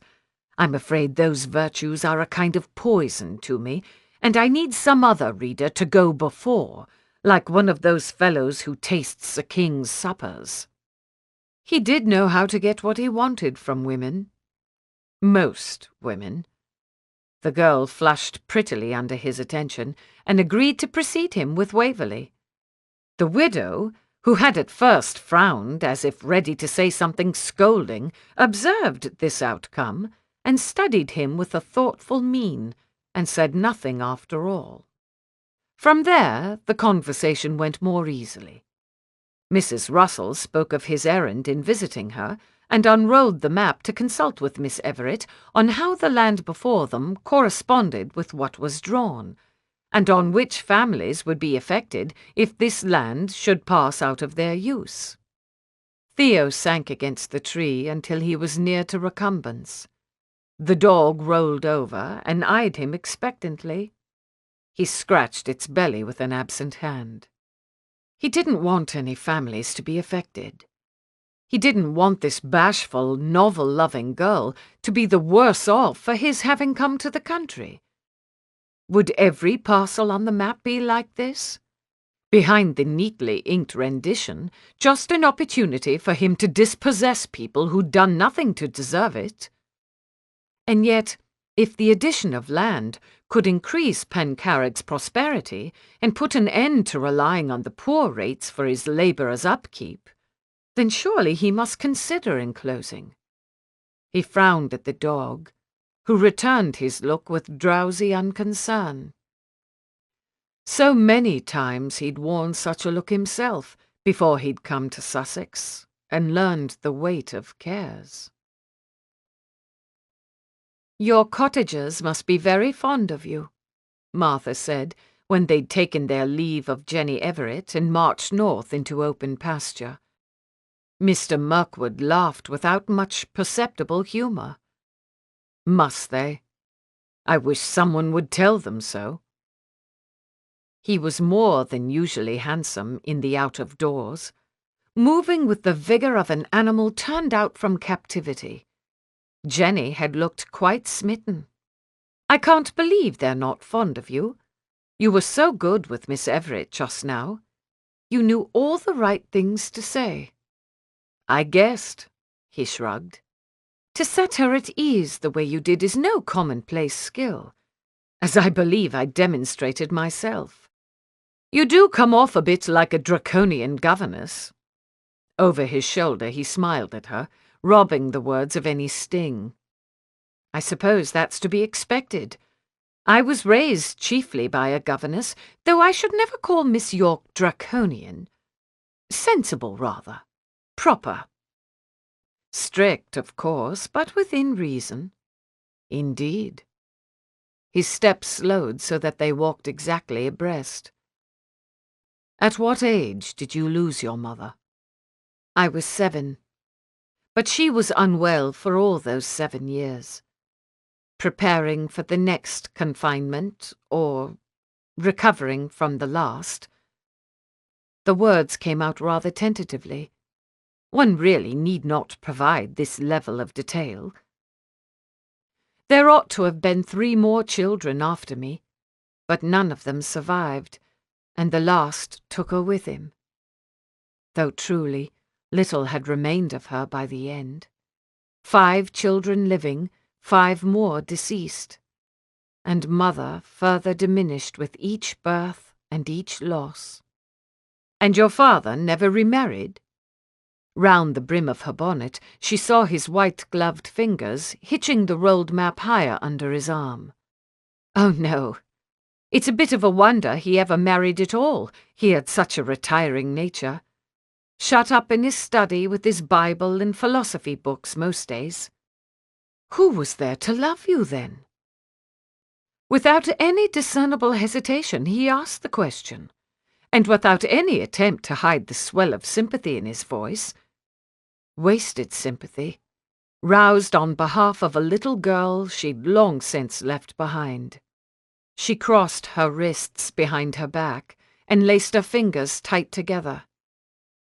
"I am in no doubt of having been loved by both my parents. My siblings care for me as well, and Miss York managed my upbringing quite capably. If I am draconian or ungraceful in such interactions as you witnessed today, the fault is entirely my own, I'm sure." The conversation lapsed. She would not look at him and risk meeting with more sympathy in his indiscreet eyes. She marched on, unlacing and relacing her fingers, until he spoke again. "Don't suppose you've seen an accurate example of how I interact with my own labourers. Talking to someone else's cottagers is different, I don't doubt. 2, you were there. She shouldn't have been so much at ease if I'd come upon her alone." "Of course. I hadn't thought of that." A single gentleman landowner had a whole different set of challenges, didn't he? Maybe she could be of use. Perhaps one afternoon I could go with you to call on your own people. Perhaps. He wheeled out ahead of her, as though to slip from under the burden of solemnity, and walked backward, facing her, eyes lit with irreverence. Will you badger the ladies with lists of recommended reading? Will you make a sermon on the virtues of education? I might make such a sermon to you. Impudent man, he would deserve it. Have you given any thought to educating your labourers' children? No more sermons today. He caught the map in his hands and proceeded to twirling it round and round like a parading soldier's musket. No more thought. Altogether, I've had a pleasant afternoon, and I should like to finish it in just this style, walking about with you under the sun and the sky. So she said no more. Hope burned strong and steady in her, though. No more sermons today, he'd said. That left tomorrow, and quite a few days besides. With persistence and encouragement of his better qualities, what improvements might she not set in motion, on his land as well as her own, before the month was through? If he were a cottager, which he must remember to be thankful more often that he was not, Theo would keep a house, he hoped, not unlike Mr. Barrow's. The very yard told of thrift and order, with the geese and pig confined in separate makeshift pens, and a neat kitchen garden visible back of the house. The door stood open to take advantage of the early evening breezes. One could afford that little luxury, of course, when one's pig was not at liberty to march into the house. He stopped on the threshold and knocked. He'd come home restless from Seaton Park and gone from room to room looking for something to do. All that study and tramping about ought to have left him tired, but he found instead that he wanted to be busy. Industry probably became a habit, if one allowed it to. "Come," a voice called, and he went in.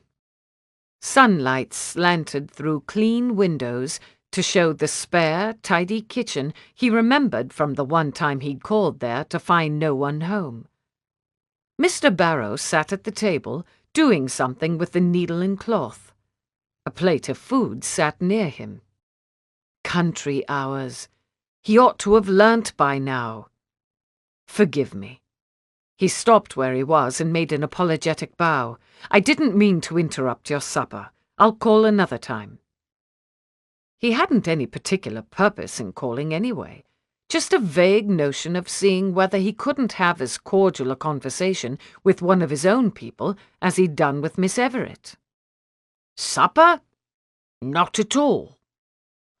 The man pushed up from his place at the table, sweeping another place clean. Only something to take the edge off. Will you sit? I'll fetch a plate for you. He bustled off with such speed as his age allowed, reaching down a tin plate from a shelf that ran across the kitchen's back wall and some paper-wrapped foodstuffs from another shelf, this one hanging by chains in the room's centre, so as to foil even the most ambitious and sure-footed rats.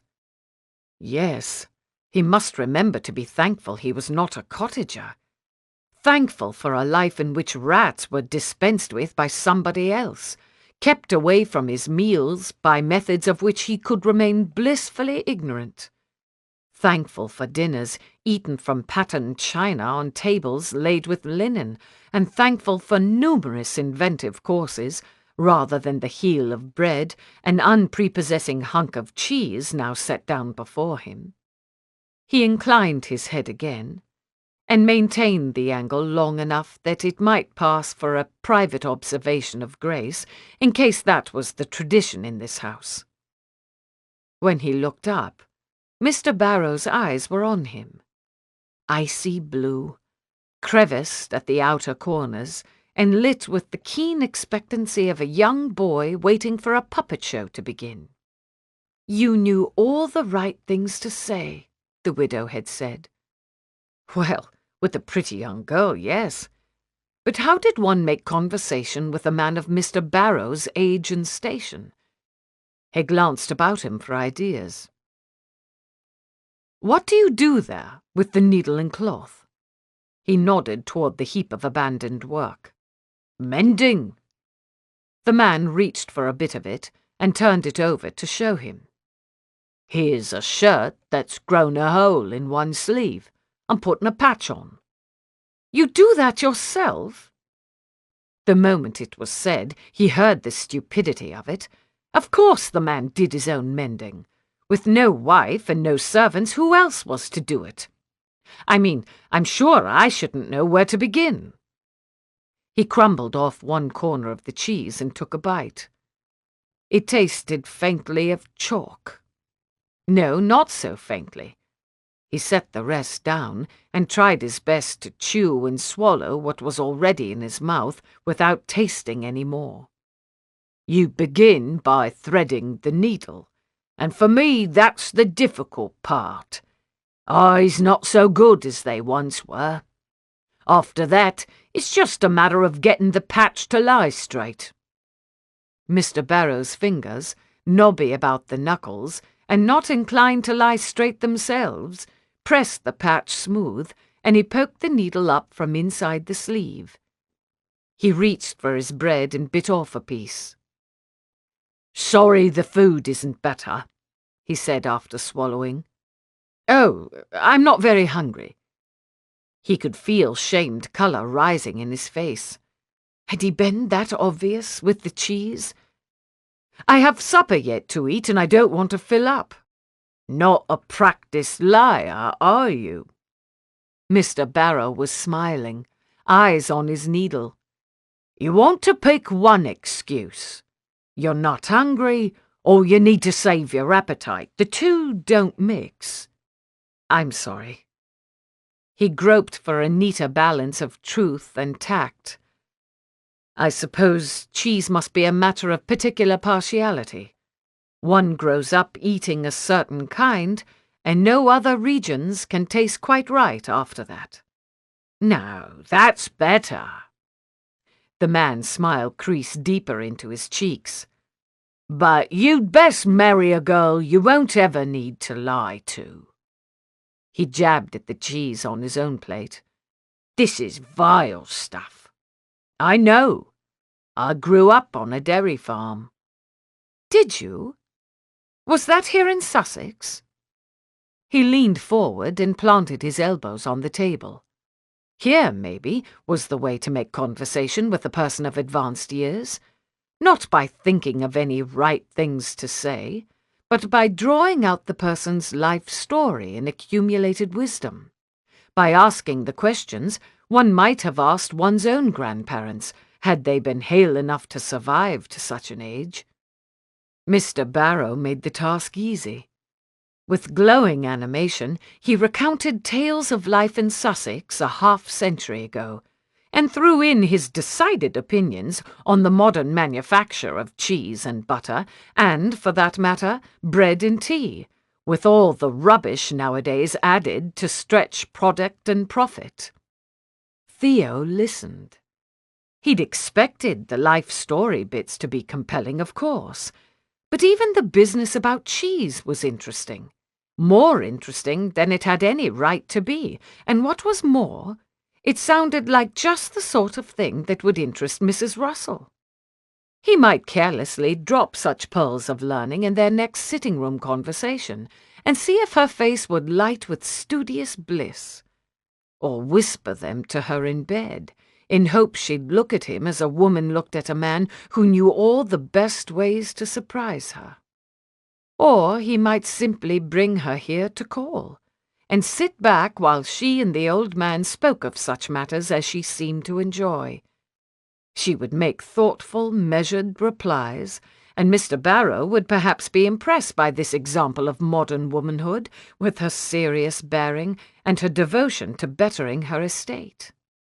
A prideful wave of pleasure flushed through him at the thought. Fool! What had he to be proud of? What had he to do in the scene but sit back in a corner, idle as always, and watch two worthy people come to esteem one another. And still, pleasure warmed him as the time limit for a polite call came and went. Pleasure simmered in him as shadows crept across the kitchen floor, and prideful pleasure chased along as he finally legged it back to the house, so late he had no time to even dress for supper. Chapter 7. Mr. Keene shifted in his chair. He folded and unfolded his hands on the tabletop, making her wish she could give him some papers to straighten. "I'm sorry, I tell you frankly, to come on this errand," he said, and Martha knew what subject he would have to introduce. "You mustn't apologize for doing what duty demands. I expect Mr. James Russell wishes to know whether the prospect of a direct heir has yet been ruled out." So miserable he looked, bowing, a shaft of afternoon sunlight glancing off the bald part of his head. Shame on Mr. James Russell for tasking him with this mortifying inquiry. Shame on her as well, of course, for cooking up the circumstance into which he must inquire. 3 weeks and 2 days now since Mr. Russell's passing. She lowered her eyes and brought her voice down too. "I cannot say beyond a doubt, and of course things are tenuous in the early weeks, but I should have expected to know by now if there were no such prospect." "I see." She stole a look at him. He straightened, as though grasping for fortitude. "Then I must proceed to the next part of my commission, and prepare you for the likelihood of a visit by Mr. James Russell himself."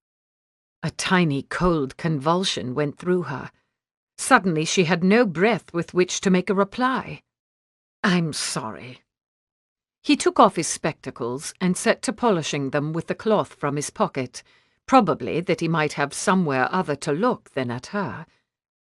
"I fear he's heard tales of how a man in his situation might be cheated of his due. He speaks of protecting his interests." His brow creased. "I'll do my utmost, I promise, to convince him of what your character is, but without his having met you, I fear he is prey to these wild sorts of speculation in forming his suppositions of what you might, when—" That word, at least, she could manage. "When did I hear from him?" She swallowed. "When will he come?" "Not immediately." He folded his polishing cloth, put it back in his pocket, replaced his spectacles. "His business concerns will keep him in Derbyshire through the month. I'll do my best to dissuade him altogether, as I said, and if he remains resolved I shall know and tell you when he sets out for Sussex." His mouth twisted as though it were full of foul medicine. "He asks me to monitor your actions meanwhile and report to him." He examined his own hands for a moment and then looked up. "Your husband had some objections, I believe, to his brother. Were you aware?" She shook her head. That the brothers had not been close was of course hinted at by Mr. James Russell's absence from both the wedding and the funeral, but never had Mr. Russell mentioned any reasons, and never had she asked. He gave a quick nod, and appeared to confer with himself over whether to say more. "He had concerns, as I understand, in regard to Mr. James Russell's character, and great hopes of being able to leave Seaton Park to a proper heir. I assure you he would never countenance such insult as his brother now makes to you." "Did he ever tell you the nature of his concerns? What doubts he had of Mr. James Russell?"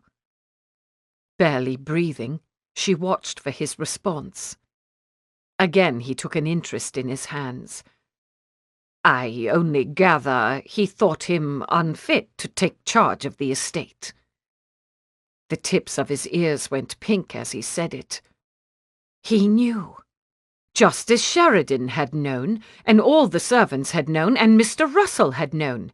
Everyone knew what infamy had been in this house, what infamy threatened to infest it again, and no one had troubled to tell her a thing. The long case clock chimed.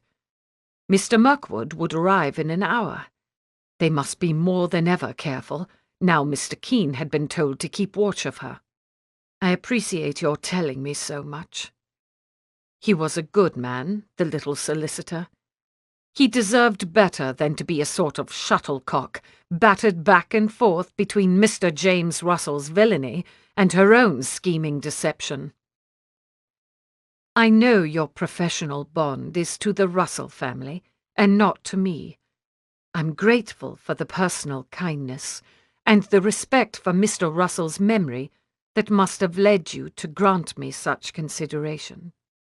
"It's no more than I would want someone to do for my own wife, if she were in your place," he said, his eyes averted, and his voice uncharacteristically gruff. She'd embarrassed him on top of everything else, so she only thanked him again and said nothing more. "A week and a half have gone by since I addressed the women servants." She sat at her dressing table, while Sheridan unpinned her hair. Mr. Mirkwood would arrive in minutes, and she would go down a back hallway from her own rooms to the east wing to meet him. "A week and a half, to be sure." The maid's voice soothed as surely as her hands, letting down and loosening the plaits. "Do you know that none of them has approached me for help in finding a new situation?" "Indeed?"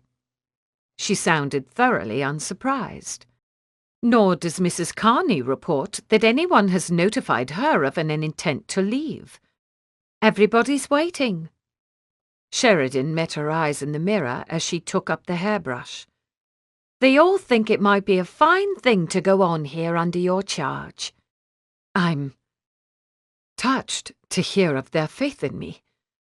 Through a suddenly tightening throat she said the words. "But Mr. James Russell's visit puts a new complexion on things. To feign pregnancy, if that should prove necessary, and acquire a baby will be next to impossible under his watch, and his mere presence in the house might be a threat to the servants. I shall tell everyone to give strong consideration to leaving." "I've considered already, and I don't mean to go." With skittish bravado the girl spoke, ducking her head and glancing up from under her lashes. "You've borne so much with Mr. Mirkwood. I can't think it was for nothing. I'll wait until the end of the month at least." She drew the brush to the very ends of Martha's hair. "Now you'd best be off to the blue rooms." Something preoccupied her today. He could feel it in her skin, everywhere they touched. He could feel it in the weight of her hands on his back. He could see it in the lines of her face, even as she closed her eyes to give him privacy for that last, most undignified capitulation. "Is something the matter?" he said afterward, lying on his side to face her. She lay on her back as usual, propped on the pillow, gaze somewhere distant. Her eyes came to his, and she gave a quick shake of her head. "Only I've had some estate business on my mind. Forgive me. I make you a poor hostess." "Nothing to forgive." He touched his knuckles to her arm. "I could distract you from your cares." "No, thank you." A smile flickered over her lips and was gone. Still, she'd smiled, and that was a start. "In small ways, I mean." "Yes, why shouldn't he?"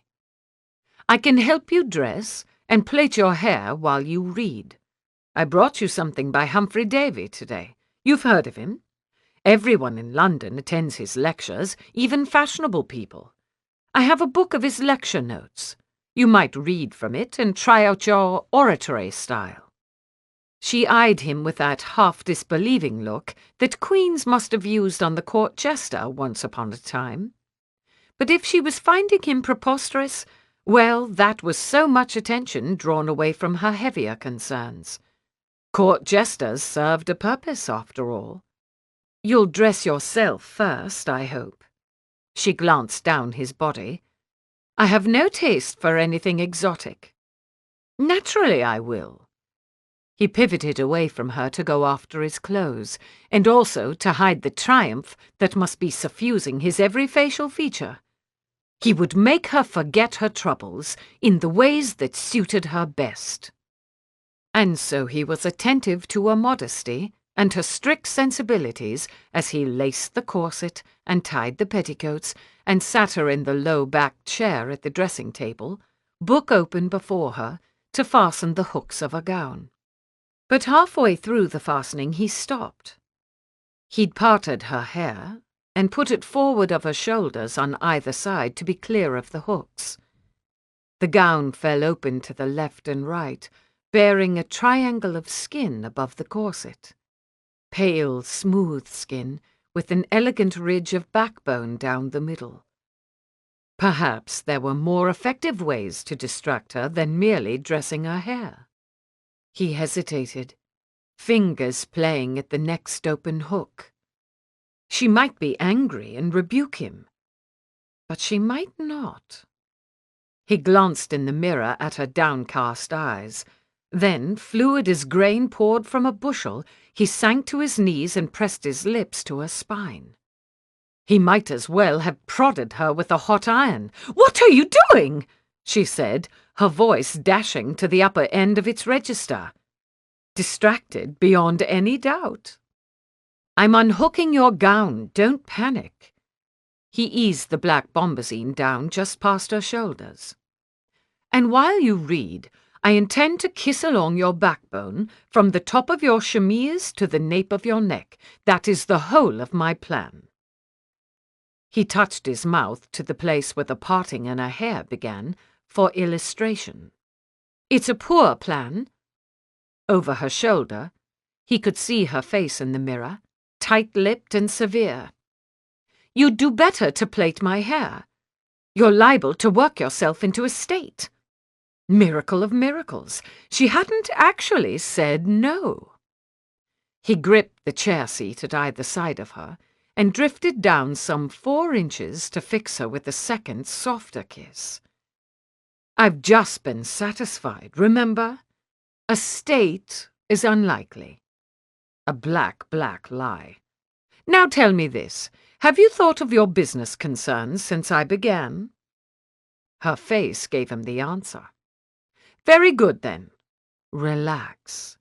Take a few deep breaths. Read." She sat perfectly still, deciding. He set his mouth at the top edge of her chemise and stayed there. He felt her rib cage expand and contract, and then, as she picked up the book, he could feel the words resonate in her body at the same time they came to his ears.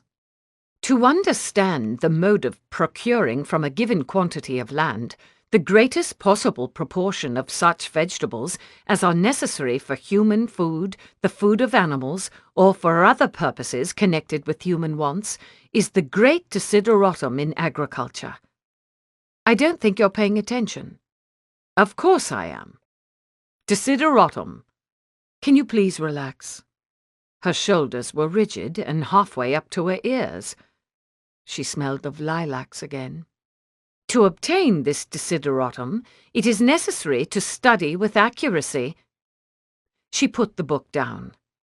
"Mr. Mirkwood, I think this may be the worst idea you've ever had." But how could it be, when he'd coaxed her so quickly away from her preoccupations and back to her affronted self? "You haven't given it a fair trial." Still gripping the chair with one hand, he unpinned his gold watch from his waistcoat with the other and flicked it open. "Allow me 10 minutes." He reached past her to set the watch on the tabletop. "I'll stop the very second you tell me it's time." I cannot read while I'm watching the clock. Then you're not as accomplished a lady as I supposed. But perhaps you can forego the reading for these 10 minutes. I'm sure I'll pay better attention afterward anyway. She closed her eyes. Through her vibrant muscles he could feel her warring with herself, casting about for some response that wouldn't be plain surrender. 5 minutes, she said, haggling. He could do that. 7. He flexed his fingers on the chair. 6. One small crease appeared in her forehead. 7.5. He breathed the words next to her ear. Her eyes snapped open, all coffee-colored impatience. You're supposed to go lower, to meet me. 6.5, you should say. 8, he murmured into her shoulder. And I'll go lower to meet you any time you like. He flicked his tongue across her spine and caught the little shark that went charging up from her tailbone to the base of her skull. When he lifted his head to look in the mirror, her cheeks were red and her chin was down, all fierce attention levelled on his watch. 8 minutes it was, then. He kissed her, and kissed and kissed and kissed her, until he knew that narrow path of skin and the knobbly scaffolding underneath, the way he knew the lines on his own palm. He knew her scent, and he knew her taste, and he knew which vertebra put a catch in her breath when he brushed it with his lips. He could learn her whole body by mouth, if she would but let him, and distract her all out of her mind. He tightened his grip on the chair seat. Her skin had grown warm, and her muscles pliant, and his hands, his intractable hands, were every moment threatening to loose themselves and steal up to settle on her thighs. How well they would fit there, his thumb and middle finger arcing to compass her, his forefinger tracing elegant patterns, his palm discerning the knot of her garter through her layers of dress. Someone was breathing harder. He was. He did that. And someone was breathing more softly, the slow, languid breaths of a person half-drugged. He glanced up at her reflection, and a jagged bolt of desire shot through him. She'd closed her eyes. So much for the watch. And her face was unfurrowed, supple with pleasure. The face of a woman just waiting to be taken. He could... No, he wouldn't. She didn't want that. But the longer he kept at this, the likelier he'd be to forget the fact, to forget himself. He unclenched his hands, one, then the other, from the sides of her chair, and began to fasten her gown. Her eyes opened, hazy with confusion. She looked down at the watch. She looked up at his reflection. It hasn't been 8 minutes. Possibly the sweetest words she'd ever said to him, and absolutely no help at this moment. No, but I've done as much as I think I ought. Planting his hands on her chair again, he levered himself up. Excuse me. If this were any other woman, they'd be on their way back to bed. Instead, he'd have to shift for himself, possibly the minute he got home. But was that allowed? Hell, even when things went the way he meant them to, this bargain managed to make his life difficult. He went out to the sitting room and sank down on the sofa.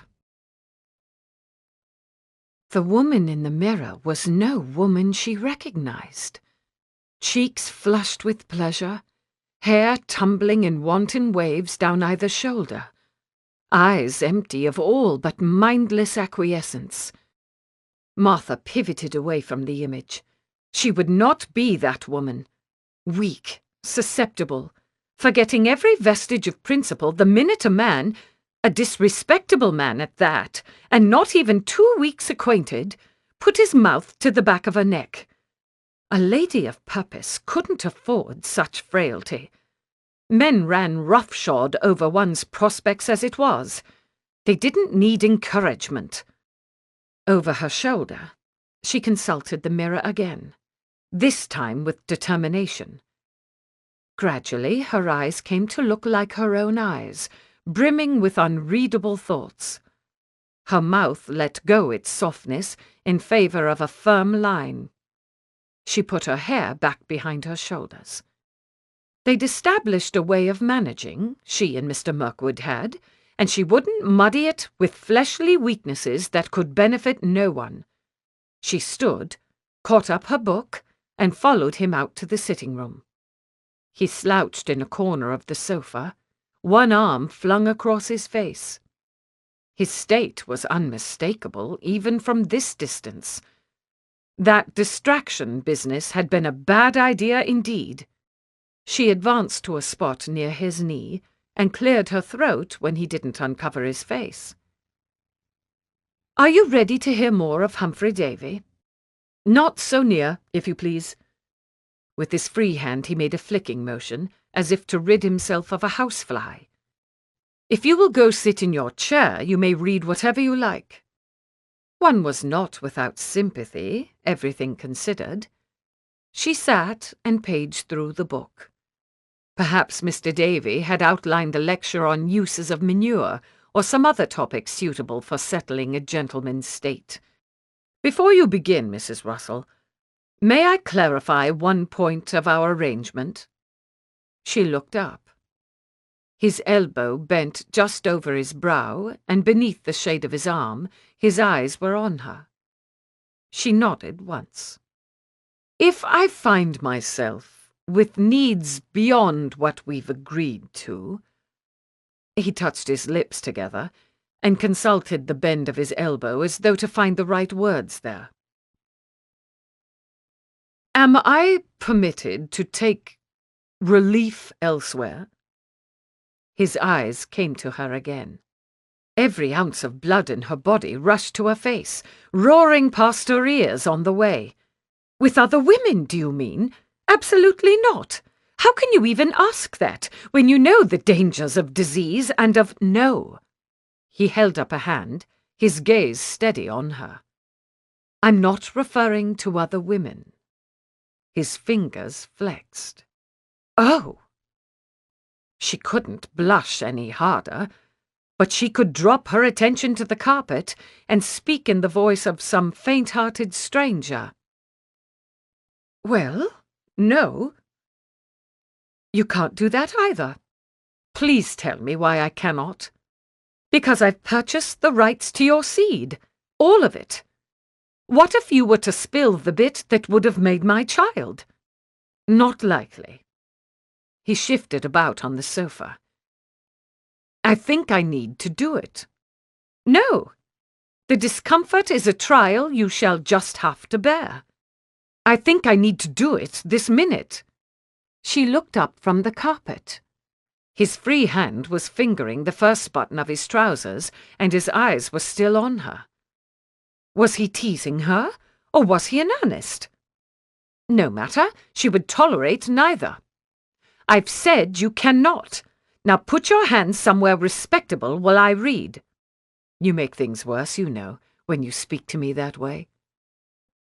He sat up, finally dropping the arm from his face. "I'll just go into the bedroom for a few minutes. You can read through the door if you like." "No!" She threw down the book and rose to block his path. "For heaven's sake, get a hold of—" "No, for heaven's sake, what is the matter with you?" As quick as a striking cobra, he caught her hands and pulled her down on the sofa beside him. "This!" He pressed the back of her hand to where his condition announced itself through his trousers. "This is the matter with me, but it's easily remedied." His eyes glowed with unadulterated purpose. He'd be good for nothing until he'd had his relief. "Oh, very well." His parents, or his governess, had fallen down badly when it came to acquainting him with self-denial. "We can go back to bed and finish reading afterward." "Too much delay. You take an age to undress." That stung, surprisingly. She'd never supposed he might decline such an offer. He turned her hand to cup her palm to his bothersome part. "You could help me." Help him? What fresh indecency was this? "I haven't the first idea how." Fastidious Mrs. Russell. He spoke caressingly, and idly he was caressing her fingers too, as though to seduce the hand away from her control. "I'll show you what to do." What choice did she have? If she refused, he would almost certainly go home and disport himself regardless. "I'll do it if you will end by giving me the seed. I needn't undress for that." She rose. "And tomorrow you must take me to call on your labourer families." Labourer families. He was striving to contain his smile, like an unseasoned gambler who just turned up a royal flush. "By all means." If she hadn't already consigned her soul to perdition, she was surely booking its passage there now. She lay flat on her back, overdressed for the occasion, and let him take possession of her right hand. "We'll proceed gradually, shall we?" With his thumb and first two fingers, he held her at the palm and grazed her knuckles against his pertinent part. Thin, fragile-feeling skin slid about under her touch, but this was nothing new. In her marriage she'd learned more than she ever cared to know about the properties of the male organ. "You implied there was some urgency to this. Am I to conclude you were deceiving me?" "Do you know there are men who'd pay handsomely to be scolded so? You might consider that, if you ever find yourself in want of a profession." He wrapped her hand round the appendage and pressed it with his own. "You didn't answer my question, and you need not introduce tasteless subjects. Pardon me. I'll converse with as much gentility as I can while showing you how a man pleasures himself." He shifted her hand to a place higher up and gripped over it again. "And as to the question of urgency, perhaps you've felt enough now to judge for yourself." There was nothing, really, one could say in reply to that. Urgency throbbed formidably in the palm of her hand. He took her fingers to the end, where he'd begun to be damp, and drew them through the wetness one by one. When he squeezed her hand over him again, her fingers slid, and he drew in a sharp breath. He guided their two hands up and back, slowly, and up and back again. "You see how it's done?" He closed his eyes and spoke in a near whisper. "Not so hard, is it? Not so difficult, since these distinctions mattered. No. Not difficult at all." His hand tightened on hers, and he made the movement faster. She stared straight up at the canopy. This was 400 kinds of wrong. He ought not to have involved her. She didn't want to hear his unchaste breaths, or to notice the way his hips moved. With brazen vigour they moved, as though he pushed into a greedy lover instead of one dumb hand clasped in another. She didn't want to notice that. The crisis must come soon, surely. Already he sounded near to immolating himself in lust. And finally he did roll toward her, came up on one elbow, and let go her hand. "Are you ready?" She drew up her skirts with the other hand and put her knees apart. "Soon. Don't stop." The look in his eyes could scorch a meadow to bare earth. His hand reached over and across her to the mattress there, and all her inside shrank and shriveled as he left her to make the motion on her own. His angle changed when he got above her. She had to turn her hand, then turn it back, groping for the least awkward way to hold him. She might perish, literally, of mortification, because she wasn't a mere passive hand any more, prodded about by him as by some puppeteer. She was engaged in this, a participant, working to please the man who crouched over her, so big and bestial. He breathed in long, pleasure-drunk draughts, more unchaste than ever.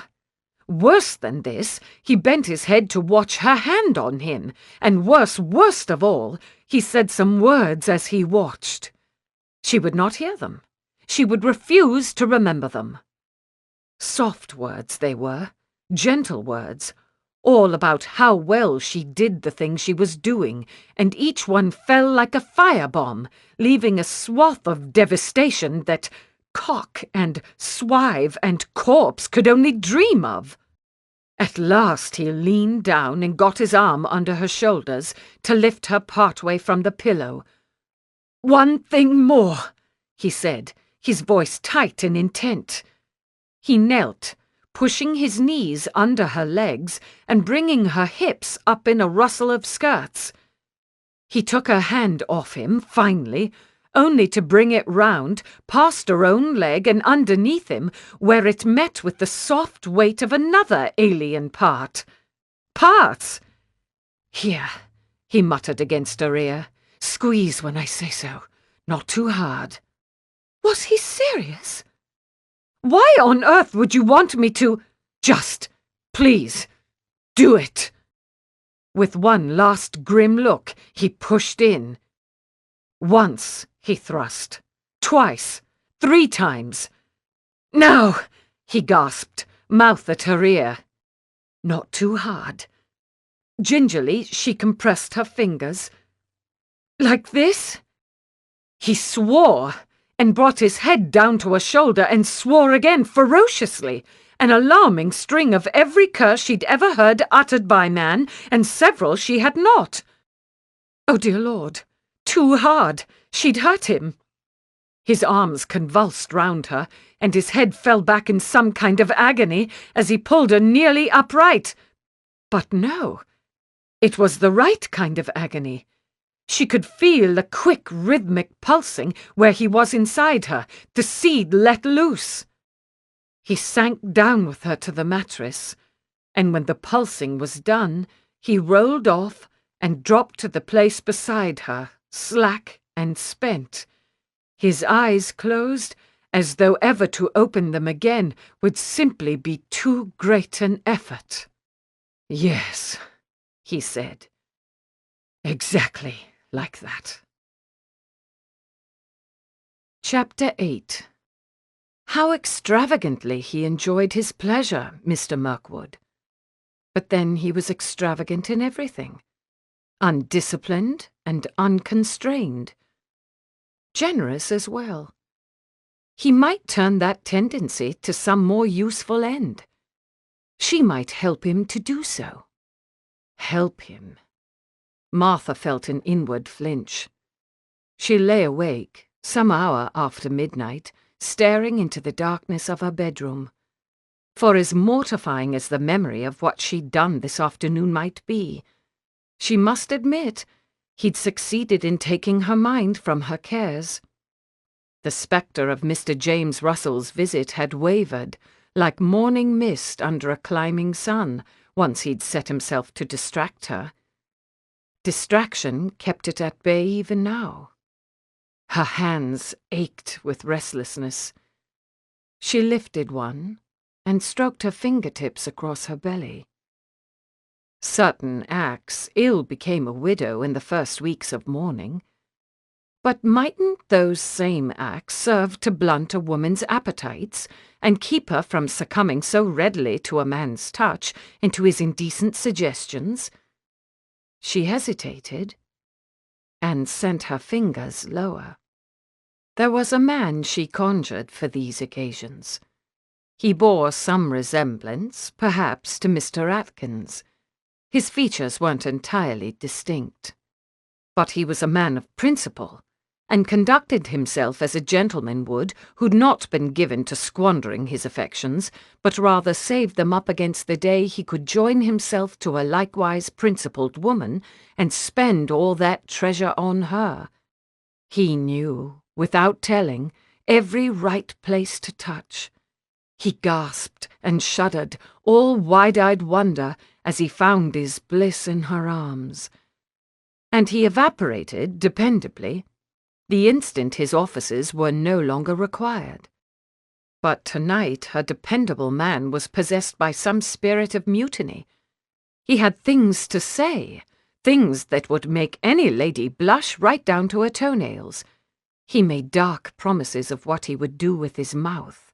He watched everything her hands did and urged her to do more, and his eyes glinted blue in the moonlight, his hair pale like split wood as he drove her to extravagant heights. That was to be expected, maybe. So she told herself afterward. She'd got out of practice, not having done this for a month or more. Next time it would go nearer the usual plan, and in any case she could surely count on its inoculating effect. She turned on to her side. Tomorrow promised more decorous distractions, with the visit to Mr. Mirkwood's labourers. She would watch for opportunities to work on his native kindness and help him turn it into the foundation for responsibility. Her thoughts of him would be virtuous and improving, and she'd take her best satisfaction in thinking of how he'd go back to London a better man than when he'd come. He waited just inside the familiar copse of trees, eyes on the corner of the house round which she would appear, fingers fidgeting with the clasp of his watch. Would she be distant today? Cold-mannered, or too embarrassed to meet his eyes? Sorry for what he'd persuaded her to do? That would be cruel to bear, because for his part he'd never been less sorry in his life. Indeed, he could not see how he was to pleasure himself at all in future, his great paw a pallid substitute for the inordinate eroticism of her cool, careful grip. The brown brick walls of Seaton Park glowed warmly in the noonday sun. He flicked his watch open and glanced down at it. When he looked up again, she was there, a small black figure just come into view at the house's edge. Why in blazes had he waited until 26 to dally with a widow? What a piquant, forbidden pleasure she looked, her black draperies marking her as another man's property, even while they encouraged his eye to linger on her pale, sweet skin. Her skirts swayed in time with her sturdy gait, their fluid motion hinting at the shape of her legs. He knew the shape of her legs. He knew how it felt to stroke a hand up her skin with its small, soft hairs, over the rounded knee and to her thigh, smooth and silken. He knew which muscles flexed when she drew her thighs apart, and which ones stretched and clenched when she crossed her legs behind him. He gave himself a quick shake. No profit in this line of thought, unless he was intending to back her up against one of these trees, and he was not quite low enough for that. When she reached the edge of the woods, she peered in, a quizzical cast to her eyes, before she discerned him and came on. "So," she said. She carried a basket covered with a cloth, and now moved it from one arm to the other. "This is how you go every day. Didn't I tell you it was convenient?" He took the basket from her. "Good God, woman, what are you bringing to these people? Bricks and rocks to make an insurrection with?" "Only some bread and cakes and fruit from my orangery. Perhaps a few books as well, in case they have an interest." "I see." Under his gaze, she rather resembled a child caught with a hand in the jam-pot, albeit a defiant one. "You aim for the slow and subtle style of insurrection." "I do no such thing," she answered with an ease that seemed nothing short of miraculous. No fretfulness, no blush, no undercurrent of reproach. "I only picked out a few volumes such as I thought the women and children might enjoy. Not Waverley, because I've given it to Jenny Everett, though I will gladly lend it to any of your people, once you've finished it yourself." What very optimistic hopes she had of this visit and of his cottagers. A pity Mr. Barrow would be away at work. She wasn't likely to find much conversation in any other house. You said you have families on the parish relief, didn't you? Today's bonnet flared outward to show more of her face, and as she turned partly toward him, he could see her cheeks flushed with happy purpose. I'd especially like to visit them if we may. We ought to begin where we can do the most good. He'd take her to the Weavers, then. Left to himself, he would have avoided that cottage for the rest of his term in Sussex. But she wished to do good, and residual tender gratitude would bend him to her will. The yard was just as he remembered. Geese and more geese. "Watch your step," he said to Mrs. Russell, though that implied there was any clean place to set her foot. The pig came jogging from behind the house, clearly scenting opportunity. Through a window he could hear the baby's squalls. A glance at his companion found her to be preparing herself in little ways a man less acquainted might not notice. Shoulders back, head up, a deliberate deep breath. "They'll be honoured by your visit," he said quietly. Could she really be doubting? He touched her elbow once, in case she wanted courage, and came away with new courage himself. They went to the door. There the farce of the pig repeated itself, to greater inconvenience this time, as he was the one doing the introductions, but they got inside, Mrs. Weaver lapsing into this much civility at least, and the door shut behind them. "I'm sorry I've never called before now," said Mrs. Russell, all polite determination. "With nobody in residence at the house, one isn't quite sure what's proper. But I've been speaking with Mr. Mirkwood on some matters of land, and the opportunity finally arose." He looked about him as she spoke. The same disposition of children, and... This gave a jolt to his stomach. In the corner, the eldest daughter, her face turned to the wall as though meaning to hide. She must have done that the instant he came in. "Close to 11 months now, and I know so little of my neighbours. I shall be glad to know more." She allowed a little pause, which Mrs. Weaver made no move to fill. The baby replied in his usual style. Theo set the basket down on the kitchen table's one clear spot. Perhaps she'd like to get on with dispensing the gifts and bring this call to a merciful end. But she had other ideas. "What a beautiful baby," she said. "May I hold him?" He would bet money that no one had ever expressed that sentiment, nor made that request before. Mrs. Weaver looked as though she weren't quite sure of having heard it. Probably she must often be uncertain of what she had heard, with that constant squalling in such proximity to her ear. "What's his name?" She did have an admirable focus once she'd made up her mind to want something. She went without hesitation to where Mrs. Weaver stood and petted the baby's few wisps of hair.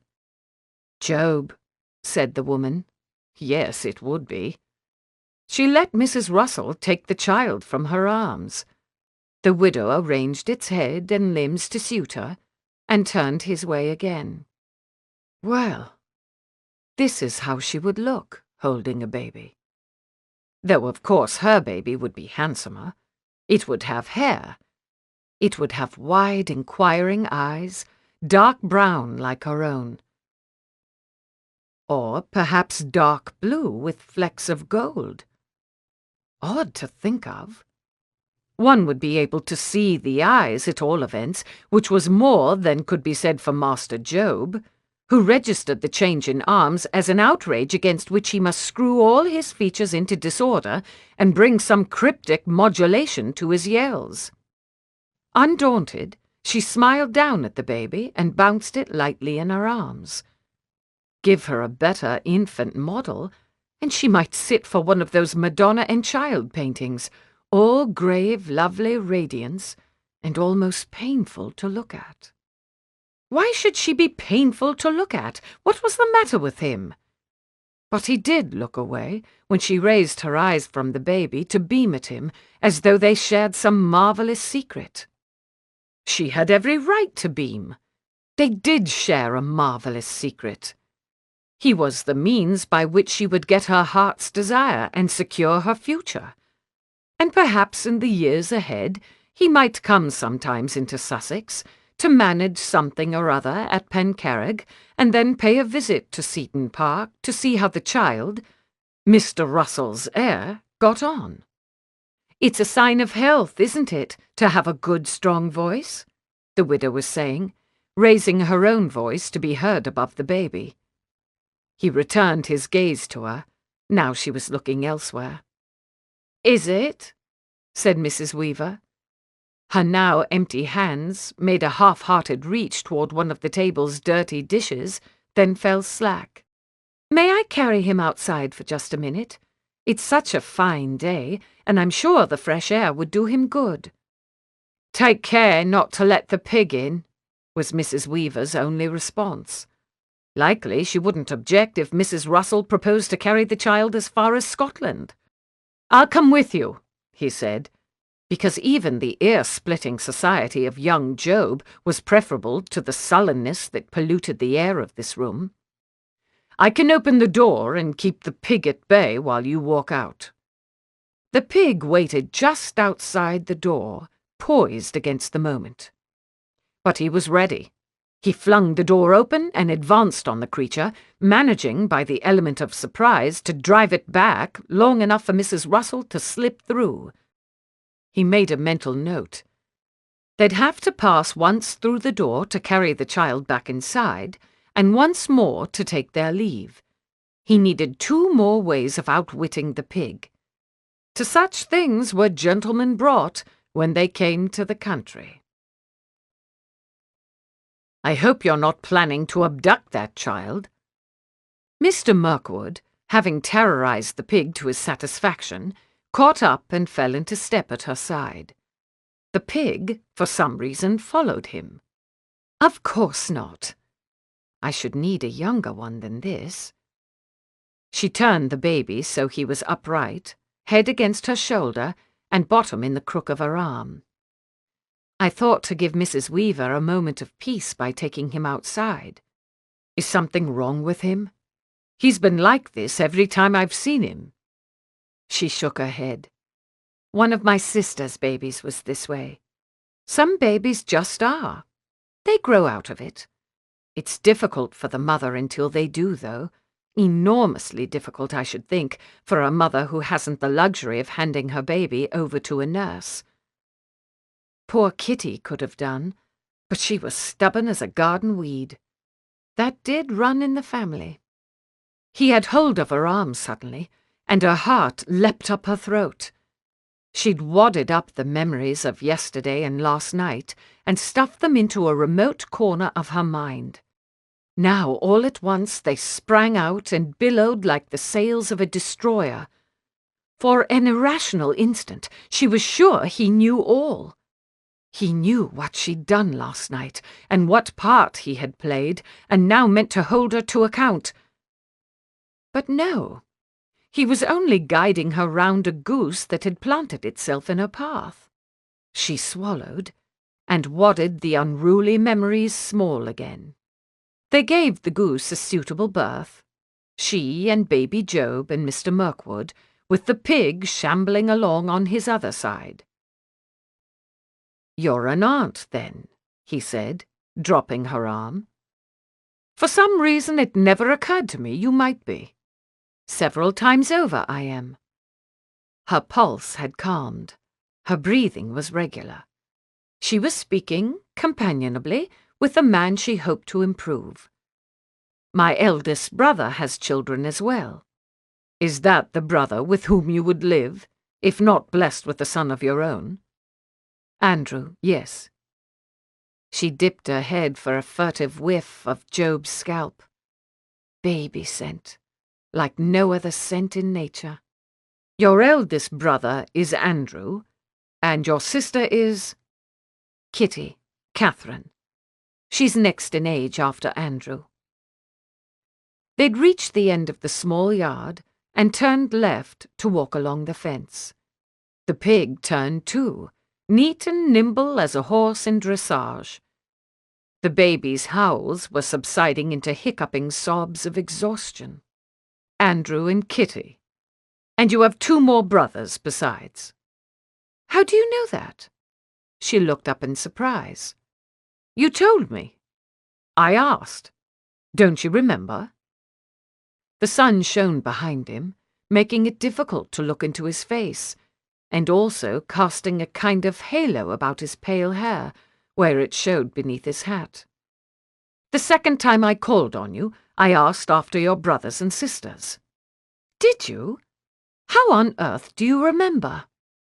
I make space for it. Ask me what I recall of the Loudon we were reading 3 days since. He would be wearing his mischievous choir-boy smile now, if she should look that way.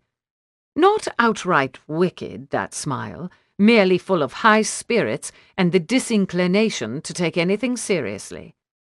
I'm persuaded that space in your mind would be better filled by Mr. Loudon's teaching than by the number and order of my siblings. Undoubtedly. Who are your remaining brothers? Nicholas and William, a barrister and a soldier.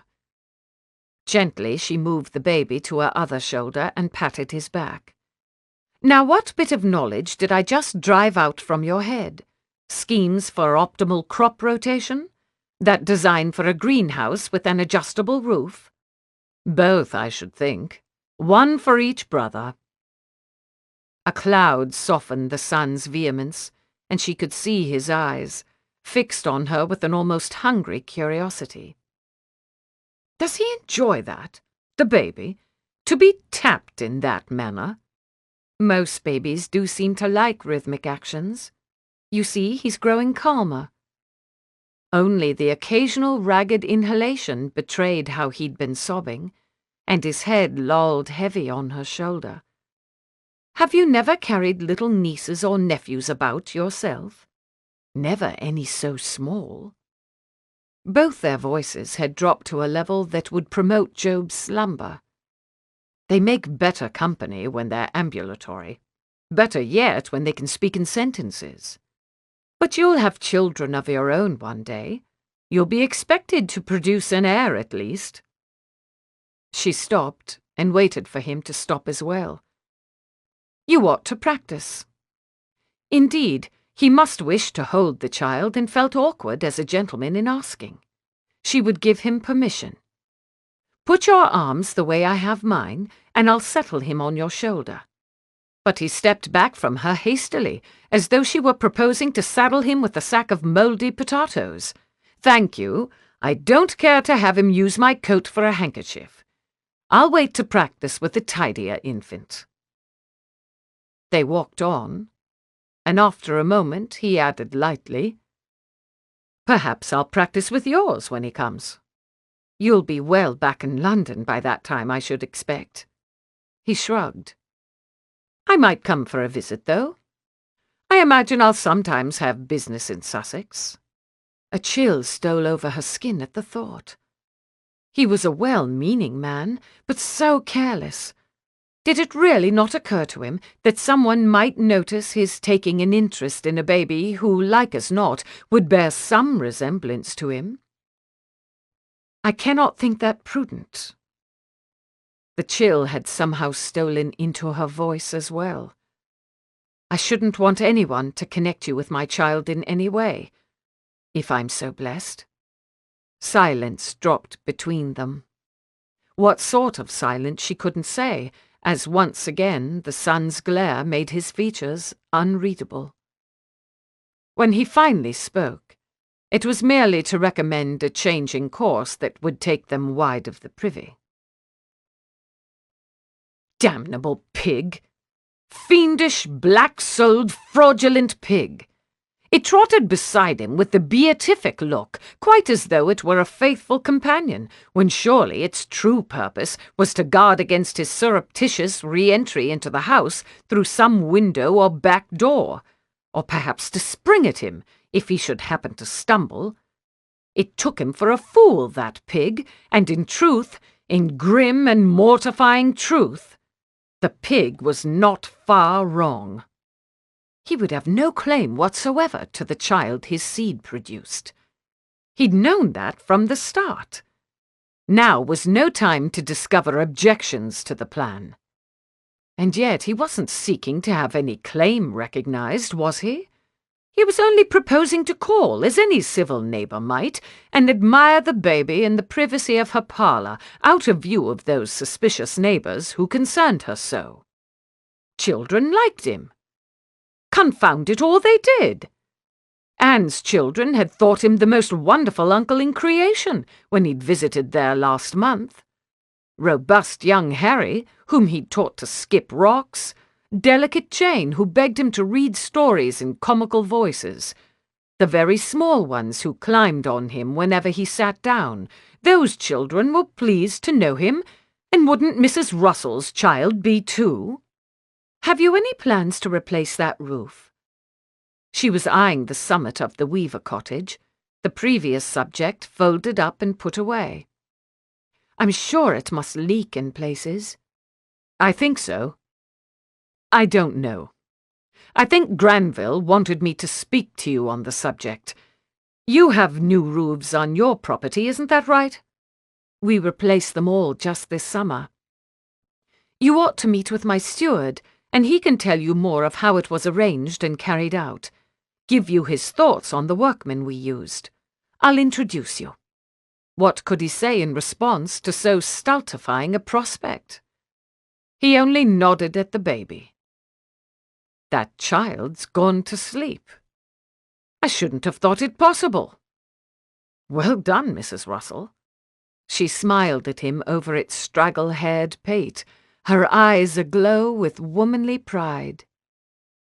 Shall we chance putting him down in his cradle?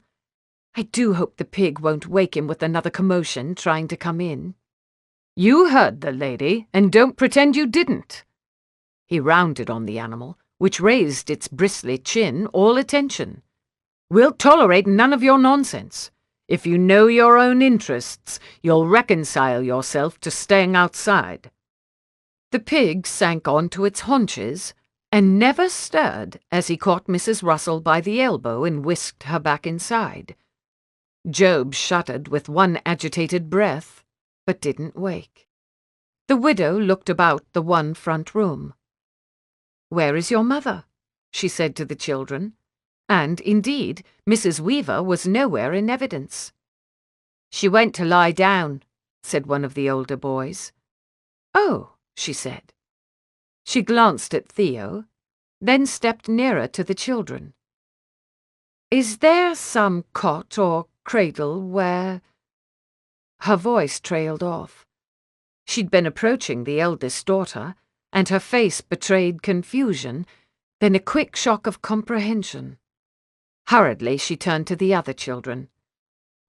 "Where I may put him down to nap." The same boy pointed silently to one of the doors on the back wall. She went through it. Theo smiled vaguely at the children, none of whom smiled in answer, and after several eternities Mrs. Russell returned, empty-armed. "She's deep asleep." She stood near him, her voice low, her brow contracted with concern. "I don't think we ought to leave the children with their mother so deep asleep, do you?" Obviously, she'd never encountered this predicament when calling on her tenants. "I'd lay odds they're used to it," he answered at the same volume. "But if it will make you easier, we'll stay." "I think we ought to. Perhaps we can call on the rest of the family some other day. I'm sure this family can use all that I have in my basket anyway." She didn't mention the books. Neither did he. "Well," she stepped away from him and addressed the children with bright resolve. "Who will help me clear these dishes from the table?" One or two of the children looked up. None spoke. Good God! He'd had enough of this whole clan. "You there!" He jerked his chin at a girl who looked to be 10 or so. "Come and show Mrs. Russell where the dishes are to be scraped and so forth."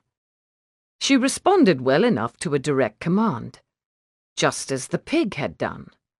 Maybe that was the way to manage them all. He sat down at one end of the table when the widow waved away his help to watch how she got on with the girl. Her name was ascertained, and her age, and favourite this and that, the child replying with gradually less hesitation. Not Mrs. Russell's favourite topics of conversation, clearly, which made her awkward effort rather endearing. The plates taken away, he spied something on the table he hadn't before noticed. A scrap of paper partly folded into pleats. His stomach lurched at the sight. Cowardly stomach. He would teach it tenacity. He kept his eyes on the scrap. The girl had gone wrong by folding 2 successive times in the same direction. She must have abandoned the paper after that, because no more folds followed. He sat perfectly still for a moment. Then, careful not to look toward the corner where she sat, he leaned forward and possessed himself of the scrap. To correct the wrong-way fold was the work of 5 seconds, and once he'd done that, he finished the pleating. His hands did like occupation of the insignificant kind. He angled his chair a bit so she could see what he did if she chanced to look this way. He would not look himself, and ran his thumbnail along each pleat to sharpen the crease. He'd neglected to show her that before. Of course, it hadn't been practical when he had no table and must do the folding on his... Well, he wouldn't think any more of that. His stomach was not so stalwart. The paper, all corrected, increased. He gave it a push back to where it had been. Then something caught his eye.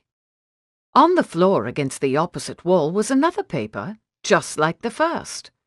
So was there one on a windowsill, under the stove, poking out from behind the cushion of the frayed, sagging armchair, and in with the firewood, perhaps a dozen more. Mrs. Russell and the little girl would be several minutes longer in tidying up. He must have something to do or look indolent and set a bad example for the children. He got up from his chair and gathered the papers one by one. Old bills, the wrapping from tea, even a letter or two. The girl appeared to have been folding every bit of paper she could get in her hands. He took them all back to the table and set to repairing them.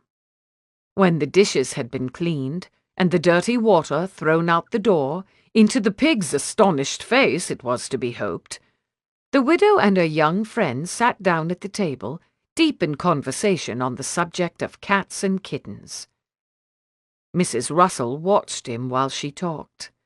Her eyes went from his face to his fingers and back to his face.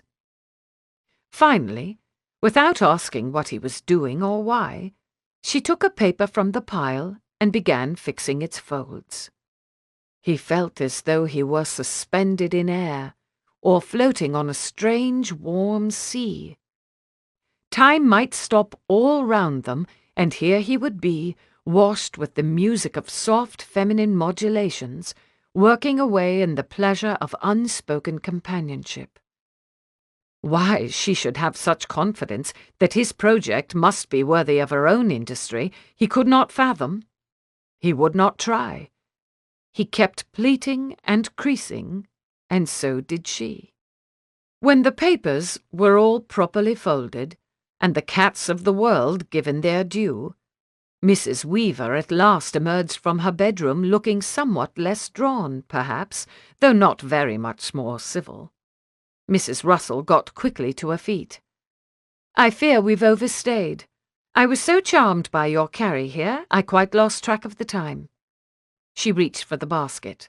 "I brought a few things with me. I'd be honoured if you'd take them. I hope your children like cake." "How kind of you. I can't thank you enough for getting the baby to be quiet. Please forgive me for falling asleep in the middle of your visit." Mrs. Weaver said none of these things. She eyed the pile of pleated paper and said, "Christine does that to all the paper in the house." Like everything else, the subject seemed to weary her. "Well, I think I may have... Here." She rummaged through her basket. "It's a book of fashion plates, altogether useless to a lady in mourning. You could take out the pages and give them to your girl. Then your bills and account lists might be spared." She put the book down next to the cakes and other food she'd unloaded. "It was so nice to meet you all," she said, and little Carrie, at least, looked sorry to see her go. "I'll deal with the pig, shall I?" Theo got up from the table. He could find no words of civility for Mrs. Weaver or any of her brood. On their exit, they encountered no difficulty from the pig, who now seemed more than a little in awe of him, and in fact walked at his side across the yard into the gate. Very good.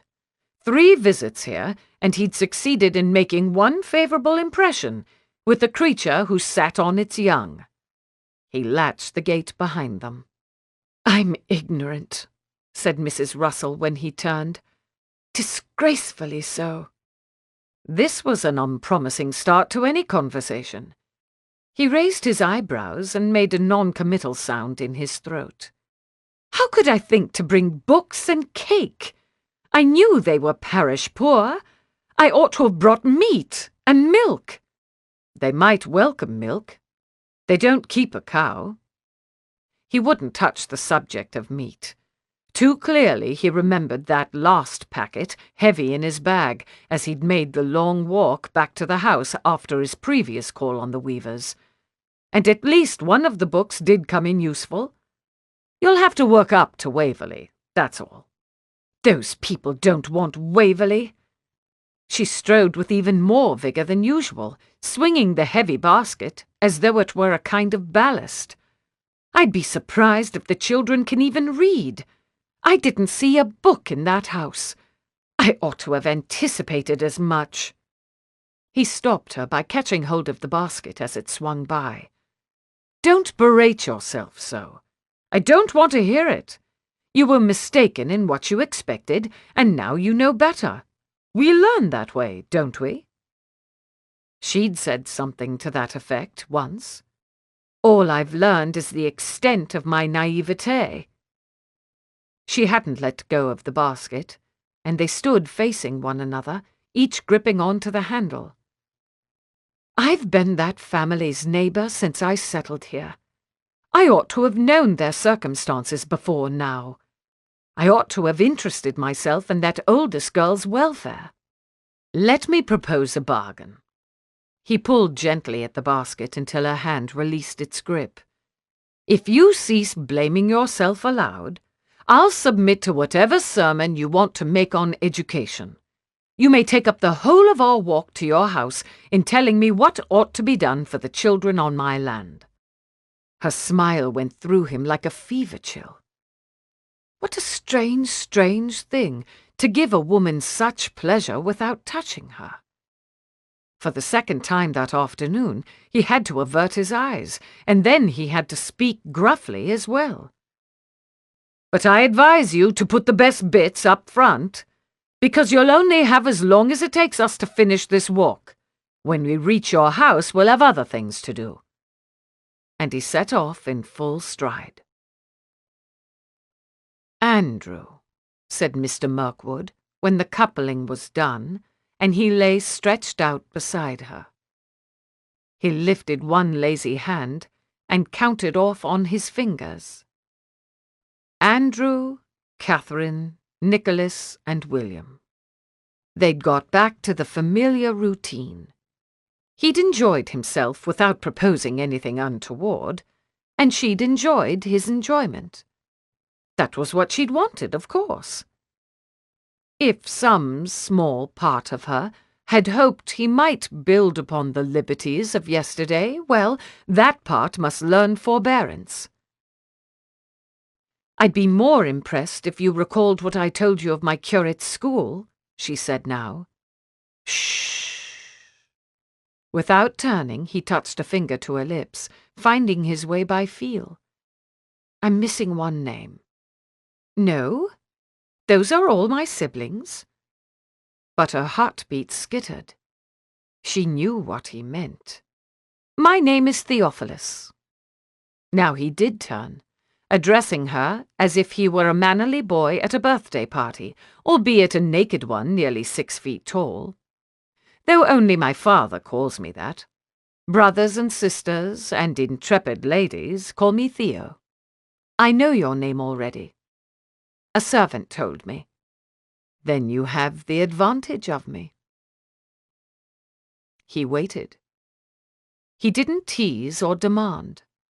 He took a strand of her hair between thumb and forefinger and twisted it slowly round the finger, like a python's lapping coils, bringing his hand ever closer to her head.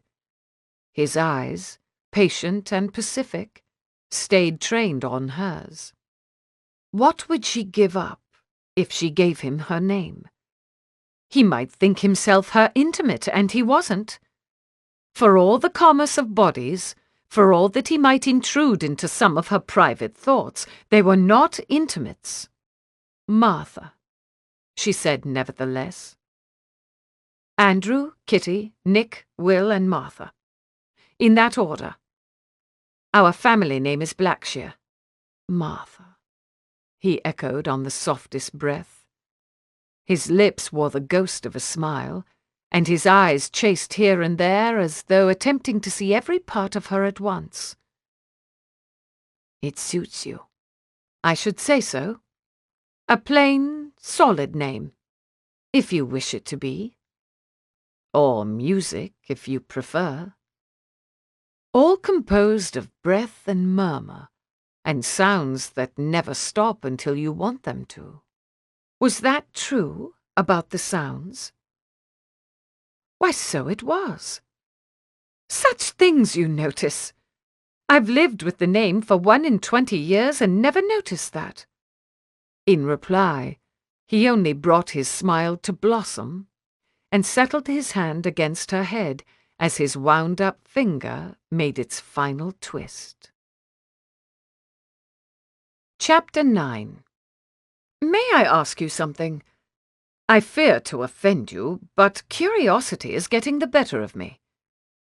3 days later they were out of doors again, this time walking the long way over the road from her house to his. Mr. Mirkwood was to tramp about with Mr. Granville, reviewing all the land he might enclose, and he'd taken it upon himself to invite her along. I didn't realize you were capable of that particular fear. Your question must be grave indeed. She could speak so to Mr. Mirkwood. They'd attained an unexpected ease with one another, a black-humoured camaraderie, perhaps, in the absurdity of their misalliance. Not grave, exactly. In the pause, she could picture him rummaging for the proper words. Her bonnet, constructed after the fashion of a horse's blinders, prevented her seeing the picture firsthand. Blunt, though. Forgive the bluntness. Why don't you enjoy yourself with me? In bed, I mean. From the trajectory of his voice, she knew he'd turned toward her in asking the question. I put it down to dislike at first, but I don't believe you truly dislike me any more. Discretion must have a different meaning among the married ladies of London if he'd made his reputation there. She swiveled to look about her. No one is near. I looked already, and I'll keep watch as we walk. Of course, whether to answer at all is your decision. His voice reassured in 4 or 5 different ways at once. He'd looked, no one was near, no topic was beyond discussion if they wished to discuss it, and if she shrank from his question he would let the matter drop. She filled her lungs, settling her eyes on the far horizon where the verdant green ended and blue sky began. She would start with the truth least slighting to him, awkward as it would be to say. She angled her bonnet a few degrees toward him and lowered her voice. That particular act, I find, does not produce the proper sensations in me. Not as it does in you. or in other men. Or in other women, I suppose, she added before he could supply this point out of his own experience. Improper sensations would be more to the point than proper ones, I should think. Yes, she'd known he wouldn't be able to resist that. But you do have an idea, then, of how it ought to feel? I do. Now he might guess at her private habits. Better that than to have him think her ignorant and pitiable. I believe there may be something irregular in how I am made up.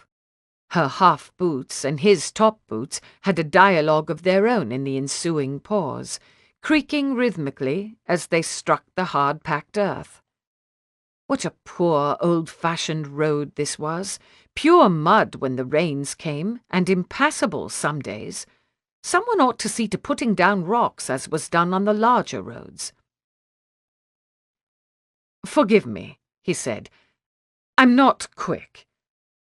You're speaking of anatomy?" "Anatomy, yes."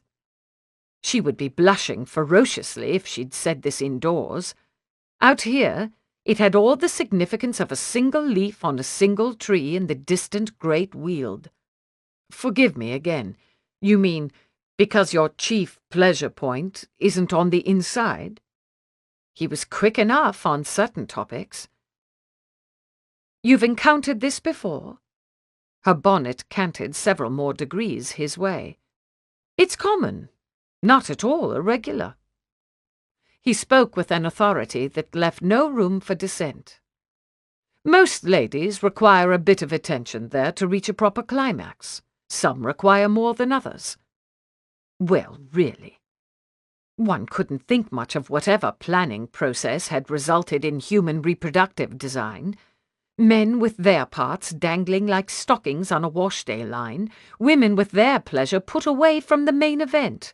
One might easily conclude people weren't really meant to. "There are things I could do." His words came out low and intent, freighted with hope, but cautious, too, because he knew her well enough to guess at her probable response. "I know." She dwelt altogether too much recently on the things he could do. "But my conscience would object." A bird was calling somewhere nearby. 3 high trills and a low one, counterpoint to the tireless rhythm of their boots. Mr. Mirkwood made a soft, throat-clearing sound. "I don't mean to argue, but I don't understand. Surely you and your conscience must have come to terms before you engaged me." Now he would think her foolish. So be it. "My conscience permits me to do what is necessary to get a son, because the good that will come of that outweighs the transgression. More people than myself will benefit, I mean.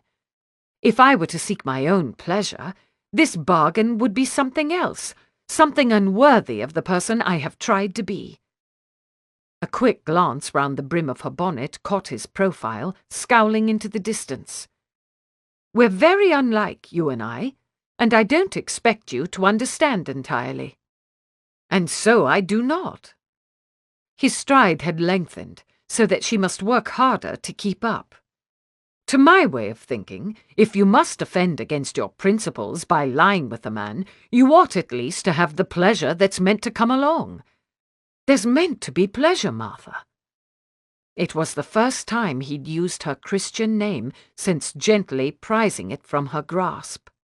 "It's not so simple for me. First of all, I only laid eyes on you 2 weeks since." 2 weeks and 2 days. 16 days, yes. We'd scarcely consider ourselves acquainted in normal circumstances. And acquaintance may be sufficient for you. Well, obviously it is. But for my part, I should have to know a man very well before making that surrender to him. Must it necessarily be a surrender? He'd got a bit ahead of her, and now turned to peer over his shoulder, plainly baffled by her notions. How could he ask such a question? Men. So caught up in conquest, in the thrill of the hunt and the chase, they never pause to consider what might be the experience on the other side. I think it always is, for a woman.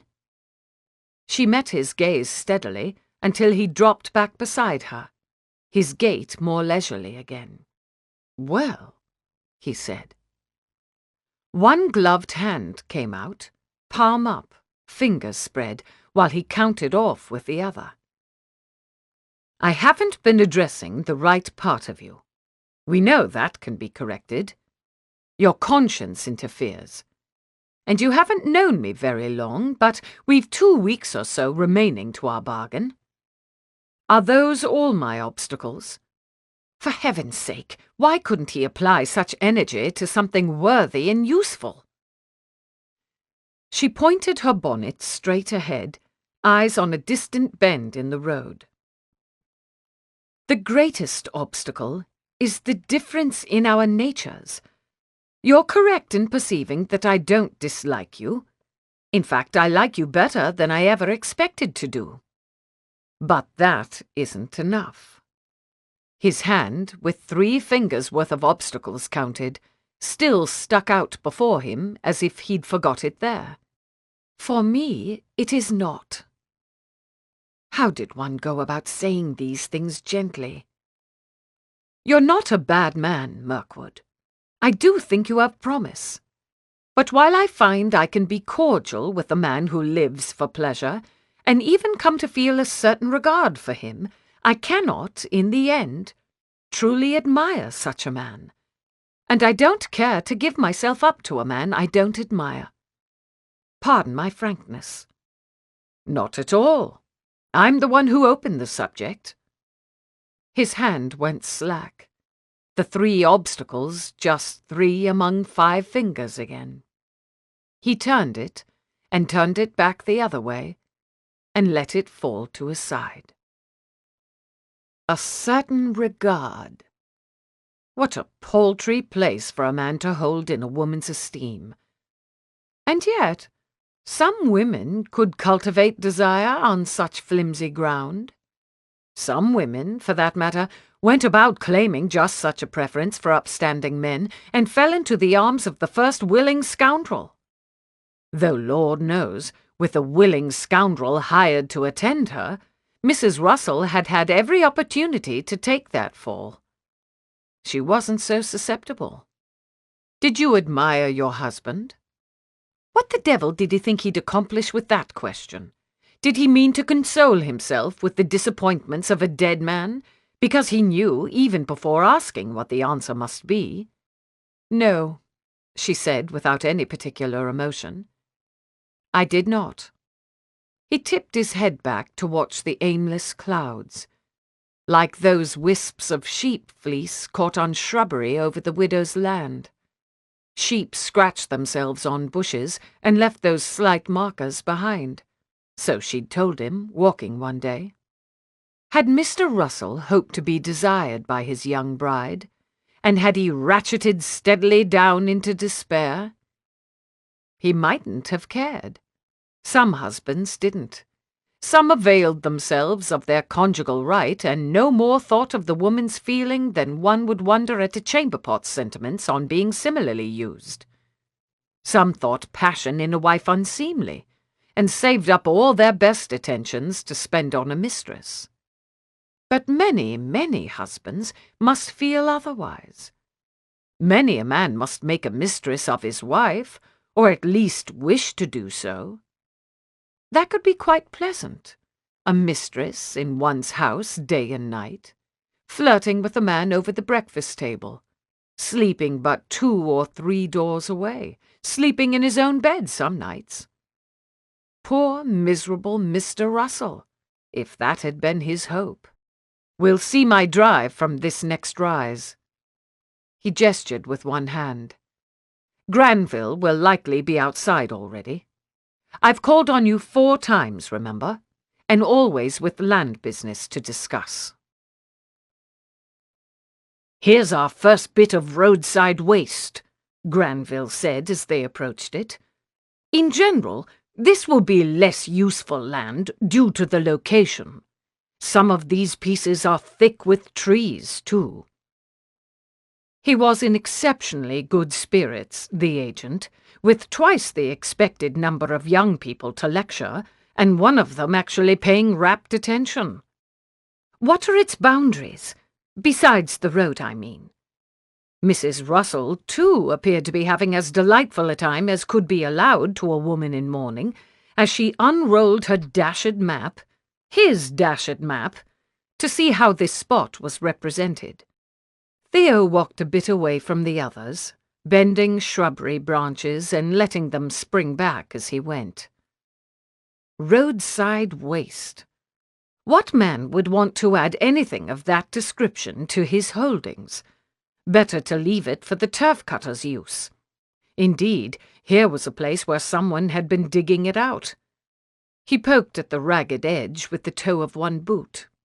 "Why do you suppose the ground drops off there?"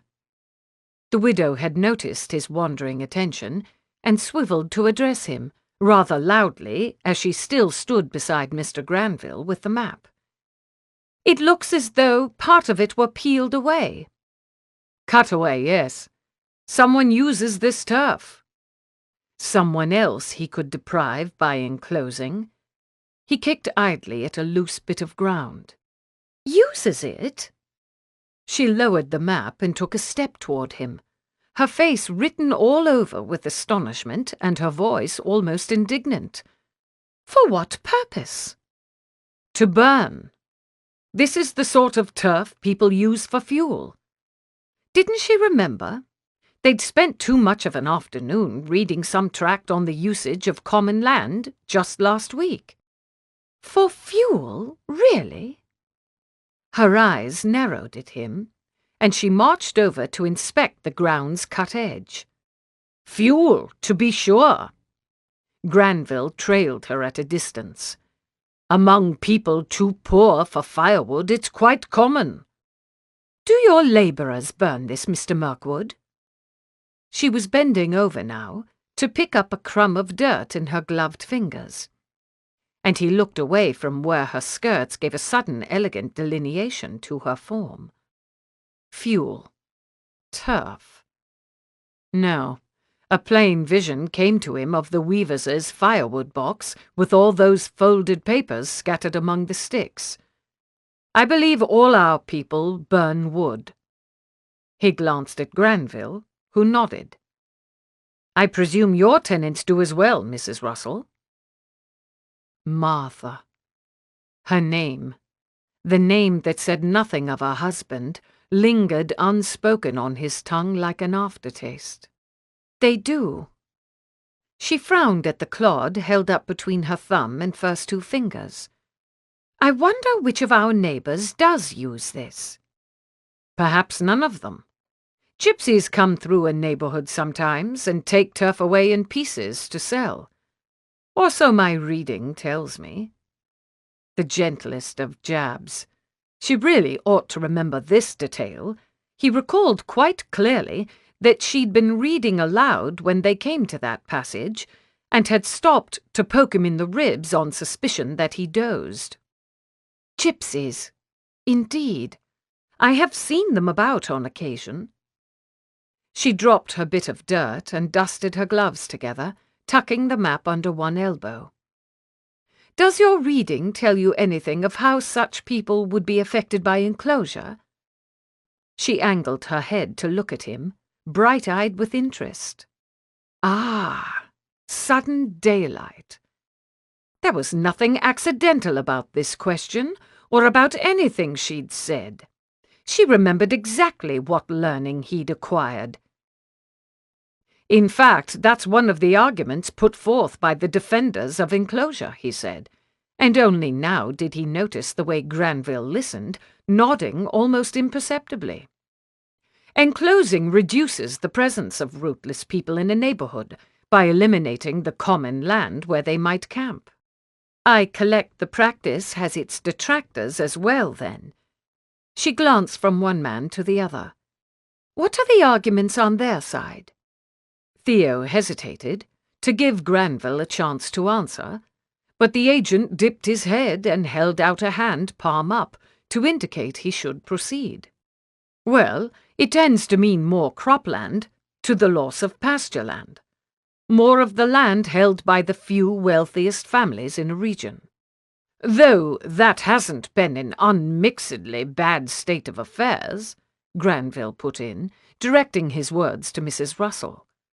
Many of the last century's advances, in knowledge of drainage and crop rotation, for example, came about through the curiosity of gentlemen farmers of ample means and acreage on which to try out their theories. A yeoman farmer hasn't the leisure to conduct such experiments. I see. Her brow furrowed. I'm sorry, though, to think of anyone losing the independence of making his own living on the land. So many young people must go to the city now for work. Work that not so long ago was done in cottages. Here was something he could add.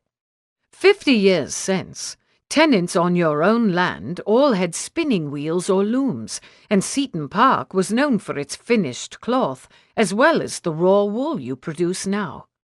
How do you know that? Genuine surprise flickered in her eyes. I'm sure it's not in any book. I should think he's been speaking to people who remember it so. The agent smiled with undisguised satisfaction. Visited Mr. Barrow, have you? He has a great many interesting stories to tell. He looked at the ground, to avoid the sensation that he was somehow preening under Granville's approbation. He'd visited the old man to be sociable, after all, not for any high-minded educational purpose. You do well to listen. The smile came to him, even with his eyes averted. Books make an excellent foundation, but they haven't the immediacy of a man's own experience.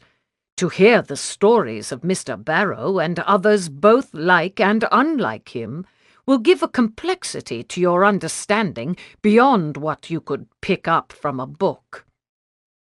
The agent's address broadened to include Mrs. Russell. Shall we go on to the next piece of land?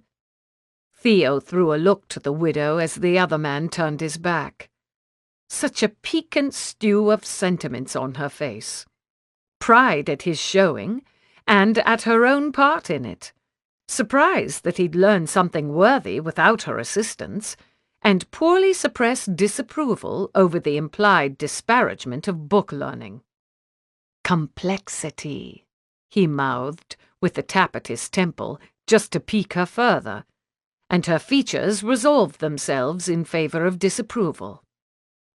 His arm wanted very badly to sling itself about her waist, so he clasped both hands behind his back, and they walked on.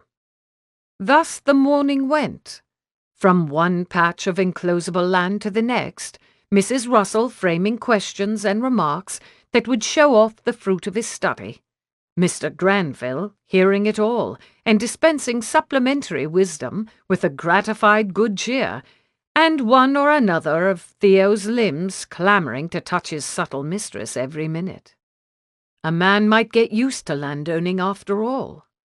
Not only to being outdoors on a morning like this, to see how the little wildflowers, curled indistinct and glistening with dew, gradually opened to reveal their shapes and colours as the sun climbed higher in the sky. A man might get used to discussing things with his agent, for example, to seeing his opinions received and considered as though they had actual weight. He might get used to the company of a neighbour who wished him well. He might even come to welcome the decisions and responsibilities themselves. Nobody expected much of him in London. Nobody ever had. He'd been spoiled from two different directions, really. All the privilege and consequence that went with being an eldest son, yet young enough to be doted on by fond older sisters. Such a boy must necessarily grow up believing himself to be wonderful just as he was, mustn't he? Then the mistresses and friends of one's young manhood only reinforce the view. Even his father's disapproval made but one more tributary to the same stream. Everyone expected him to be feckless and trivial, and all his life he'd gladly obliged.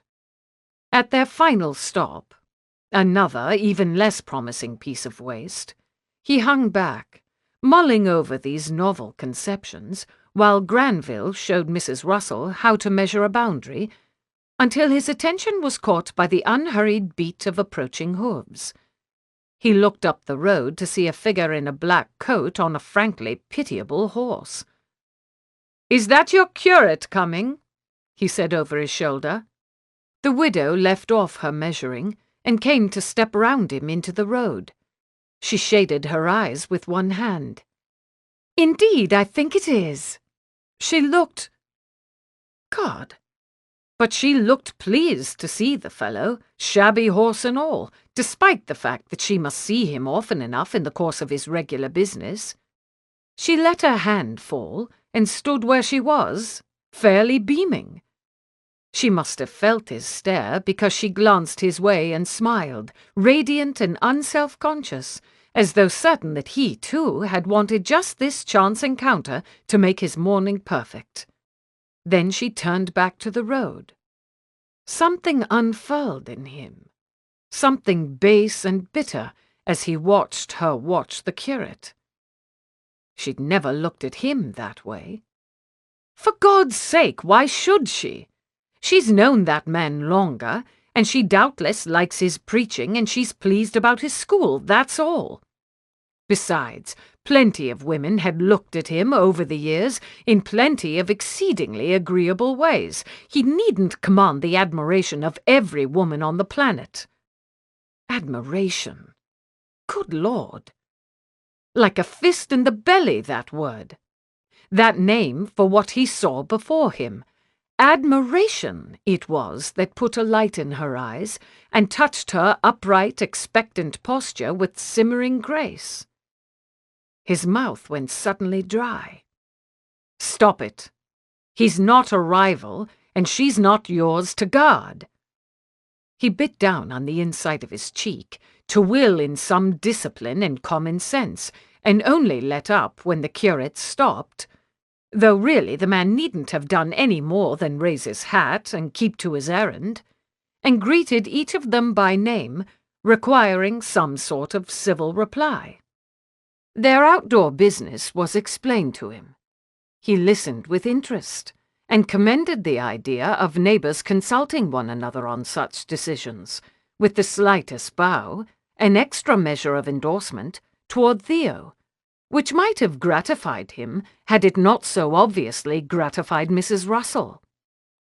The widow and the churchman, a pair of grave bookends in their black garments, fell into some discussion of the imminent school then, as he'd expected they must. He removed a bit, with Granville to let them speak. The high opinion went both ways. That was plain. But then how should it not?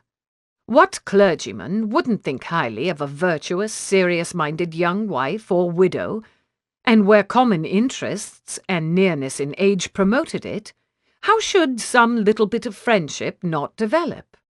If only he weren't so damnably interesting-looking. All light and dark and clean-carved angles. Wasn't that always the way with these country curates? Not 1 in 3 of them had the good grace to be ugly, and promote sober-minded attention among the young ladies of a Sunday morning. Enough! She had a right to be friendly with other men, handsome as well as plain, and he, not the curate, was the one who would take her to bed an hour or so hence. He needn't waste these last few minutes in which he might be solidifying Granville's improved opinion of him.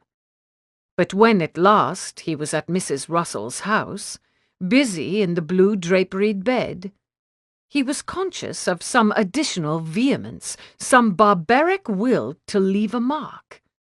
If he bit her, if he made her sore, if he held her down and put his tongue to her, conspiring with her body's most mechanical response to drag her, unwilling, into ecstasy, then she would have cause to think of him when he was out of her sight. The bruise, or the intermittent ache, or the scandalized aftershocks of what he had made her feel, would stay with her as she went about all the daily business in which he had no part. But he was no barbarian. And besides, he could picture all too clearly the way she would look at him afterward if he did do any of those things. So he did none of them. He made his solitary journey to bliss, helped her dutifully onto the pillow, and put on his clothes and went home, an unappeased hunger rattling round some empty place inside of him. Chapter 10. Good morning, Mrs. Russell. This letter was misdelivered to my house. I broke the seal before I realized it must be meant for you. Will you take a look, please, and confirm that it's yours, or tell me whether I must carry it about to some other neighbours? What in heaven's name could he be meaning by this? The time couldn't be much past 10 o'clock. What purpose would get him out of bed so early to stand before her in this show of respectability? With a quick glance at the nearby footman, Martha took the letter and unfolded it. Stark across the paper, in the appalling hand of a high-born gentleman, she read, "It's got to be now. Can you contrive to meet me in the room in 10 minutes? Yes. She lifted her eyes back to him. Yes, this certainly is my letter. Thank you for bringing it to me. She folded it closed, her worried fingers pressing each crease tight. Just as I thought. His attention lingered on the anxious industry of her hands, and when he spoke again, she knew he meant to reassure. I'll wish you good day, then. I'm sure some duty demands your presence, as it does mine. With a bow, and an almost conspiratorial smile, he restored his hat and let the footman show him out. You did too good a job in showing me off to Granville yesterday. Already he was shrugging out of his coat. He thinks I've got serious about management duties. I'm to attend the threshing with him today and tomorrow. Never mind that it's been going on well enough without me for days. I must be present, and then come along while he takes the grain somewhere to be milled, and Lord only knows what else. All manner of tedium, and all of it seeming to take whole afternoons. I couldn't see how to get out of it. Nor ought you. Martha stood still and waited for his eyes to come to her. Mr. Mirkwood, that's wonderful news. You've worked hard studying things you don't like. You're to be commended. I could see Mr. Granville was impressed with you, and he has every reason to be. You should be proud. And you, darling, should be getting out of your clothes. Must I manage everything? He ducked his head to tend to his waistcoat buttons, but the glow of accomplishment suffused his whole frame. Oh, she had every hope of sending him back to London a better man. They sketched out the details while he dressed. I can't depend on being at liberty this time every day, he said, pulling on his trousers. Perhaps I could come at night, after the households have gone to bed, if you don't mind waiting up for me. Do you propose to walk all this way and back in the dead of night? She lifted her head from the pillows to make the admonition more forceful. What would I have to fear? An indulgent smile creased his face before he disappeared under his shirt. Ghosts, he said from within its billowy depths. Gypsies, man-eating tigers. His head poked through, and his hands emerged, one then the other, from the cuffs. Don't laugh at me, particularly not on a subject where my experience of living in the country makes me better informed than you. Her neck was beginning to ache at this angle. You'd be in danger from poachers, to take one example. He shook his head dismissively, tucking in the shirt and fastening up his trouser buttons. I haven't any game. Surely the poachers of this neighbourhood know better than to waste their time on my property. I still don't like it. She let her head fall back. I would worry. Save your worries for the child. The mattress dipped. He'd sat on one end of it to style his cravat. I'm sure he'll give you cause enough, particularly if he takes after me. She could hear the cloth whisking over itself as he arranged it. Most impressive. He wasn't anywhere near a mirror. When he'd risen from the bed to sit down in the chair by which he'd left his boots, she spoke again. Why can't you take a horse and come by way of the road and stay until morning? You'd be less time abroad, and only one trip in the dark. I can speak to my maid about finding somewhere to put the horse where it won't be seen. No answer came. She raised her head to find him studying one boot, lashes lowered, fingers evening up the folded-over top part. "Come to your own bed, you mean?" he said, as though it were unclear. "And sleep there with you? I think it would be best. You can come in the same way you do now. I'll show you how to get to my rooms from here. I'll give you a key. Of course, you'll have to be quiet in my rooms, closer to the servants as they are." He didn't speak, or even bring his eyes to hers. He finished with the boot and slowly pulled it on. Then he pulled on the other. He took his time straightening the seams of his trousers at either side of each calf. Was he looking for the politest way to decline? Maybe she defended him with that admonition about quiet. Or maybe this proposal transgressed the boundaries of their arrangement altogether. Well, how was one to know what was and wasn't done? It wasn't as though she'd made a habit of this. He finished with his boots and raised his head.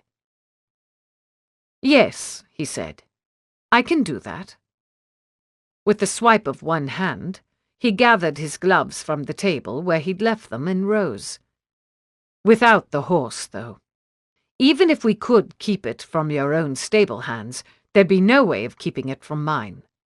I'll take along a pistol to ward off the poachers, if that will make you easier." He crossed to where he'd hung his waistcoat, and when he turned to her, he wore his familiar teasing smile. "I do fear your days will feel interminable without me. You'll listen to the chatter of your lady callers and secretly count the hours until bedtime. I'll do no such thing." She propped herself up on her elbows. "Even if I did have callers, my mind would never wander so." "No callers?" He stopped, one arm in the waistcoat and one arm out. "But you have friends in the neighbourhood, surely?" "I haven't really formed any such attachments. You've seen how it is, I think. People wish me well, but we keep at a distance. I haven't a confiding temperament, I suppose, or whatever those qualities are that promote affection and friendship." How the words stumbled about ungainly on her tongue. Foolish, this reaction. One valued one's solitude. One asked for nothing from one's neighbours but the best opinion one could earn. They still ought to call on you. He busied himself with the second arm. "You're widowed. It's the proper thing to do, whether they know you well or not." Of all the men to concern himself with propriety. What a ridiculous conversation this had become. She swallowed her smile and made her voice level to respect his sentiments. "Don't fret on my behalf. I'll find occupation. I have visits to make to my tenants, and I can help Mr. Atkins get his school ready." He frowned at his gloves as he worked his fingers into them. "You ought to have a wider acquaintance. More people to visit than just the tenants and the curate." "Perhaps, but that would have complicated my arrangement with you. We shouldn't have been able to study so fruitfully in the afternoons. Now help me dress, and I'll show you the way to my rooms." Her basket wasn't so heavy this time, but its contents did require more frequent attention. Some box or basket with a lid should have been more to the purpose than the cloth she was constantly having to stop and rearrange. So be it. She would know better the next time she undertook this sort of errand.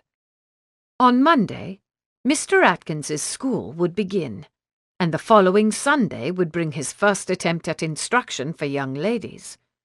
She'd thought to work upon Mr. Mirkwood in the matter of enrolling some of his cottager children, and perhaps supplying a stipend, but with his time taken up by duties, well, one must take certain matters into one's own hands.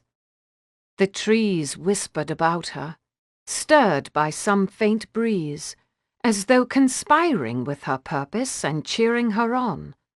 At a place where sun dropped through sparse boughs to light a clearing, she stopped again to extract a set of tiny claws from the basket's rim and push their owner back under the cloth. As pets went, a cat was a useful one. This individual should have earned its keep honourably in the Seaton Park stable. Now, if luck held, it would know not only the satisfaction of honest labour, but the tender affection of a young girl. Some 24 yards beyond where the woods trickled down to mere shrubbery and then to rolling pasture, the Weaver cottage came into view. Her breaths wanted to go shallow. She forced them deep and steady. How much less daunting this had been with Mr. Mirkwood, who made himself at home in any household, and made himself liked by even the pig. But mission could carry a person forward, even if she floundered a bit along the way. She set her shoulders and marched on. Baby Job was outside today, somewhere back of the house,